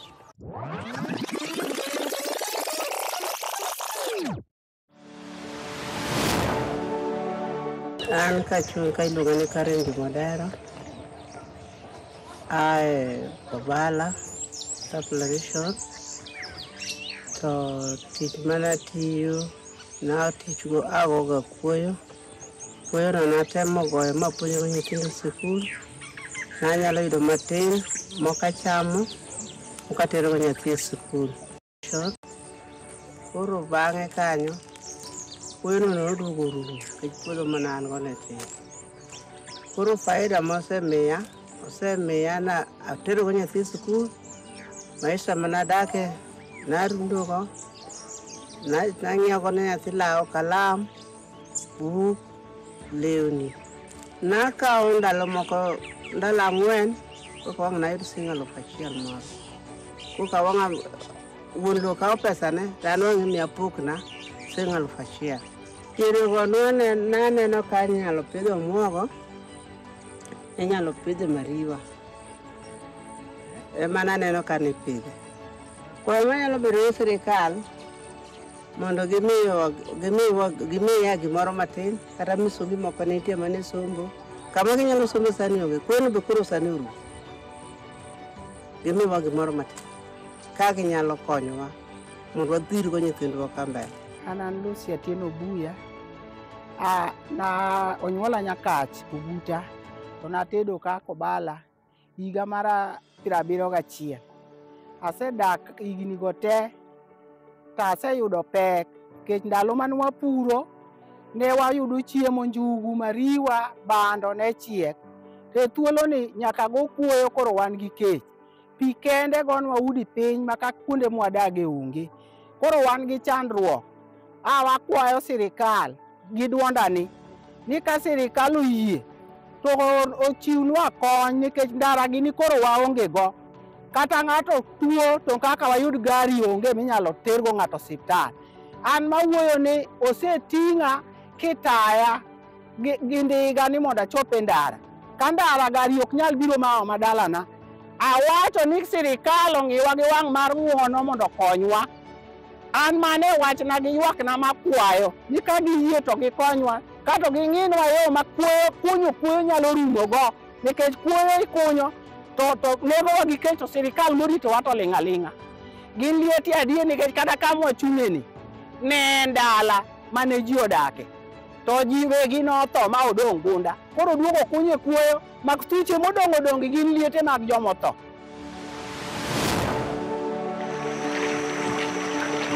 Lake Victoria, Africa's largest freshwater lake, has long been a lifeline for the communities that dot its shores, spanning 3 countries, Kenya, Tanzania, and Uganda.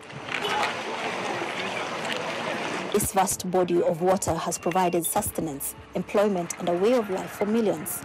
However, the lake's ecosystem is undergoing dramatic changes driven by the relentless march of climate change. These changes are not only altering the behavior of fish, but are also forcing local fishermen to seek alternative livelihoods with devastating environmental consequences. We have noticed that this overexploitation of sand has really put the community at risk. As you can see, the larger part of Homa Bay community lies within the lakefront. And when there's overexploitation of sand, we have experienced cases where the lake level has risen and there's backward encroachment, and homes have had to be displaced in the process.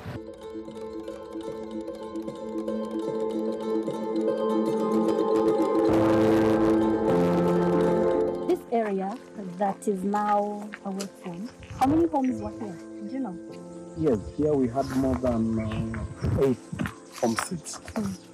But here we are talking about people who have been now totally displaced, and some have even been forced to migrate to some other areas. And some have also been left landless, are now living within the rental homes within the urban setups. How long did the displacement take in terms of how long from the time the degradation started to the time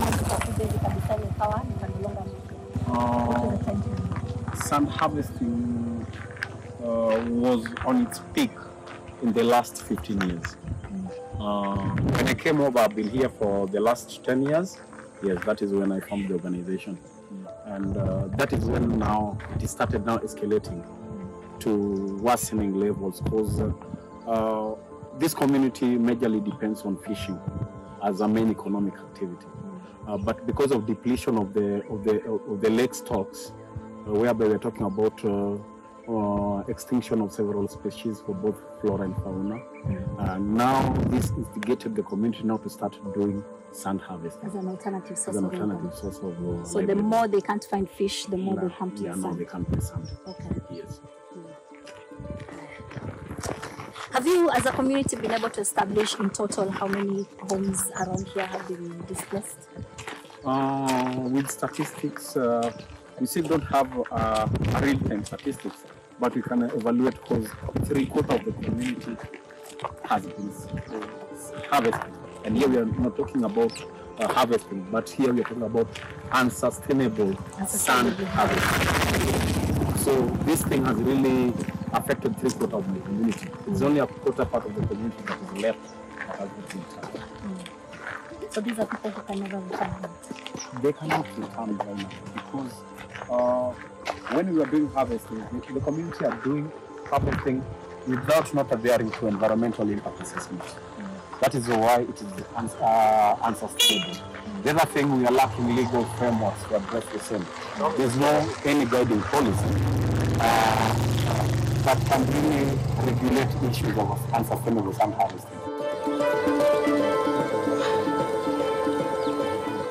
This home belonged to a widow, but now it lies abandoned and underwater because of the degradation that this area has faced. And we're standing about 20 feet above where the home is completely underwater. And this tree you see right in the middle of it, the remains of the tree, that's a fig tree, an indigenous tree that's a protected tree. But it also suffered the same fate of the many homes in this area. And the situation in this area is heartbreaking. The environmental degradation caused by sand harvesting is not just a physical phenomenon, it has profound social and economic implications. For many families, fishing was not just a job, but a way of life passed down through generations. The shift to sand harvesting represents a loss of cultural heritage and identity, but with climate change making fish harder and harder to find, the locals find themselves desperate. And although some express regret for the damage that they have caused to their environment, they feel they have no alternatives. Mangoes.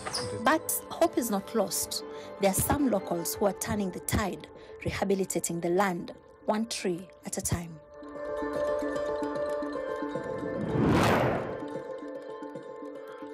So, from yourself as a champion of climate change, I can see graves are usually 6 feet deep. Yes. But here we are more than 6 feet under.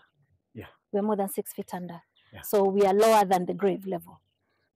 From your work as a climate champion in this area, What are you telling the people about rehabilitation of such areas? Number one, we cannot rehabilitate without having legal frameworks to address the same. We are pushing with the county government for us to formulate Homa Bay County sand harvesting policy. Apart from that, when you look onto the national guidelines on sand harvesting, 2016 speaks very loudly that 15% of cess collection is supposed to come back for rehabilitation.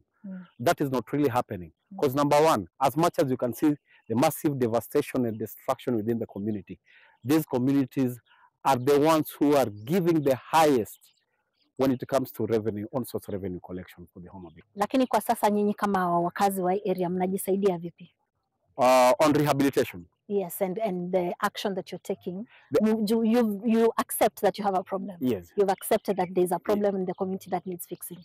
How are you as a community fixing this, even as you wait for help? Number one, if you can look around, you can see that the tree cover is really increasing. That has been done through our efforts. We've been doing a lot of capacity building. We have a tree nursery there, and we've been giving the community tree seedlings for them to plant. We nowadays don't plant because planting is just an event, but growing is not an event. That is a process. The county is focusing on policy formulation and regulations, and we have a department of blue economy that is spearheading the development of the sand harvesting policy and bill, just to regulate the sand in a sustainable manner, a manner that benefits the present generation and the future generation. Do we know, we've seen a couple of hanging graves, a couple of hanging homes. Yes. Has the county been able to do an assessment of how many graves, how many homes, how many people affected? For the graves, that is a gap, knowing the exact number of graves that are hanging. But what we have done currently, we are in the process of developing sand harvesting and mining policy that is in a draft stage.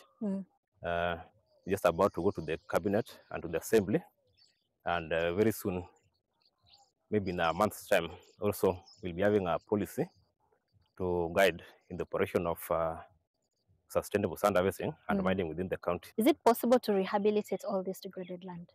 Like if you were to look at where we are here, for example, we can see a couple of homes in various stages of demolition because of the degradation. Is it possible to rehabilitate? It is possible when we have a good working environment with the community. There's a bit the county can do as a government. Then there's a bit that needs individual or community engagement. So maybe what I can say, the government has a role to play, the community has a role to play, and as an individual, you have a role to play. As an individual, you can rehabilitate or restore back your land as much as possible. How long do you think it would take to bring the land to where it was before? Like if you look at where we are standing here, we're standing next to a graveyard, which is hanging, and we are below 6 feet, more than 6 feet below it. How long would it take to get it back to that ground level?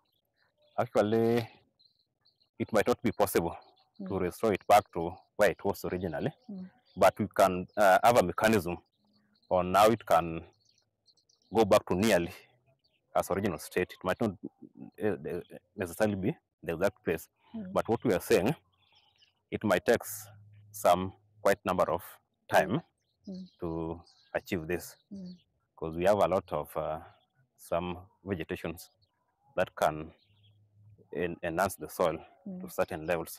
Like when you walk around, you will see people are engaged in some activities like farming. We have the bananas, we have the mangoes and so on. So those are kind of rehabilitation efforts that can be done at individual level, then as a community. In Homa Bay, a Climate Information Resource Center has been set up to not only serve as a call center to respond to climate emergencies, but also share information with locals on how best to adapt. Now in this hub, as you can see, on your right or behind you, we have different nodes. These nodes represent the sub-counties. In each and every sub-county, we are going to have a climate change hub, which will look exactly like what you're seeing right here. Now, in each hub, we are going green. We want to ensure that we have solar panels at the hub. have solar panel at the hubs. And then we are also looking at the renewable energy component, whereby at the end of the day, we have a biogas plant. We have a platform here that gives us the day-to-day weather condition of each and every areas in the county. So based on the information we get from the site, the platform, we advise the people or the callers on the day-to-day weather conditions ranging from the temperature, rainfall expected, and that one advises on the various types of crops which are suitable for different areas. When somebody calls, we are able to see direct from the screen. This center is the first among several targeted across the county. Through these centers and other rehabilitation projects, the county hopes that soon the land will be restored to its former glory and that the dead can finally rest in peace.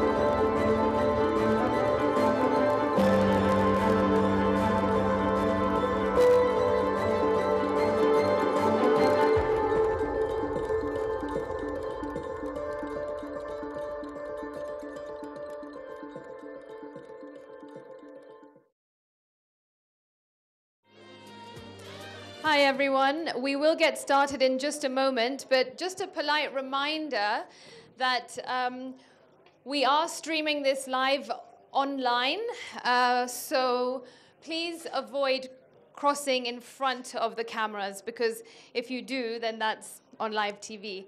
And that's what we're trying to avoid, just anybody walking in front of the camera. So please bear that in mind if and when you get up to move. Thank you.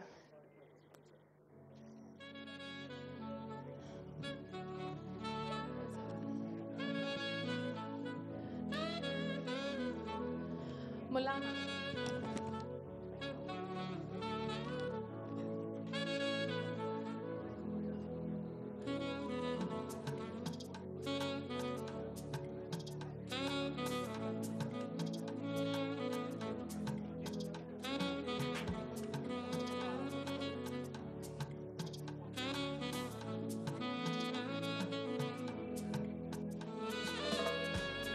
Put that one upside down.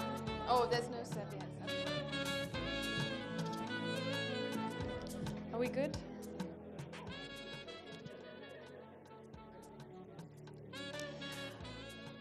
All right, welcome back everybody from your lunch break. I do hope that you enjoyed your lunch and managed to have some interesting and informative chats with all the great minds that are here this afternoon. We are going to start this next part with a video message because unfortunately this speaker was unable to be with us in person, but the speaker is Professor Patrick Verkuyen. He is the CEO of the Global Center on Adaptation. His message to us is a scene setter, and the title for this is The Paris Agreement. Does the aspiration match the realities of the world today? So I'll request for you to please pay attention to this short video message from Professor Patrick Verkuyen. Thank you. Your Excellencies, greetings from the largest floating office in the world, here in Rotterdam, the Netherlands. It is an honor to speak to you today. The Paris Agreement in 2015 was a landmark moment. It set a crucial global aspiration to limit warming to 1.5 degrees Celsius. But as you know, we're still far from fully realizing this goal, especially when it comes to climate adaptation. Last week, more than 45 nations came together during the 79th United Nations General Assembly in New York to demand urgent action to double down and accelerate climate adaptation action at speed and at scale. Today, I would like to highlight the progress we've made, the gaps we still need to close, and how we can take urgent, transformative action to build a more climate resilient world? Well, to be frank, we have made some important progress in mitigating temperature increase, adapting to the damage already done, and the damage still to come is stuck in the slow lane.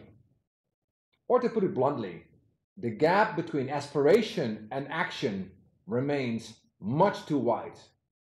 At the Climate Summit in Glasgow in 2021, it was meant to correct this gap with a commitment to double climate adaptation finance by 2025. But again here, we're still off track. Since its foundation, the Global Center on Adaptation, or GCA, we have advocated for elevating adaptation efforts to be on par with mitigation. The reason for this could not be simpler. Without adapting to the inevitable impacts of climate change, the goals of the Paris Agreement will remain out of reach for most of the world's most vulnerable communities, particularly in Africa. Because the reality on the ground is stark. Rising sea levels, extreme weather events, biodiversity loss, droughts and storms, they're accelerating much faster than adaptation efforts can keep up. And this is especially the case for Africa, the continent that has contributed the least to climate change, yet is in the eye of the storm of its greatest victim. Africa needs at least a tenfold increase in funding by 2035 to build its resilience against rising temperatures, according to GCI research. Yet, the sad reality is that Africa is now paying more in-depth service than the estimated $50 billion a year that GCA says the continent needs to invest in climate resilience. Instead of receiving funds to address the climate crisis, Africa's governments are borrowing at a cost 8 times higher than the rich world to rebuild after climate catastrophes. Yet, despite this clear and growing risk, at a critical moment when Africa needs a pause in debt repayments so that it can prepare for a world of ever greater climate extremes, financial flows and political will are falling way short. Therefore, we urgently need to bridge this gap and accelerate both the scale and speed of adaptation actions. Successful adaptation will not come through piecemeal efforts, though. It requires a transformative approach that leverages innovation, finance, and governance. And that's precisely where the Africa Adaptation Acceleration Program, the AAAP, is coming in. It's mobilizing $25 billion to support projects that address food security, resilient infrastructure, and youth entrepreneurship across the continent. The success of the AAAP, again, the largest adaptation program in the world, it's born in Africa, made in Africa, owned by Africa, is proof that adaptation is not only necessary, it's economically smart.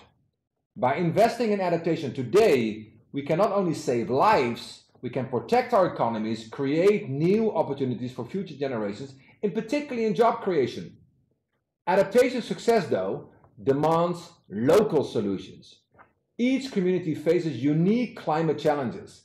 It's essential that we address their specific needs. Take Mukuru in Nairobi. It's a vibrant community I know very well, which is facing multiple challenges with typical Kenyan determination and goodwill. We're piloting innovative waste management systems like the Black Soldier Fly unit. These systems not only enhance climate resilience, but also create employment opportunities. It's a perfect example of how adaptation projects can create co-benefits, building resilience, fostering job creation, and protecting the environment. But the elephant in the room, of course, is finance for adaptation. Well, the Paris Agreement spelled out the importance of financial resources. The reality, again, is that adaptation finance remains far below the global need. Less than 10% of overall climate finance is currently directed towards adaptation, and this must change. So, ladies and gentlemen, that is why GCA is working with multilateral development banks to unlock billions of dollars for adaptation projects. But public finance alone won't be enough. The private sector must also play a much bigger and growing role in closing the adaptation financing gap.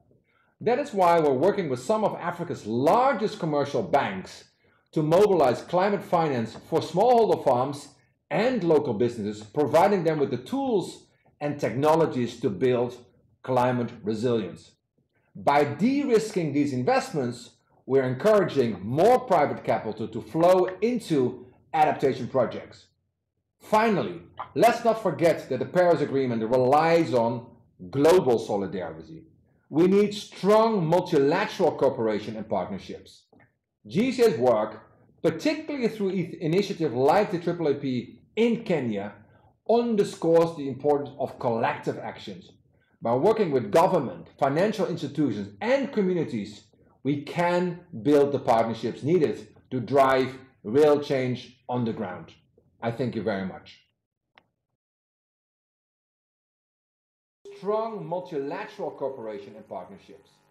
GCA's work, particularly through initiatives like the AAAP in Kenya, underscores the importance of collective actions. By working with government, financial institutions, and communities, we can build the partnerships needed to drive real change on the ground. I thank you very much. We really do appreciate that important video message from Professor Patrick Rakoyan, the CEO of Global Center on Adaptation. The points he was making there about how to adapt, that local solutions are required because different communities face different challenges, and therefore the adaptation would be different as well based on those communities. And of course, financing adaptation. How does that work? So once again, thank you very much. Now, Bridget Ngana is the host of the next panel discussion coming up on stage now. She is a science journalist, and she has come all the way from Nakuru, haven't you, Bridget? Gracing us with your presence. Thank you for being here. And she is now hosting this next session. And I say she's come from Nakuru because she is based there as an NMG journalist. Bridget's panel is Equity and Climate Justice, Ensuring a Fair Transition for All. Bridget, over to you. Thank you very much, Smriti, for that wonderful introduction. Good afternoon, everyone. How was lunch? It was delicious. So kudos to the catering services here. Thank you so much for staying with us since we began this program in the morning. Like Smriti has said, I am a science and health journalist based in Nakuru, but I believe that I am a reporter without borders, and it is quite an honor to be here on the second Earthwise Summit. Please remember to tweet and contribute. Don't be limited to the discussions going on here. If a point makes sense to you on stage, please tweet, and remember to tag at NTV Kenya, at nation.africa, and hashtag Earthwise Summit 2024. Now, let's get to business. I am so grateful to have a wonderful panel, and this is unique, I can say, since the morning sessions, because I really feel that this is a panel that meets the 2/3 gender rule in this country. So we'll start off with Anita Soina, I will welcome you on stage. Anita Soina is a climate change and community development advocate. She is a graduate of public relations and corporate communication, but she has been an active advocate for environmental activities in the country and around the world. In 2022, she made history in Kenya by being the youngest ever aspirant to vie in the 2022 general election. And she has recently created the Soina Foundation, where she is championing matters climate change and their impacts on sexual reproductive health, education, sanitation, and health. Ladies and gentlemen, let's appreciate Anita Soina. Thank you. Next, we have Mariam Mohammed. Mariam Mohammed is a senior legal counsel at and regional coordinator at the African Legal Support Facility for the African Development Bank. Mariam is a lawyer, and she holds a master's of laws and international human rights law from Coventry University in the United Kingdom. And before that, she became her position at the African Development Bank. She also worked as the legal counsel at the Central Bank of Kenya, and she played a pivotal role in developing the legal and regulatory regulatory framework for financial institutions. Her expertise encompass legal compliance, regulatory affairs, and policy development. Ladies and gentlemen, a round of applause for Mariam Mohammed. And then I am going to be joined on stage by Mr. Mithika Mwenda. Mithika Mwenda is not new in the climate space. He is the Executive Director for the Pan-African Climate Justice Alliance. He is a seasoned, yes, please, let's appreciate him. He is a seasoned climate policy advocate with extensive experience in governance and human rights. And Mr. Mithika has recently just come from New York. And if you don't know Good People, he was voted among the 100 most influential people by the Independent alongside President William Ruto while they were at UNGA. So let's appreciate him for that.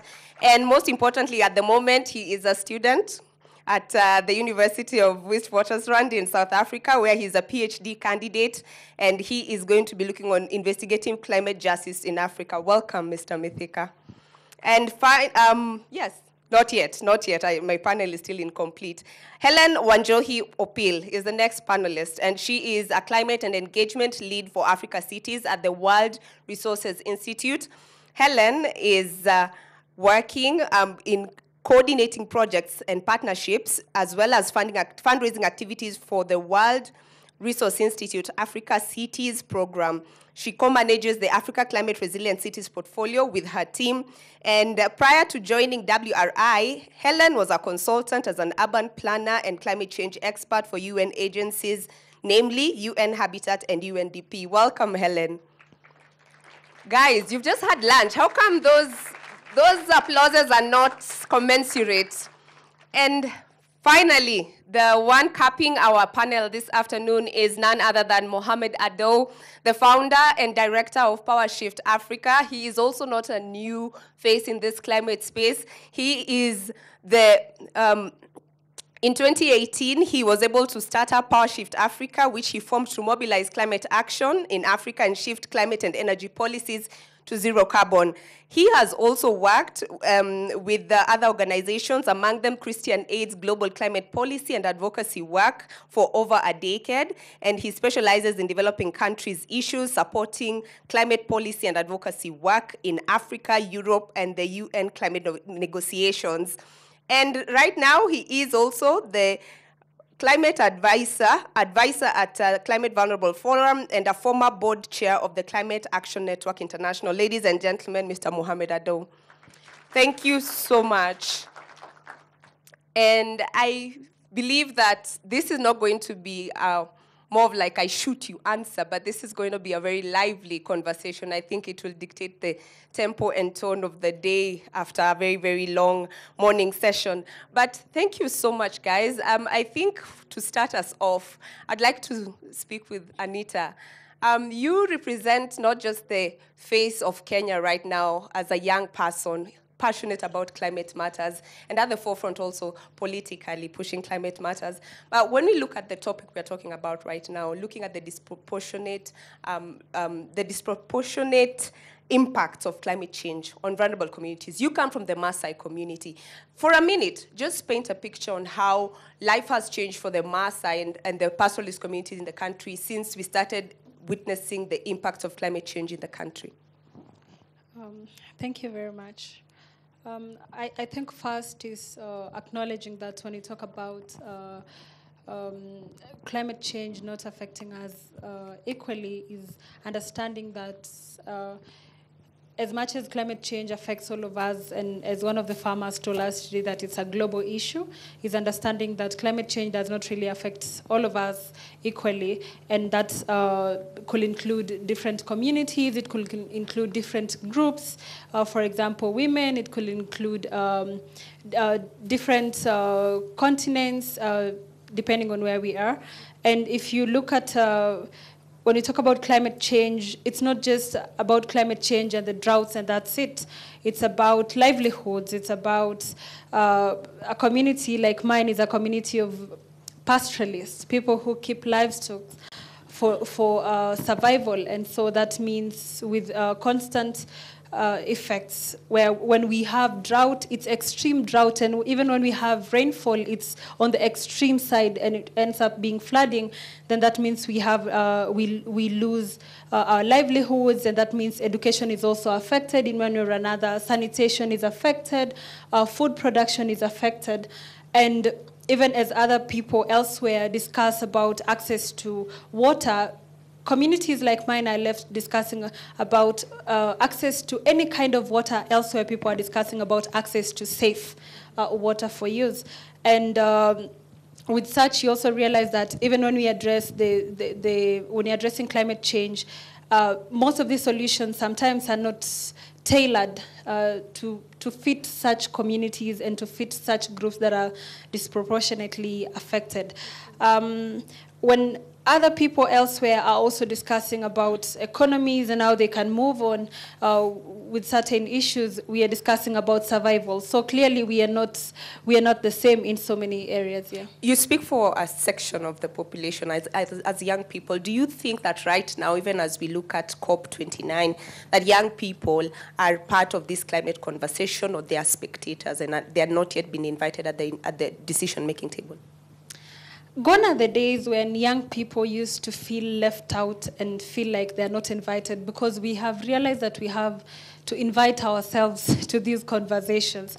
Because, you know, when you're not on the table, you're definitely on the menu. But the biggest problem when it comes to youth engagement, I think it's meaningful youth engagement, because we have youth engagement for sure, but is it really meaningful, or are we just engaging young people so that we are able to tick a box and say, oh, we have these young people, we had these young people in our forum, we had these young people in our training, but is it really meaningful? So to me, it's about understanding that over time, young people are continuing to express their interest in such issues that are very critical, but where is the support that they need? And when young people speak about support, we often think that they just want money and resources, but sometimes they just need mentorship. And that's where we appreciate the likes of Mithika, yes, who've offered mentorship to young people. It's about how I have this initiative, how can you also support the initiatives that we have? And understanding that young people are not just coming in as young people, but are coming in as stakeholders and solution providers. Young people are actors.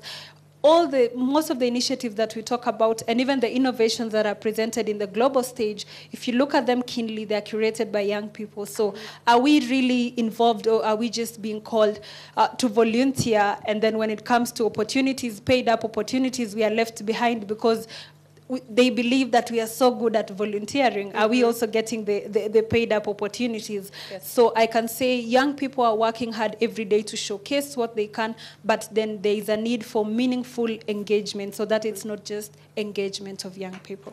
Yes, thank you so much.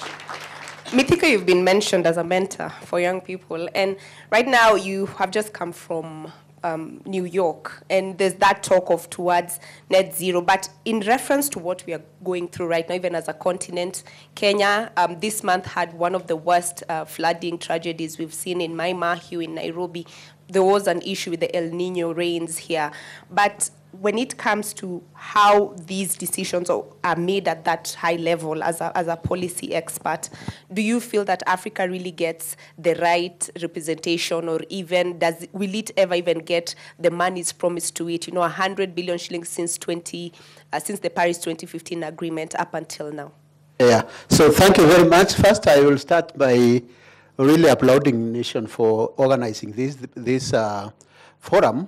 Not because it's organized, but the way where you have really decided to do it. This really just brings that picture of how do we interact, the man interacting, or man or human interacting in interdependence with nature. So looking at that, the whole question of the subject of climate justice is what you have really mentioned and what Anita is talking about. Because for 30 years, we have been in discussion on really how to solve climate crisis. And we have piles and piles of documents, either decisions at the COP, the Paris Agreement, And we have also, at the national level, the replication of that they have been domesticated. But the whole question then of this, what we are talking about, equity and climate justice, is the issue of climate justice. And when then we think about that, is what the lady is talking about is we have been having discussions and discussions without really trickling out that to the people who are the last mile communities, the youth, indigenous people like her. There is that gentleman who was speaking before we went to lunch, Kisilu, and those others. So we have been unable really to connect the global and local level. And that's now, just to simplify it without bringing a lot of what Alice Kaundi and the team were talking about science, I believe that we need these conversations. So how are we going to really connect the international, global, and local level? What will be the role of Anita, Kisilu, and those others, and how are we going to really facilitate this conversation? That is all the question of climate justice, inclusivity, and who does what. I am a public policy analyst, and one of the things and that is why at global level we have failed, is that we are very good in doing policies. We have the Paris Agreement, Climate Change Convention. Here at Kenya level, we have so many policies, climate change response strategy, national, which actually we are in that one. And we have never asked ourselves, we are the first one, the second one, and now the third one. Why do we even reflect back and look at why we have not implemented what we have agreed? Now we are going to what we are calling now the implementation of the Paris Agreement on the third, the 3.0, the NDC, the 3.0. But we have not asked ourselves, how did we implement 3.1.0, 2.0, and then we are going to 3.0. And now that's the biggest challenge. Now the challenge is the issue of procedural justice. She is seated here, we are seated here. We go into the halls and invited by government and do very good policies and those Paris Agreement and those NDCs. But ask yourself, where did we involve the person who is going to be the recipient and the implementer of that policy? That is all what the problem we have. Whether it is at New York, in Addis Ababa at the African Union, at the national level, the whole discussion on climate action and climate response strategies has always been an elitist kind of discourse. And so that's why we are happy, like now, what we are doing here, because now, if we have stakeholders, media is very important. We have nation really facilitate this discourse, because that is the only way we are going to trickle it down, so that that person who is being affected by those floods, in my view, the pastoralists in Northeastern who do not have food or who cannot even have food because their crops have dried up, yet they do not understand that these are the manifestations of climate change. My mother in Meru, who is unable to plant her crops, by the way, right, it should be raining now, but look at this, what is happening. But she will not be able to connect that. These are impacts of climate change. So we need really to trickle down this discourse. And until we do it, and the people who are supposed to be involved and implement these policies are going to be part of it, we are going to be listening to Patrick in Rotterdam. We are going to be listening to us here, the elites, and we are going to be documents without implementation. That's very important. Okay. Now you bring up a very important aspect, Mariam.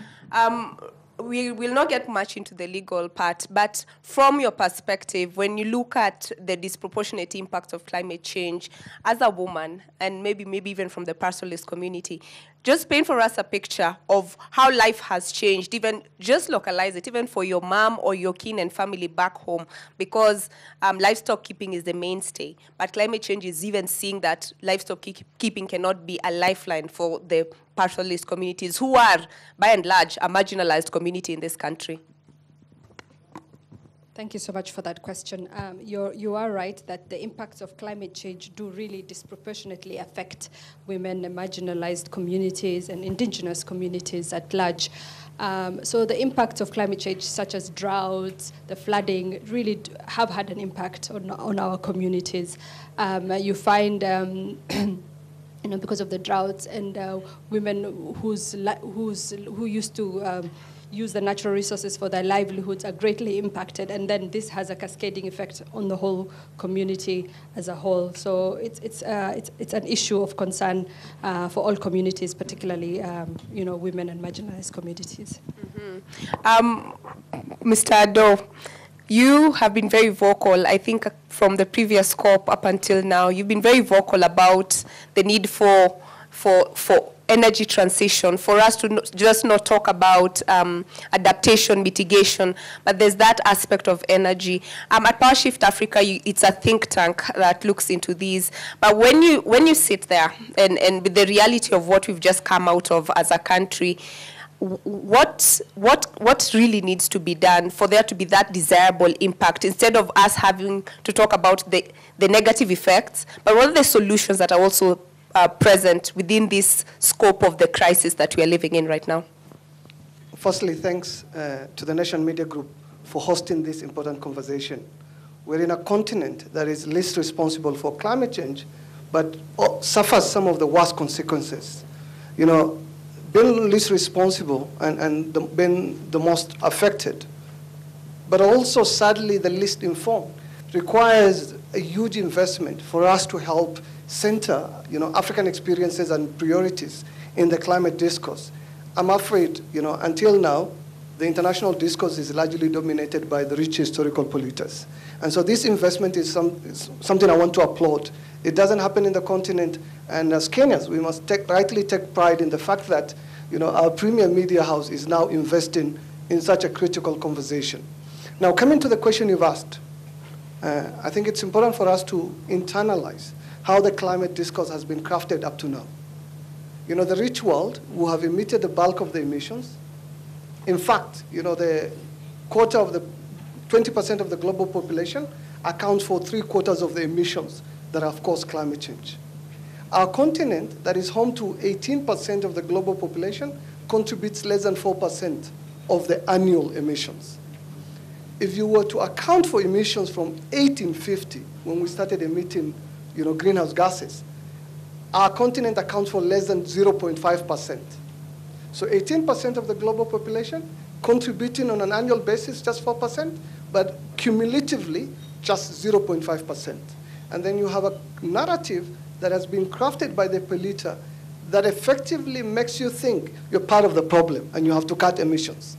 I want to say loudly and clearly, this continent has largely developed in a clean, sustainable manner. We've imprinted the lightest carbon footprint on the planet.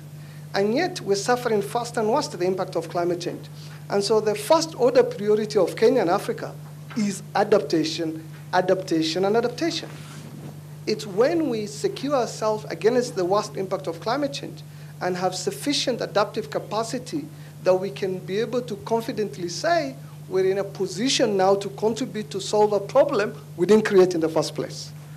But the idea that we now have to prioritize mitigation, when in fact what we should be talking about is how we avoid emissions. Because we have no emissions to cut. And I think it's important for us to internalize this. We have emissions to avoid as we lift our population out of poverty. We've been called to help contribute to solve the problem. But we've never been facilitated and enabled with finance and technology to help this continent and this country contribute to the climate solutions. Our great country, Kenya, has committed to 100% renewable energy by 2030. And that is not just a commitment, it's a promise, a sovereign promise that this country has made. And a country that is currently powered by 92% renewable energy. So we're almost there.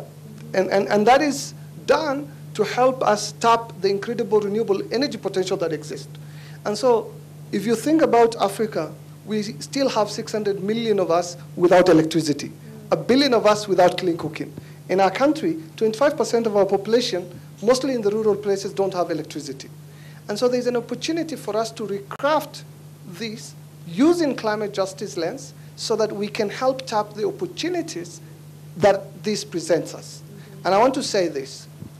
If we were to rethink our development and rethink our development along the lines of sustainability, and think of the opportunity to help solve the intersecting crises of climate, energy, food, the debt burden, we will chart an alternative path that allows us to help secure our people's well-being and our prosperity.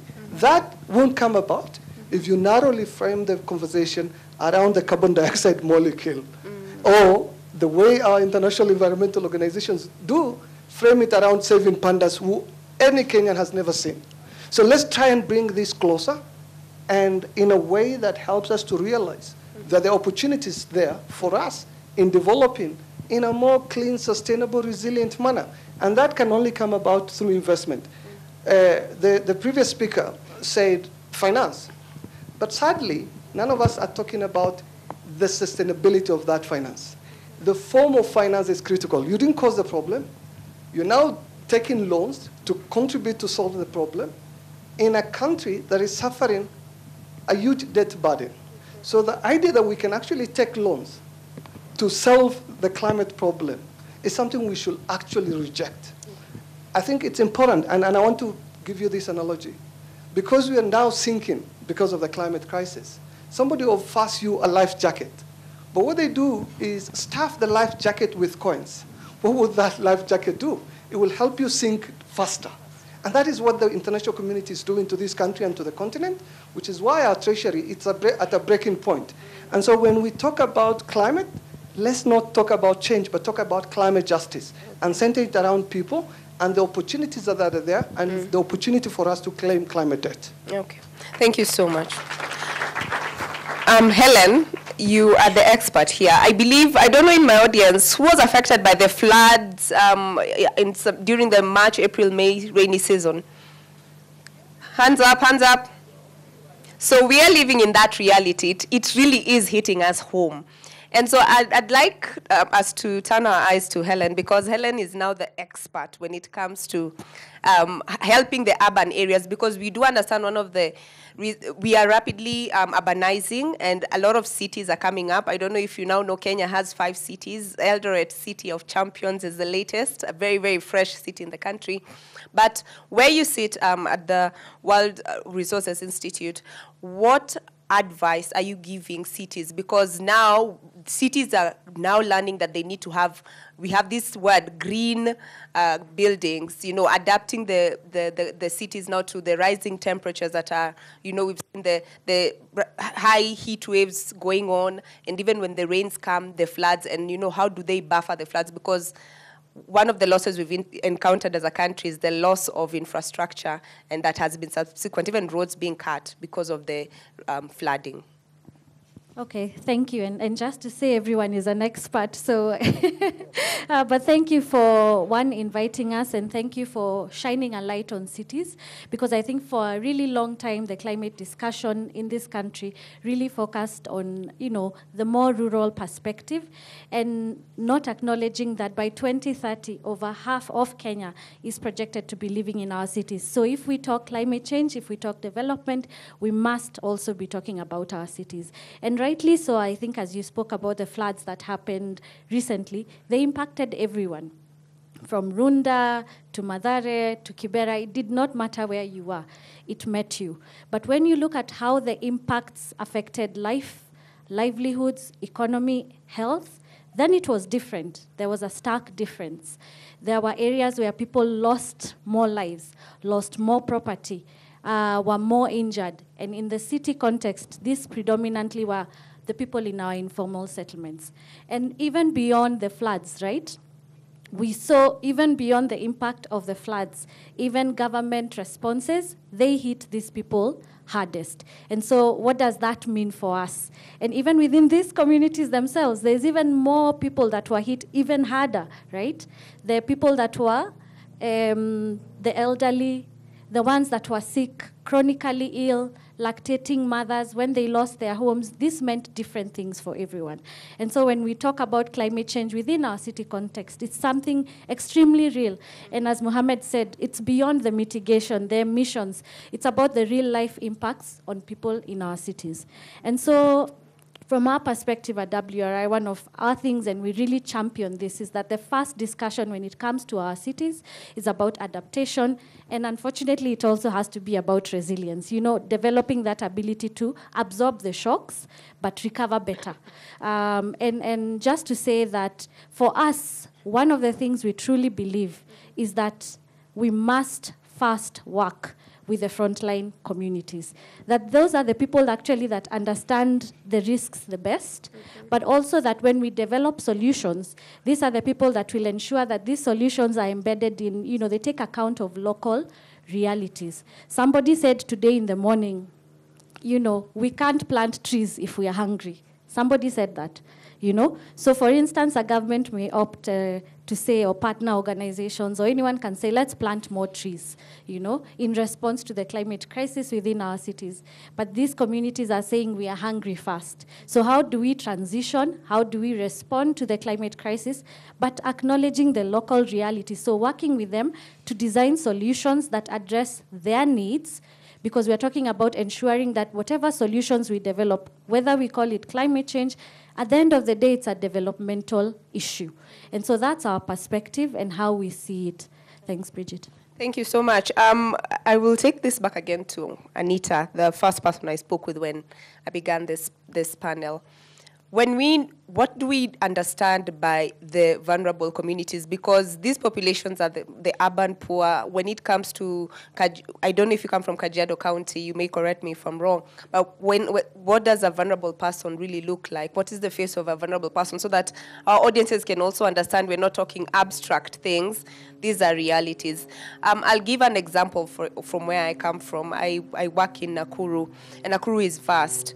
And I think one of the vulnerable communities, because that has been hit by the impact of climate change, is those people who are living around Lake Nakuru. So they have been displaced, a lot of people, because of the rising waters.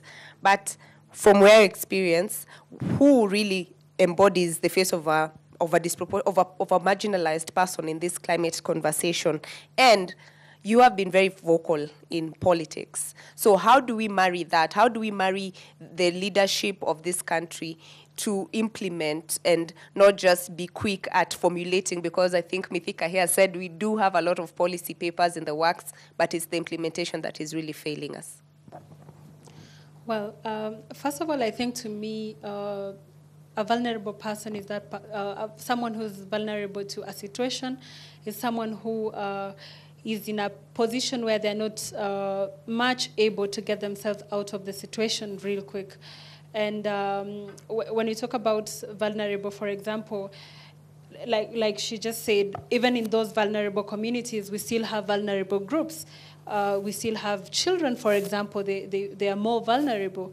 Today, in case of flooding, I'm sure it's so, even if something happens today, you'll see it will be easy for our men to really run, you know, and save themselves from the situation. But then these lactating mothers somewhere, these pregnant mothers somewhere will not have the same advantage to get themselves out of that situation.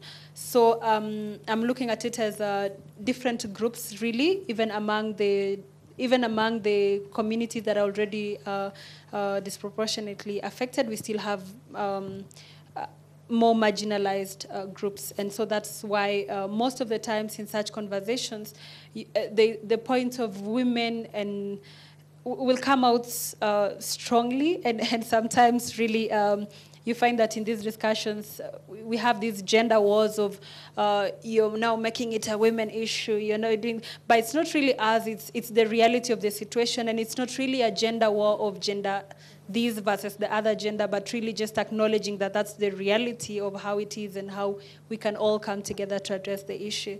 On the issue of politics, I think one of the speakers in the previous panel mentioned that for even global policies to be localized, we need our legislators locally. And we are talking about finance, and I'm sure countries, including ours, have been receiving finance for different, be it adaptation, be it even the loans and all that. It's also up to them to oversight these said resources. And that's why we really cannot overlook the role of politics. And forgive me if I'm about to give Mithika a lot of flowers today, but I've been part of, most of the times when I attend the COPs and most of these meetings, I'm usually keen to attend the parliamentary sessions. And you find that even for our parliamentarians, most of the times they're facilitated by PACJA and other organizations to be part of these conversations, more than they are supported locally to be part of these conversations. And one big challenge, recently we were together in Ivory Coast for the CCDAs, the Climate Change Development in Africa, the 12th Climate Change Development in Africa Conference, and the parliamentarians were discussing the challenges that they face in even doing their work when it comes to climate-related issues. And one was the executive is in bed with yes, so it becomes hard. So it even becomes hard, and that's why I strongly speak about these issues, because if our parliamentarians are not, there's also the issue of lack of capacity. They're not really aware. We've seen our parliamentarians speak about climate change, and when you hear what they say, and you cannot blame them, because it's also the lack of the information, and they don't have the knowledge about it, because we have not given it a priority, even as a country, to bring them on board in these conversations, understanding that even when it comes to going back to the people, if today we agree on maybe national ways of restoration, and we need, people listen to politicians a lot, but if they do not know what they are saying about these issues, they can't even express themselves, and they go to the community and say their own issues, that is how it's going to be. So there is a huge role, and as Ambassador mentioned, political goodwill is the greatest tool that we need to achieve climate justice. Mithika, maybe I caught you somewhere when you were talking about the issue of this conversation not being elitist and it making sense to even the most rural person. And when from where you've been, what has been the challenge, especially with the $100 billion commitment that these developed countries have to give to the developing nations for adaptation and mitigation?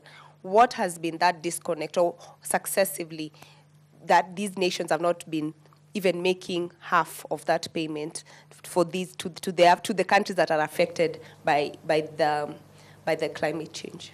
Yeah, so the issue of 100 billion or trillions or whatever, you have to, because today I don't want to be so, abstract.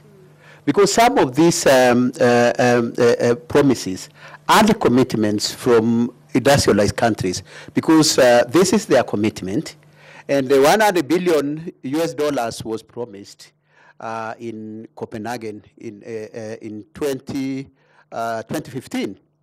And so you need to understand its background. It was not backed by any empirical formula. It was not scientific. It's just politicians, as you were saying. Obama, and when he was the president of the US, just stood and said, because he wanted a compromise. Remember, there was really a deadlock there, and they needed to progress. The Copenhagen almost collapsed. And so what do? They just, a tiny minority of countries, very rich countries, just went into a room and decided that we are going to provide, we have agreed that we are going to provide 100 billion US dollars. That has always been the song since up to Paris and up to now. But you realize that when you go to the records of OECD, they are saying they have met that commitment. But when we come on the ground, that's huge amount of money. So you go to your village and ask the woman farmer there, have you seen this money? Even at the national level, at Kenyan level, have we seen this money? So there is that disconnect between what we really pass at international level and what we agree there and what is happening on the ground. And those are the complication of multilateralism. That as the people who participate really vigorously in these discussions, and I know more, the chair of African Group of Negotiators to the UNFCCC was here in the morning. Really, he gives a very good picture on what we want to do in Africa. And our position has always been very, very progressive. But when, yes, of course, it can be progressive, but we agree on so many things, but at the end of the day, who determines what we get from at that level? Trillions and trillions of US dollars are promised. But at the end of the day, there is no political will. Climate change has become really a topical issue at global. That's where we need to start from. Really, it is no longer an isolated issue of science and environment. No. It shapes, as my brother there has said, it shapes every aspect of life. Our energy policies, agriculture policies, like now, go to Norway. 75% of cars in Norway are now electric.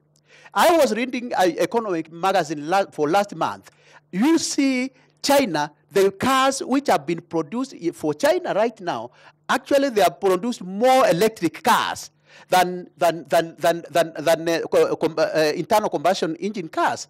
That the world is transitioning in a rapid manner. So whether we want to transition or not, the transition will happen anyway. And so the point here is, how are we going even to describe that transition in the African context? Here in Uganda, we are fighting what we are calling IACOP, the biggest oil pipeline in Uganda, from Albertine region to Tanga in Tanzania, 1,443 kilometers, which now is not producing that oil, not for Ugandans to use, but for export. And you are hearing that the world is transitioning. So the question is, and Museveni is taking all that money, those are loans from BP, from any company from China, and now he is using that oil. So big infrastructure. Suppose today, Japan and those other countries says, today we are not going now to accept your oil. So are we going to drink that oil? These are some of the things we have really not looked at. And in terms of that transition, that's why the discourse in Africa is to convince our policymakers, our politicians, as you said, that where we are going, we have no choice. So we either transition that way, or we wait to be forced to do that. It is going to be very costly for us. So the discourse on, what we are calling the potentially stranded assets. Even if we have this oil we are going to have, it may not help us in the long term. So these are some of the things. And so now the final point is, this being now the case, the climate change, now we are talking about climate finance. Go to the US politics now is about not to give Africa their money. The person who may even win the election in the United States now is Trump. Trump is anti-climate, and any progressive anti-black people is racist. That is very obvious. What has happened in the European Union right now? The right-wing movement is actually taking over everywhere. Then the countries which we used to have when we used to have dictatorship and relying on them, Scandinavian countries, they have shifted to the right because them, it is about them. So when you tell them to give you their money, they say, why are we going to pay for Africa? Yet, of course, we know that they have that responsibility. So it is a very hard question of addressing climate change. So we need money from the north, yet their politicians are saying, we are not going to pay reparations. The climate justice is not us. They can as well go to hell, they can sink. I give them the example of the titanium, because this is a global problem which all of us have to solve. One day, yes, you know that the titanium, when it was sinking, titanium, I mean, when it was sinking, not, yeah, Titanic. Titanic. I'm talking about titanium because those are critical minerals which we are thinking about. So when it was sinking, it ended more than 2,000 people. It ended Double Drecker, there were those people, the poor ones who were parked on the ground at the foot of that Titanic. The richer one, a little later, second deck. The rich one were up there. So what will happen? This is going to be like Titanic. And this is the song which we have to be telling our people in the north, that you either pay or all of us are going to be like that Titanic. That one day we are going to sink. And when it sank, the poor ones, of course, died fast. But everybody, there were only 700 people were saved out of that. So we need really to continue putting this pressure. We cannot do that alone. We need that global partnership. And that is why multilateralism is very important. And that's why you can see we are very focused on COP29 and this discourse. Because as small countries, that is where we have power. Thank you very much. Thank you. Thank you. I'll shoot this over to Mr. Ado. You have been talking about adaptation, and definitely it comes at a cost. And you've also said about reworking and rethinking the narrative around climate change as it is now, because in essence, it is not addressing the one who is being affected by the impacts. Now, how can we catalyze maybe local financing for this? Because I think even in the way we look at the financing model, it's like we're waiting for the help from somewhere, but there are solutions within that can also help us attain some sense of sustainability. First in first, I think we have a serious food crisis in this country. A lot of the food we eat is imported. A lot of the energy that drives our economy is imported. We haven't yet attained any industrialization. We still send out our raw materials and import the finished products. So these are the structural issues that this economy needs to address. Coming from northern Kenya, that part of the world, our pastoralists have lived in harmony with nature. These are folks who have adapted to, extreme weather. But now that way of life is no longer viable, and it's been brought to its knees by climate change. And so the first thing, I think the first order priority is for us to relook at what we need to do to actually anticipate some of the predictions from science and help our communities develop forward-looking plans that allows them to integrate those risks and pursue livelihood options that are suited not to our current climate, but to a changed climate. Until that time, when we can, future-proof our investment and our livelihoods, will always remain vulnerable. And what will happen after any extreme weather event is we'll appeal for international aid. And that comes in the form of food aid or water aid that creates a dependency. And that is a scandal I think no one has actually woken up to that needs to be challenged. Now, do I want Kenya to pay for those damages that have been caused by climate pollution? The answer is yes, because it's our nationals. And so any help we can extend to our countrymen and women to safeguard their lives and livelihoods is on us first. But let's remember, the bulk of the emissions that are driving climate change have been emitted by the rich historical polluter. And so we need to be making a claim for reparations or in the form of climate debt so that they're forced to pay for the losses and damages that our country is facing. This is why the multilateral process comes handy. We're about 200 countries.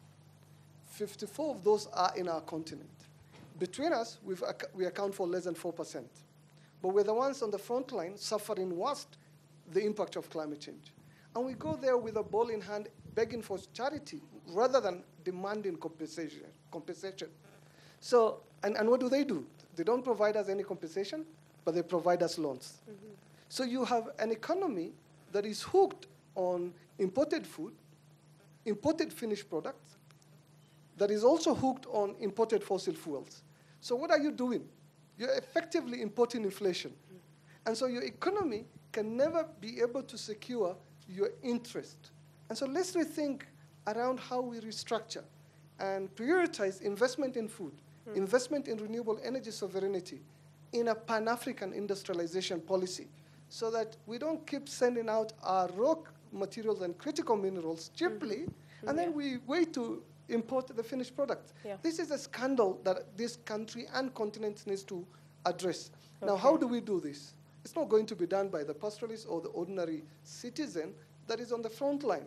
I think we need to come together as a country and reorient how we think about development. The way we are now organized, you're either a development practitioner, an economist, a food agriculture expert, somebody working and thinking about industrialization. And so we've siloed, the critical sector rather than thinking how we break, and I want to get a sledgehammer so that I can personally help break these silos and help present a unified vision where we can collectively start articulating how we will address these intersecting crises. Yes. How do you do that? Through economic transformation, through food sovereignty, through renewable energy sovereignty, through Pan-African industrialization, so that we can actually help take advantage of the complementarity of resources that we have. We are a continent that has the youngest people in the world. We have the best arable land.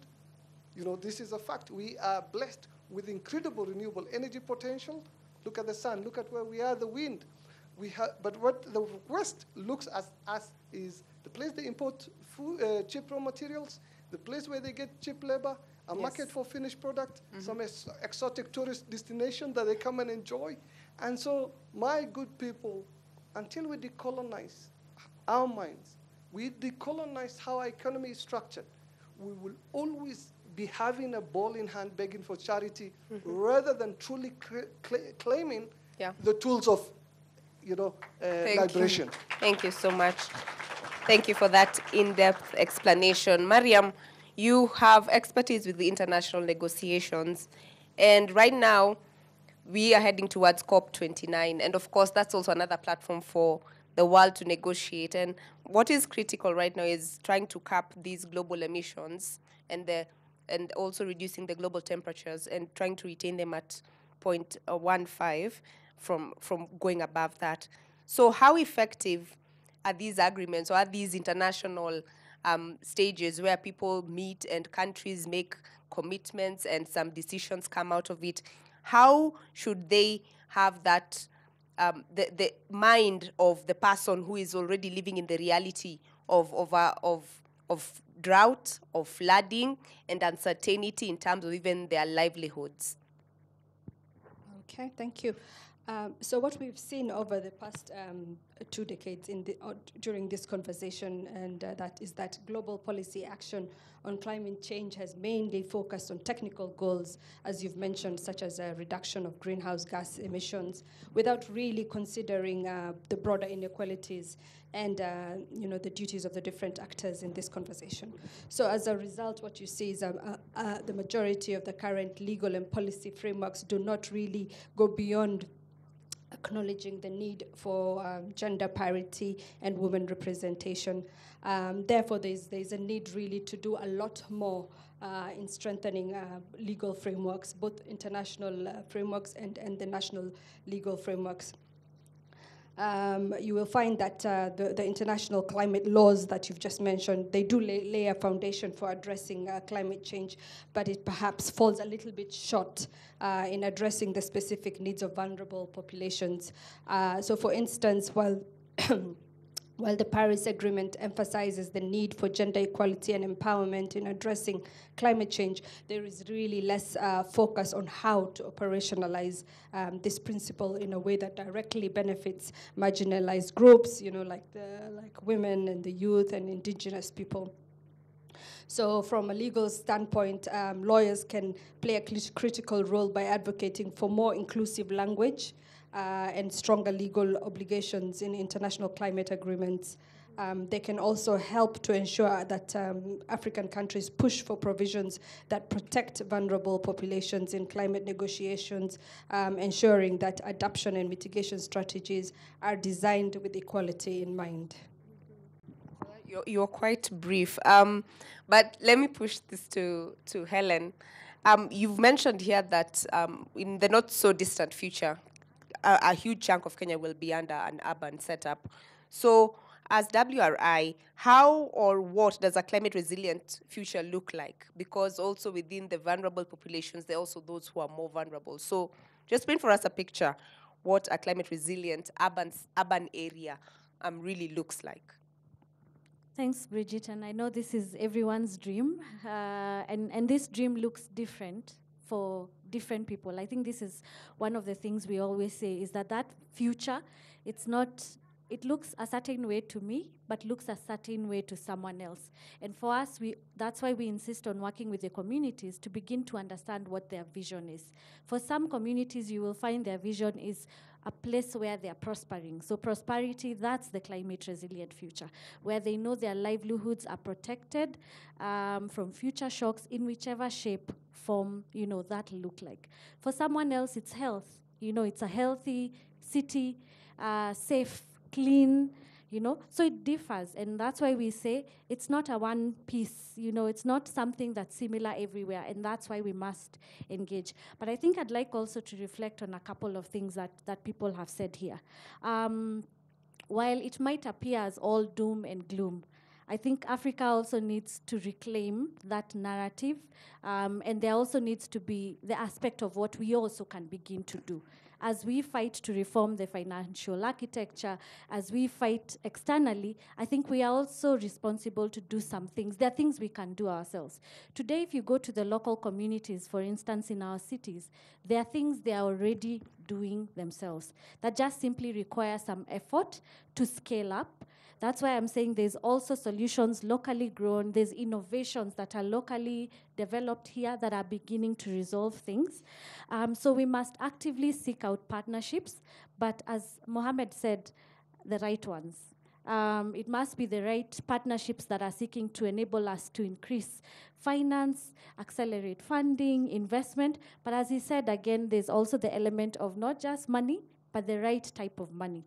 Because right now, as we all know, I know we are talking about the climate finance coming from global, doesn't even get to the national level. For those of us that work at city level, even before it comes to the local communities, it doesn't even get to the city level. So because as we all know how it is, it's complex. Today, if we ask people, do you know the types of climate finance, you will find even people that sit, in big offices may not be aware because it's completely complex, almost designed, to lock a lot of people out and not come down to the people that need it the most. So I think perhaps even as eventually it comes to an end, I hope it will not be an all doom and gloom, and taking away as Africa, ourselves as Africa, our agency, I think to begin to do things so that we don't just say it's bad and then we don't do anything about it. So I agree we are not responsible for climate change and we must pursue the climate justice element there. But I think as and that's a role, of course, led by the states, the parties to the convention.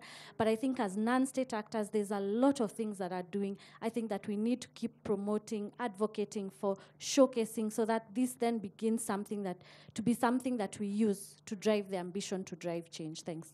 Thank you so much. And now we're just about to reach the tail end of this session. I just want my panelists, and I think we'll just flow up until Mr. Ado. Mithika, you could give your parting shot, but I'd like you to have this in mind. What should a just transition look like, especially for the people that we are talking about, for the minorities and the vulnerable people in this whole spectrum, as we look towards having equity, innovation, and resilience in this era of climate change? Yeah, so first, tracing the concept of just transition, it was actually invented by the labor movements in the United States, and it has spread across the world. It's about once we abandon the fossil fuel development pathways, once we abandon, for instance, there is a huge industry in the United States which feels once they revert to renewables, then what will happen to the people who are the jobs in the coal industry? So that's how it evolved. But now we need really to look at, for countries we have not even industrialized at African countries. So is that debate relevant to us? So that's why we need really to look at African narratives of some of these concepts, because they are just cut and paste.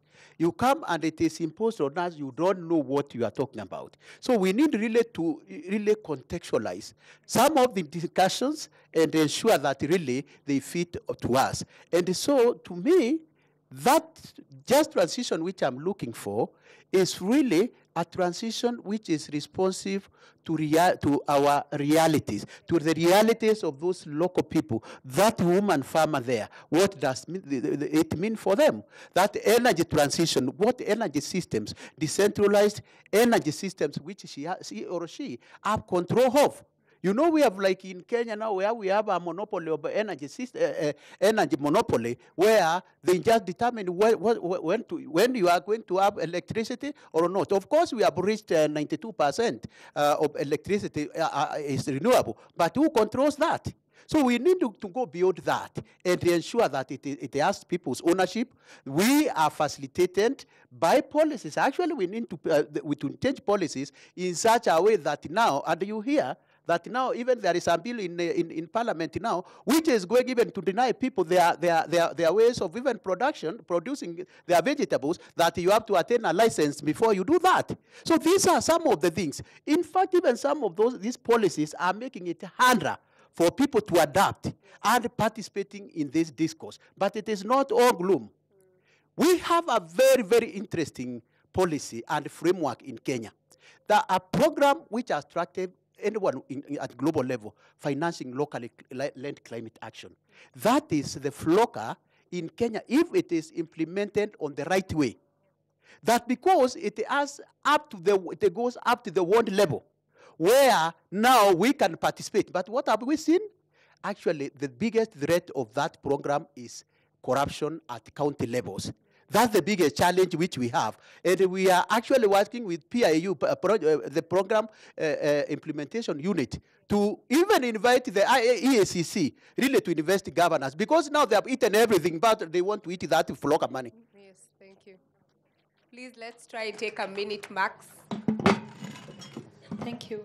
I think my parting shot, first of all, will be what I borrowed from Mohammed, and I'd like to echo it. It's what he said during his introductory remarks, that when talking about climate, let's not focus on the change, but focus on the justice. And I think that's so powerful. So let's focus more on climate justice and not just climate change. And another is that since we're talking about the road to COP29, I think my challenge would be to the head of states, really, like especially from our continent, to put some effort and really have a united voice. And I think once we have a common voice as an African continent, it becomes easy. That when you're talking about financing, it's not just loans, we are talking about grants. And because the Africa Climate Summit is something that was supposed to set pace, which later turned to be a carbon market and discussions of carbon credits. And I think the excitements that they have here and there when they just hear these terminologies from outside should stop, and for once they should now start taking it seriously and move with one common voice, so that as a continent we are able to achieve what we want to achieve after these COPs. Thank you so much. For me, I would say on this discussion, and really to ensure that the rights of the vulnerable communities, women and indigenous communities, are safeguarded, that a lot more needs to be done to strengthen the legal frameworks governing this issue. So both at the international level and national levels, more needs to be done to design these frameworks to specifically address the unique vulnerabilities of these populations. So at the international level, the instruments need to provide more definitive guidance on how to achieve and implement a just climate transition. So that's what I would echo. Thank you. Helen. Yeah, thank you. And I think for me, I feel that cities will be where the climate battle is won or lost. So I think it's just to say that this is an important spot, but I want to say that as cities, as Africa, we have the solutions, and so that we ensure that, you know, we keep developing, pushing what we are doing, and not hide behind what others are not doing right to keep us in some level of paralysis. So I think it's to say we are doing something, and I think to keep doing it better as we continue to fight for the change that we want to see. Thanks. Thank you so much, Mr. Ado. Our forefathers bequeathed us a free Kenya and a free Africa. We're now auctioning it in the name of carbon markets. We're now auctioning it in wanting to fit into a discourse that privileges the polluter over those of us who are the victims of climate change. we've allowed the global system to continue to perpetuate that injustice. Let's seize the moment and expose this scandal, challenge all the structures and systems that continue to perpetuate, and offer a clear, compelling, alternative narrative and vision that truly liberates Africa in our lifetime before climate change effectively wipes us off the planet. Thank you, guys. Please give a round of applause to this wonderful panel. I do believe we will be opening the session up for question and answer. So if you have been having very burning questions to the panelists, this is your time. But I believe, Smriti, you'll be able to guide us more on what we're supposed to do. But there will be a more extended question and answer session that will also look at day one of the Earthwise Summit. Bridget, thank you so much to you and to your eminent panel. Much appreciated. Yes, it is correct. We are now going to open the floor to all of you for a question and answer session. There have been some very, very, very interesting thoughts, comments, ideas, suggestions coming out of the entire day today. So please feel free, feel confident, feel brave to ask any question. We can either begin with questions for this particular panel up here, but I believe there are still some speakers around who are here in the morning. So you can also ask questions that would relate to earlier conversations. I would request that you just please raise your hand if you have a question. We have a couple of roving microphones that will come to you so that we can hear your voice. And you can give us your name, tell us where you're from, and also who your question is directed to. So at this point, I will open the floor. Hands up. All right.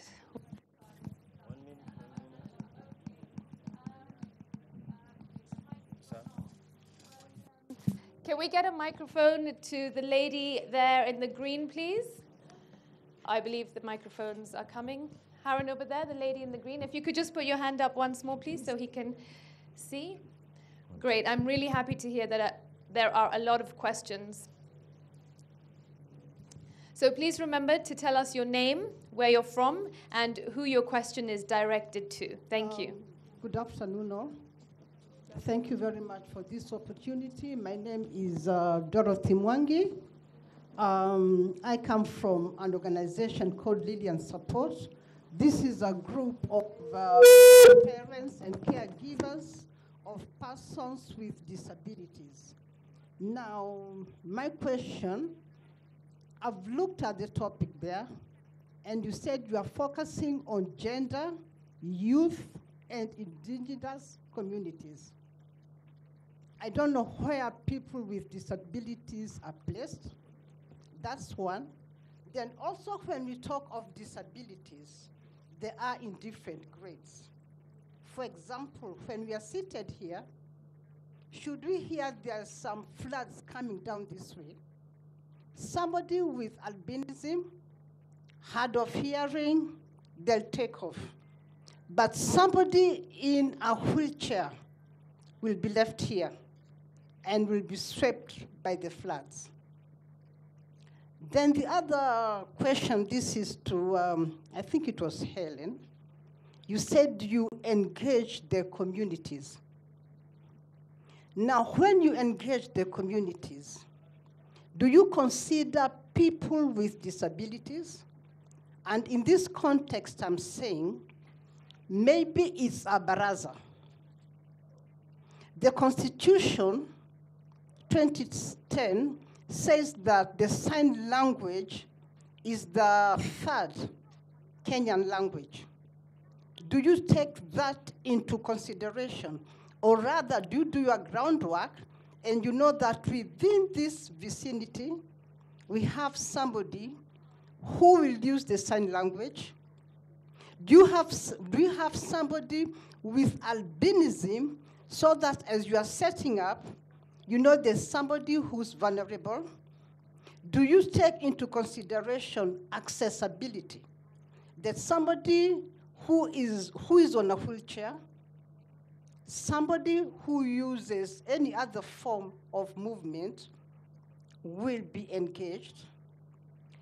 Then the last one, the caregivers. In this context, I'll give my example. I am a caregiver. My son is on a wheelchair. I can walk, I can run. But if there was a flood to come here, I cannot leave my son behind. So I'm also vulnerable.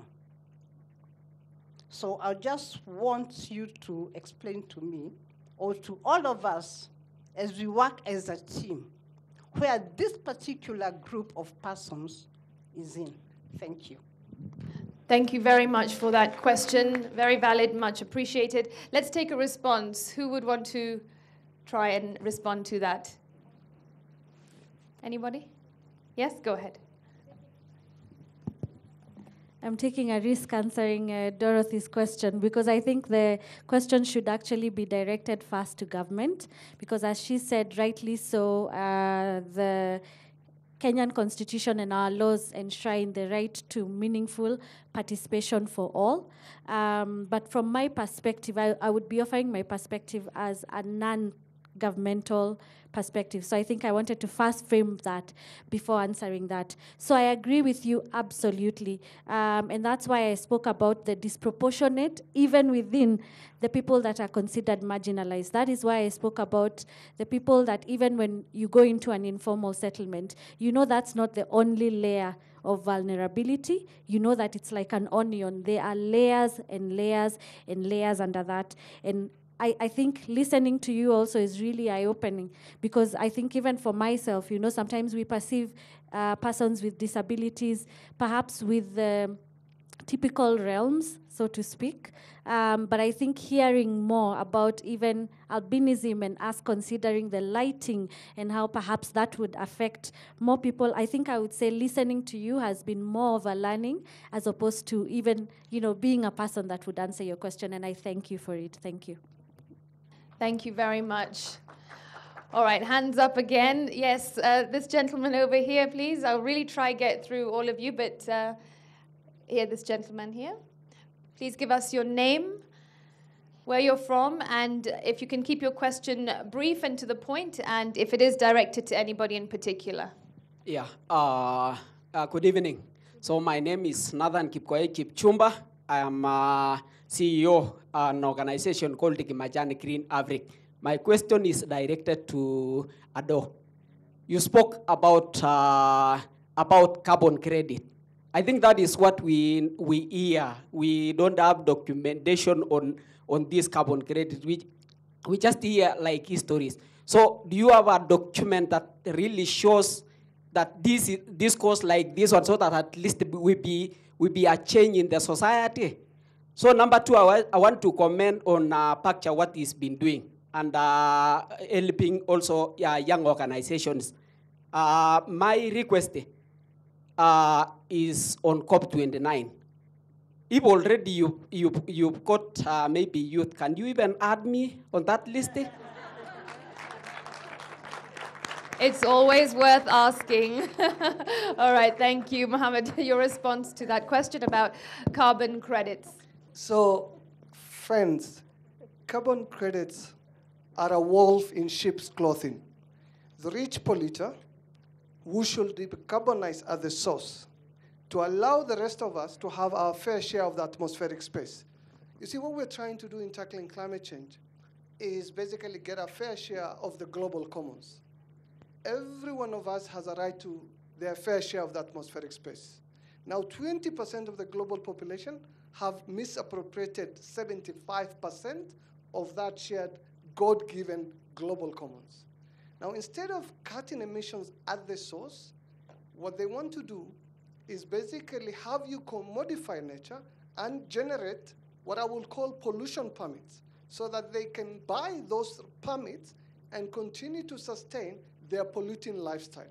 If we truly believe we are in a climate emergency, we need all hands on deck to help the world decarbonize.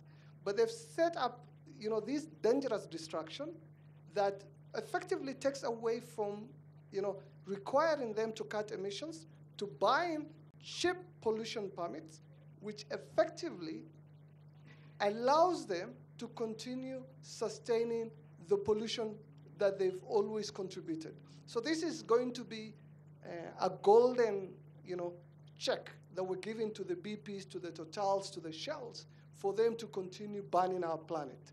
And I want us to challenge that, because what that will do, if you've looked at what happened to the Mau forest and the indigenous communities, our folks who are the best custodians of the forest will be displaced.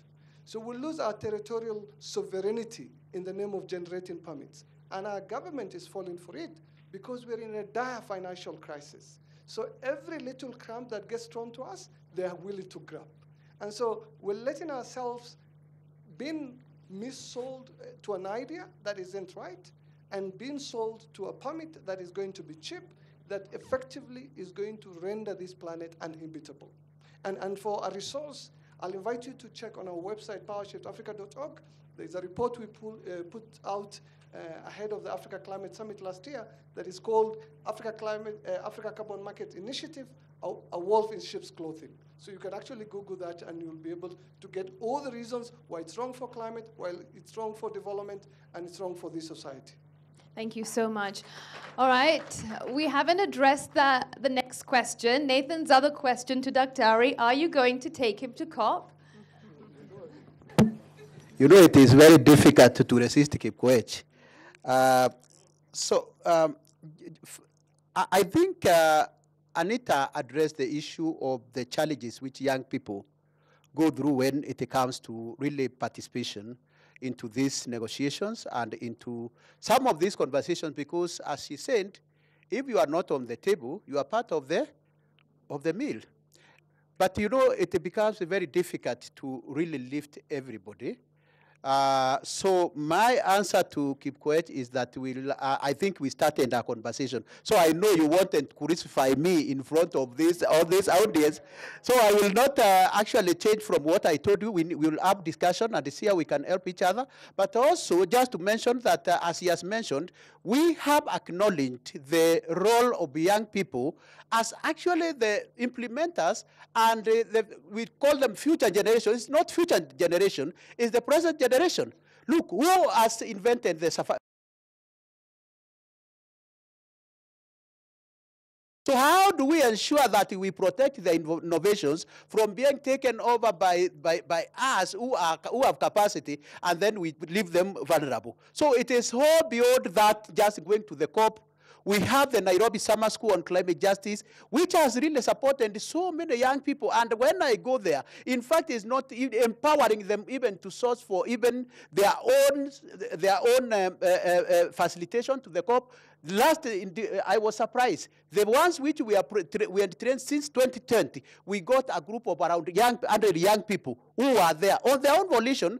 We gave them capacity, we gave them means, they are able to raise their own money, and now there is a critical mass of African young people. People are asking you, how did you carry all these people? And I think that is why Kipkwech is saying that, because he thought that we are the ones who carried all those. It is really empower somebody. Give them not a fish, but give them a way of fishing, and then that fish, they are going to be able really to fish for them, and then advance the discourse which we are doing. Thank you. Thank you so much. So there certainly is hope. If you don't travel with him, then you might just make it on your own, because they'll teach you how to fish. All right, thank you so much. Yes, madam, over here in the black jacket. Thank you very much. Good afternoon, everybody. My name's Juliana Mumo Kisimbi. I'm a PhD finalist like Mintika over there at the University of Nairobi School of Business, a Doctor of Philosophy in Commerce. So I've been following on climate change for many years, since my my university days, even at my master's level, because we looked at international law. And my question is, one, to Mr. Mintika over here, Daktari, I'd like to ask you, what is the role of devolution, local media and local administration in terms of climate change advocacy?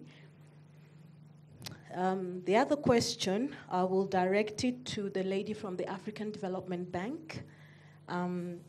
What do you think would be the legal, in terms of how do we then have legally bound bankable projects that are viable for funding? Because We have all these climate change money and rebates and carbon credits, but our projects are not aligned with the investors' needs.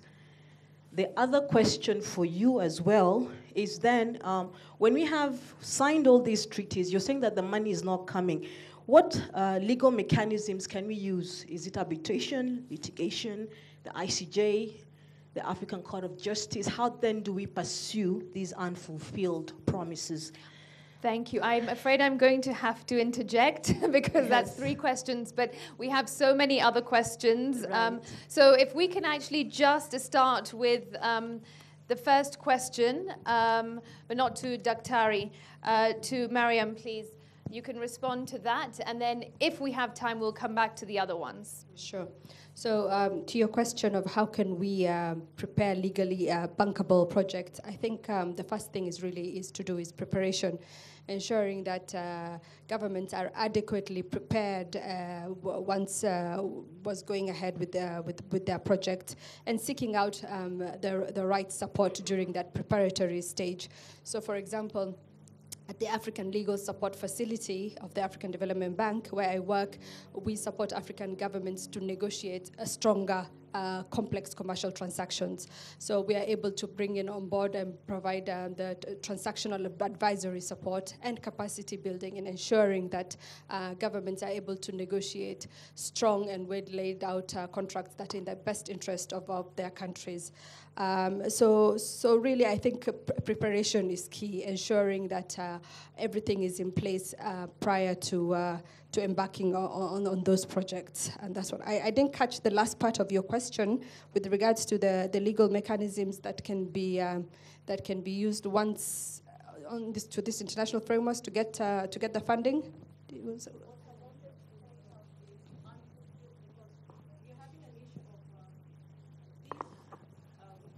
Okay, there's a microphone for you, and then if we can just keep it brief so we can get in more questions. Yes, we're just having an issue of the money not being disbursed, as it's being said that it's being discussed, but it's not coming. So what mechanisms can be used to actually facilitate this and make sure that it does actually come and does the work that it's supposed to do in the countries in Africa?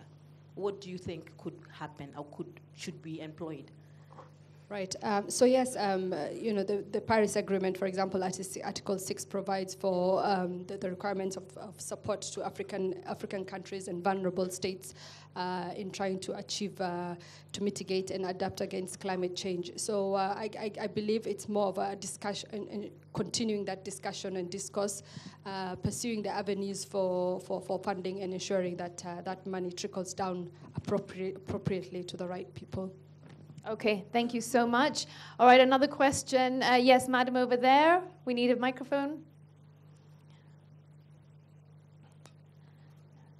Thank you. Good afternoon, everybody. My name is Professor Lucy Mugwere. I'm a lecturer, a professor in business administration, but my passion is in environmental conservation, and I run an organization of women called Oloip, where we basically plant trees and go around the schools, helping with awareness and helping the children also adopt trees. We have this adopt tree program because it's not enough to just plant trees. Somebody has to water that tree. They have to sustain that tree. So to my question, which are not really questions, but some salient points I got from the speakers. One of them is that we have been talking a lot about, climate financing, and the first professor who spoke talked about using money. Well, we spend money, yes, but we use it in the wrong way. I remember we went to look for seedlings to plant at the Sitam Current Church and some other schools. We could not get seedlings at the ministry. So my question is, if we don't even have seedlings, how do we expect to plant 30 billion trees? How do we do that? So we are having money, we're looking for money, but I don't think we're spending the money in the right way. I think the first thing to do, if you want to plant 30 billion trees, is get the seedlings. So, and then my other question is, well, something I also noted, we are always going for these seminars, conferences. We're on what is it? COP what? 20-something. Yeah, 20-something. Yet, on the ground, we're not seeing much. So why don't we even really tackle the problems on the ground? Let's have even these people on the ground going for these conferences. Maybe they will see better. Because I feel we are just moving from one conference to the other, from one paper to another. Okay, thank you so much. On your first point about the seedlings, was that a statement or a question directed to anybody? Both. So who would you like to direct that to? Somebody in the ministry, because I think if there's a Ministry of Environment and Forestry, they should ensure we have seedlings, or at least tree beds, you know. I don't think we do we, Zainab, at the moment? No, but it's a question that we can perhaps share. Oh, we do? Yeah, okay. Please give us your name and title. I'm Dr. Bahati Mwita, Office of the Deputy President. Now that there's no government official on environment, may I take that question? Last year, thank you. Last year, when we started the 15 billion tree program, we already had set aside government institutions who are supposed to do seedling propagation. So trees are not just drawn anywhere. You've got to get public land on which to do the propagation, the right species, and all that. And then also, we gave targets across all institutions and said, Ministry X has this target. And then philanthropists, you have this much. Private sector, you have this much. So some of them did commit to give seedlings this much, of which we said, when the season comes, the Minister of Environment, the minister that is, always takes up the space to say, this is what we have, but also encourages individual groups to grow the seedlings on their own and market.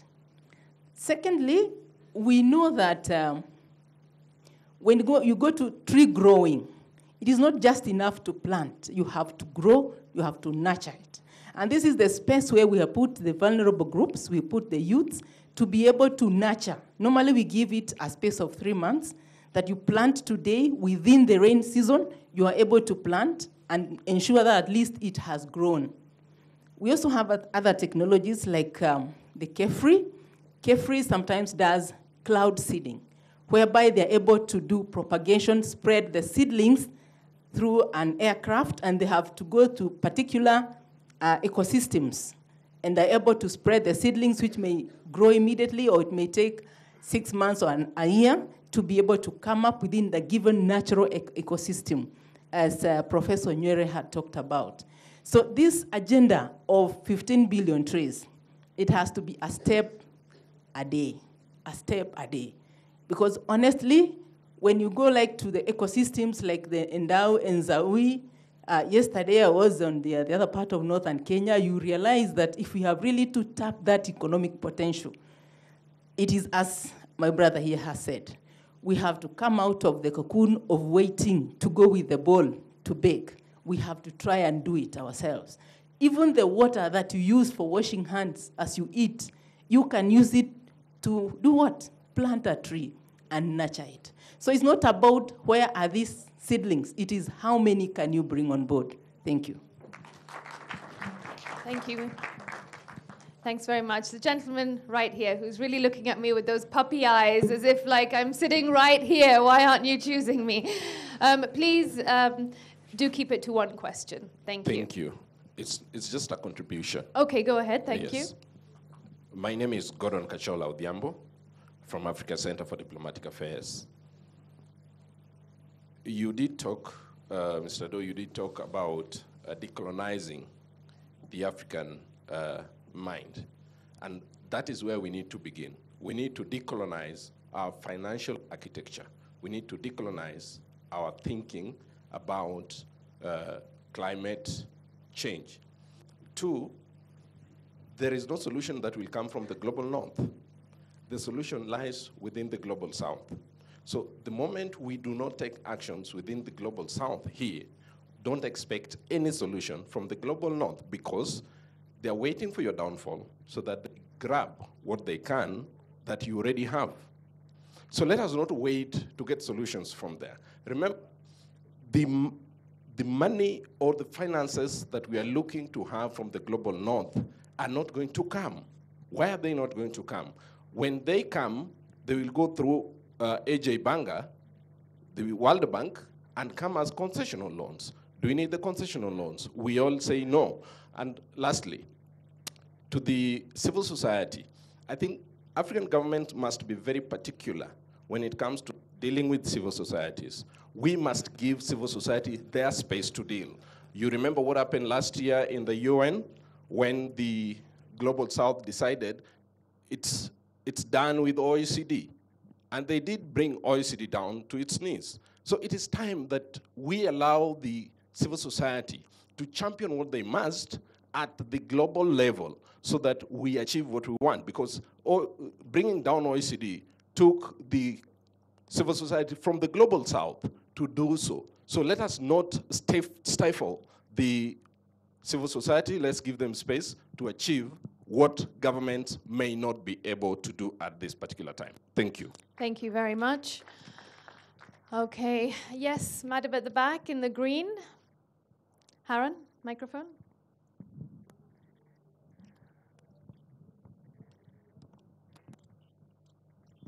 Hi guys, my name is Hannah Patel. I'm a student from the Africa International University. I'm third year doing development, and my question is simple. It's for every panelist as well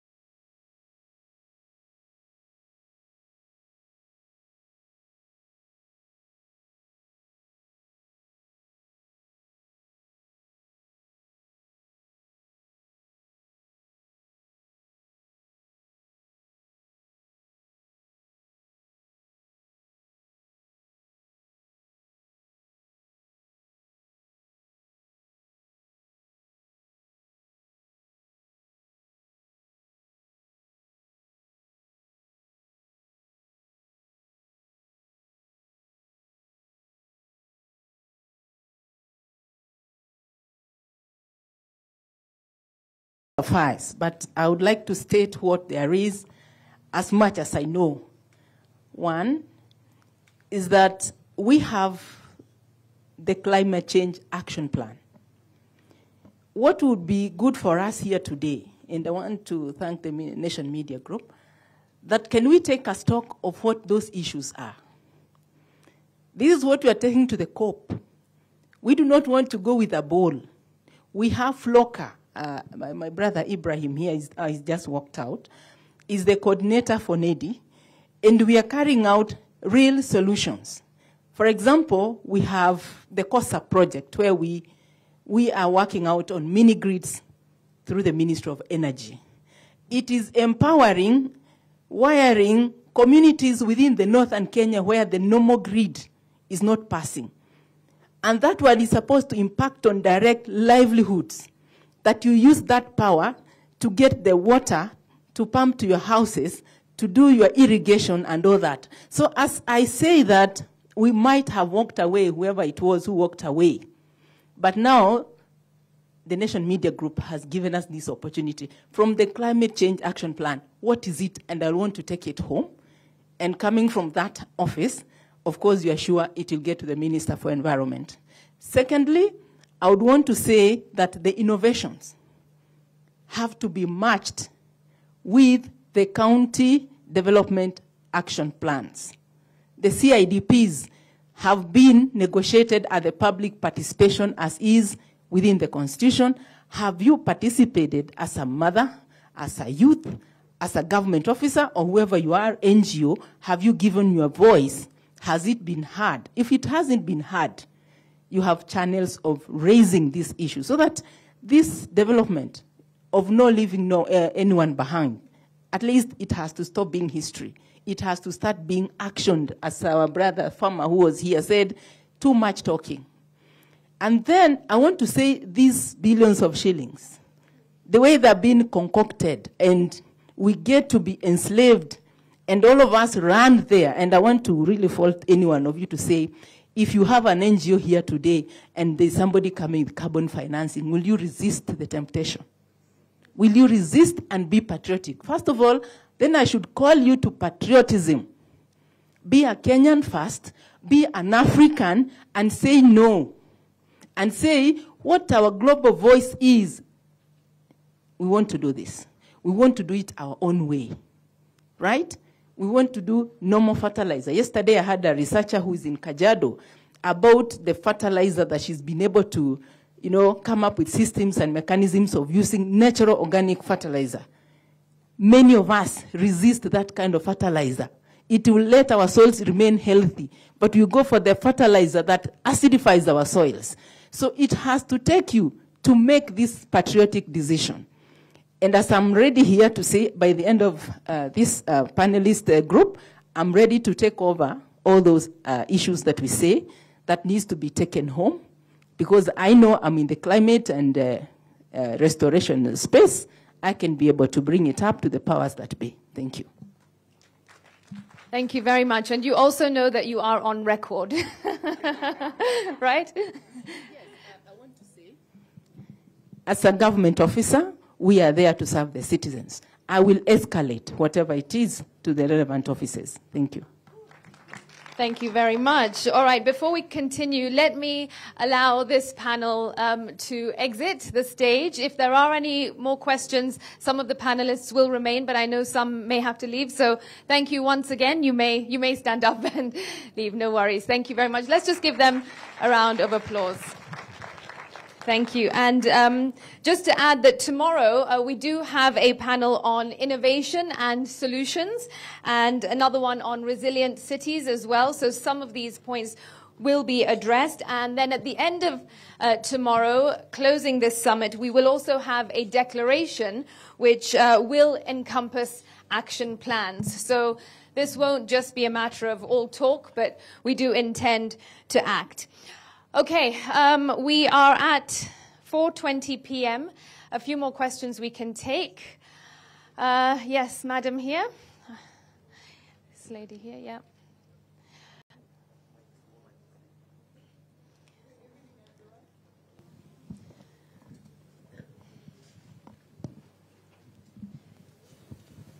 Okay, good evening, everyone.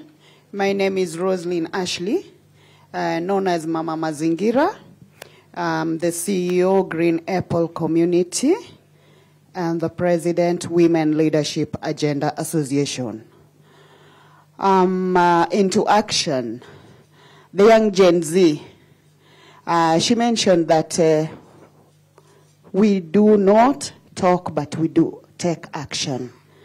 And so during COVID-19, I took action, and I started from Homa Bay County, whereby the forest cover was at 2.2, and to date it is 3.9%, because I took action.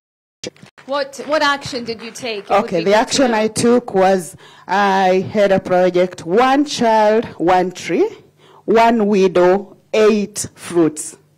Why 8 fruits for a widow? This is a widow who considers herself, I was working with the HIV positive widows, and these widows, they see themselves like they are poor and they cannot afford it. So giving them the fruits, which will bear fruit, and in excess, they will sell, but others they will eat. And so their health will also improve. These same widows, we are doing green and clean, affordable energy. Because of their health, they're not supposed to be like using firewood, and they cannot afford a better one. Maybe charcoal, and charcoal is also, again, not healthy. So we use, we started by where there's a complaint, there's something to do. And I believe where there's a complaint, like I found they were complaining by the lake side, there was hyacinth blocking the activities by the lake. So we started by removing the hyacinth. Out of that hyacinth, we do dry, and we were making briquettes. So what we started, today we have a machine. We were just doing it with fingers, but GIZ gave us a machine. If we could have like these organizations coming on board, giving like such machines, so that to make work easier. So these communities who cannot afford gas can have clean energy, and which is affordable. It can really work. So I'm really urging us, it's you and me. When we go back, let us be in action, and it will be the change. The change starts with me and you. So it's not about the government and everything. Start doing something. Let them find you doing it, and then they will help you come up. Thank you. Thank you very much. Gentleman at the back in the white shirt and wearing a tie.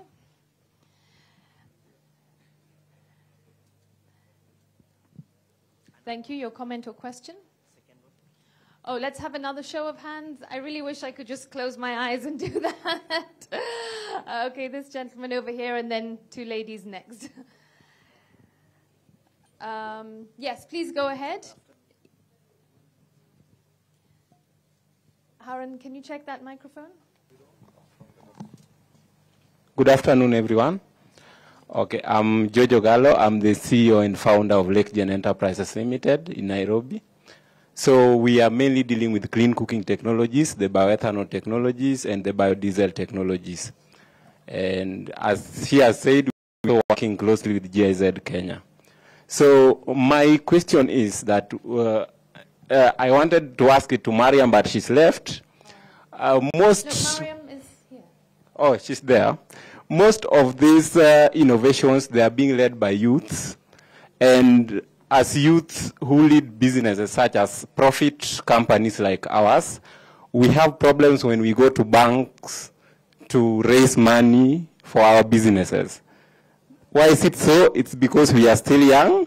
We've never shown any financial record, but we are the one leading these innovations and this business. So how do banks have a strategy for youths that have companies that are excelling, so that they don't have to look at the 10-year bank statements or 10 million turnover? So that, because it's youth that are actually leading these innovations around climate space. So then they need to find for us solutions especially on how to raise money to run our companies. Yeah. Okay, thank you. So, Mariam, a question on financing for the youth. Thank you so much. I'm not sure if that's the right question targeted to me, because I'm not sure I come from that kind of bank. The African Development Bank, where we typically provide support to governments, particularly the ALSF. We provide support to governments in enhancing their capacities to negotiate stronger contracts. But there are initiatives from various developmental organizations that target specifically youths. So I would urge you really just to be on the lookout for those programs and make your applications and see how you can benefit from those particular programs. Thank you for that response. All right, yes, go ahead now. So good afternoon. So my name is Ben Juma, a student at Thika School of Medical and Health Sciences, pursuing community health and development. My question goes to the government official. Number one, we are speaking of global... Just one question, please. So choose which one. Yeah. Is it going to be number one or number two? Yeah. We are speaking of global cooperation. How will these international climate agreements made anywhere in the world incorporate principles of justice to protect vulnerable communities mostly impacted by these climate changes? Then just the last one. How can alliances ensure that climate action is equitable and addresses the needs, the real needs of the local residences? Thank you, and have a blessed day. Thank you.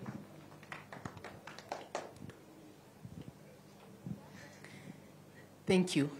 In the Ministry of Environment, we have various directorates that look at the various multilateral environment agreements. So, for example, if you're talking about issues to do with biodiversity, if there are officers dealing with those conventions. If you're talking about combating desertification, you have UNCCD. So there are various. If you have something to do with wildlife, we have CITES and all that. So we have various multilateral environment agreements, conventions to which Kenya ascribes. And Kenya has committed itself to make sure that it adheres to the provisions of those agreements. So when you look at environment, more or less, you cannot be able to stand single-handedly and say, that on one hand, I'll do it on my own. There has to be a multiplicity, multifaceted approach into handling the issues. So if you say climate justice, for example, when we look at wildlife, we have had human-wildlife conflicts, and the ascription to who should be compensated for what, and the government of Kenya has laws that determine who should be compensated through what kind of systems of assessments. So the mechanisms are in place. So the various, I may not be able to list the various conventions, there are very many, to which Kenya ascribes. And within our constitution, we have also said those laws, once passed across the globe, they become part of the Kenyan legal system. And we are supposed to adhere and, of course, take cognizance of their provisions and act as is required. And then you're talking of being equitable. Sometimes, I don't know now from what perspective. The government of Kenya, I should say that from a ministry perspective, we have the Ministry of Gender, Culture, and the Arts. We have all those ministries that deals with the various issues. For example, under social protection, the Ministry of Social Protection and Citizen Services. We have particular provisions of how they deal with the vulnerable children, they deal with the old persons, and all that. And I think some of us have been interviewed recently in our villages, and the enlisting has been going on. The registration is continuous for older people, for children with, who have very severe vulnerabilities, and they have been taken care of.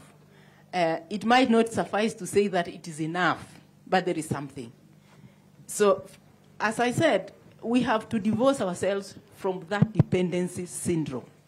Let us also be ready to support one another. We have seen communities here, immediately you have a disabled person. You probably was a youth and were very healthy. When your spouse gets an accident and is now a person disabled, during the floods you run away. You don't even take care of them. So first of all, let us start with the humanity in us. Start with the humanity in you. And then I want to also encourage you to visit the various portals, ministry portals, so that you are able to look at the information that is shared there and what opportunities that are there and what you can actually tap in. A number of times, I think we complain because we are not aware. A lot of these things are out there, but we have not been able to read and see what is available to us. Thank you. Thank you. Thank you. Thank you so much. And I really do apologize. I know there are more questions, but unfortunately, we do have to close this session. It's 4:30 now. But the great thing is that we have a QR code, and there it is on your screen. Now, that particular code is for feedback, but you can also post some of your questions if they are directed to any particular panelist, and we can always forward on your question. Or there's always tomorrow. Please do make sure that you do come tomorrow, because we will have the opportunity for more conversations and also more questions. And the other exciting thing about this QR code is, I think it means a week's access to the Daily Nation online, yeah? So please do scan the code and you'll be able to access the Daily Nation and read the paper all of this week. So, ladies and gentlemen, thank you so much. It really, really has been a thought-provoking day full of different ideas and also suggestions, comments, and food for thought, most definitely. It has been day one of the Earthwise Summit. You're all very welcome to please show up tomorrow. We do begin at 9 o'clock tomorrow morning, and we will start with a keynote address by the Cabinet Secretary for Tourism in the Ministry of Tourism and Wildlife, that is Rebecca Miano, and she will cover the issue of biodiversity conservation in the face of climate change. So that session will then follow a panel discussion led by myself, so it would be great if you do show up. We also will have another conversation tomorrow about youth innovation and solutions. You can keep the conversation going. The hashtag, remember, is Earthwise Summit 2024. And at this point, once again, I just say a big thank you to you. I also request that as you leave the venue, please do return your lanyards. If you do come back tomorrow, you will, of course, get your lanyard. And we don't end without offering you a selection of pastries and tea and coffee. So please welcome, and also you can use that opportunity to chat amongst yourselves and ask more questions. Thanks very much, and we call it the end of day one. Thank you.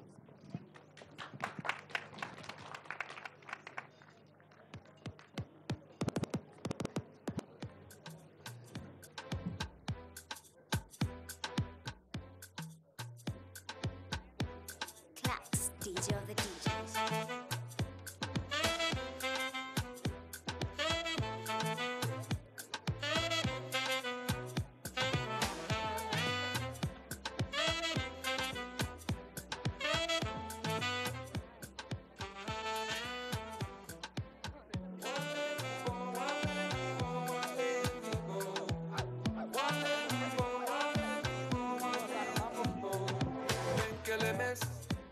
Come to smoke cannabis.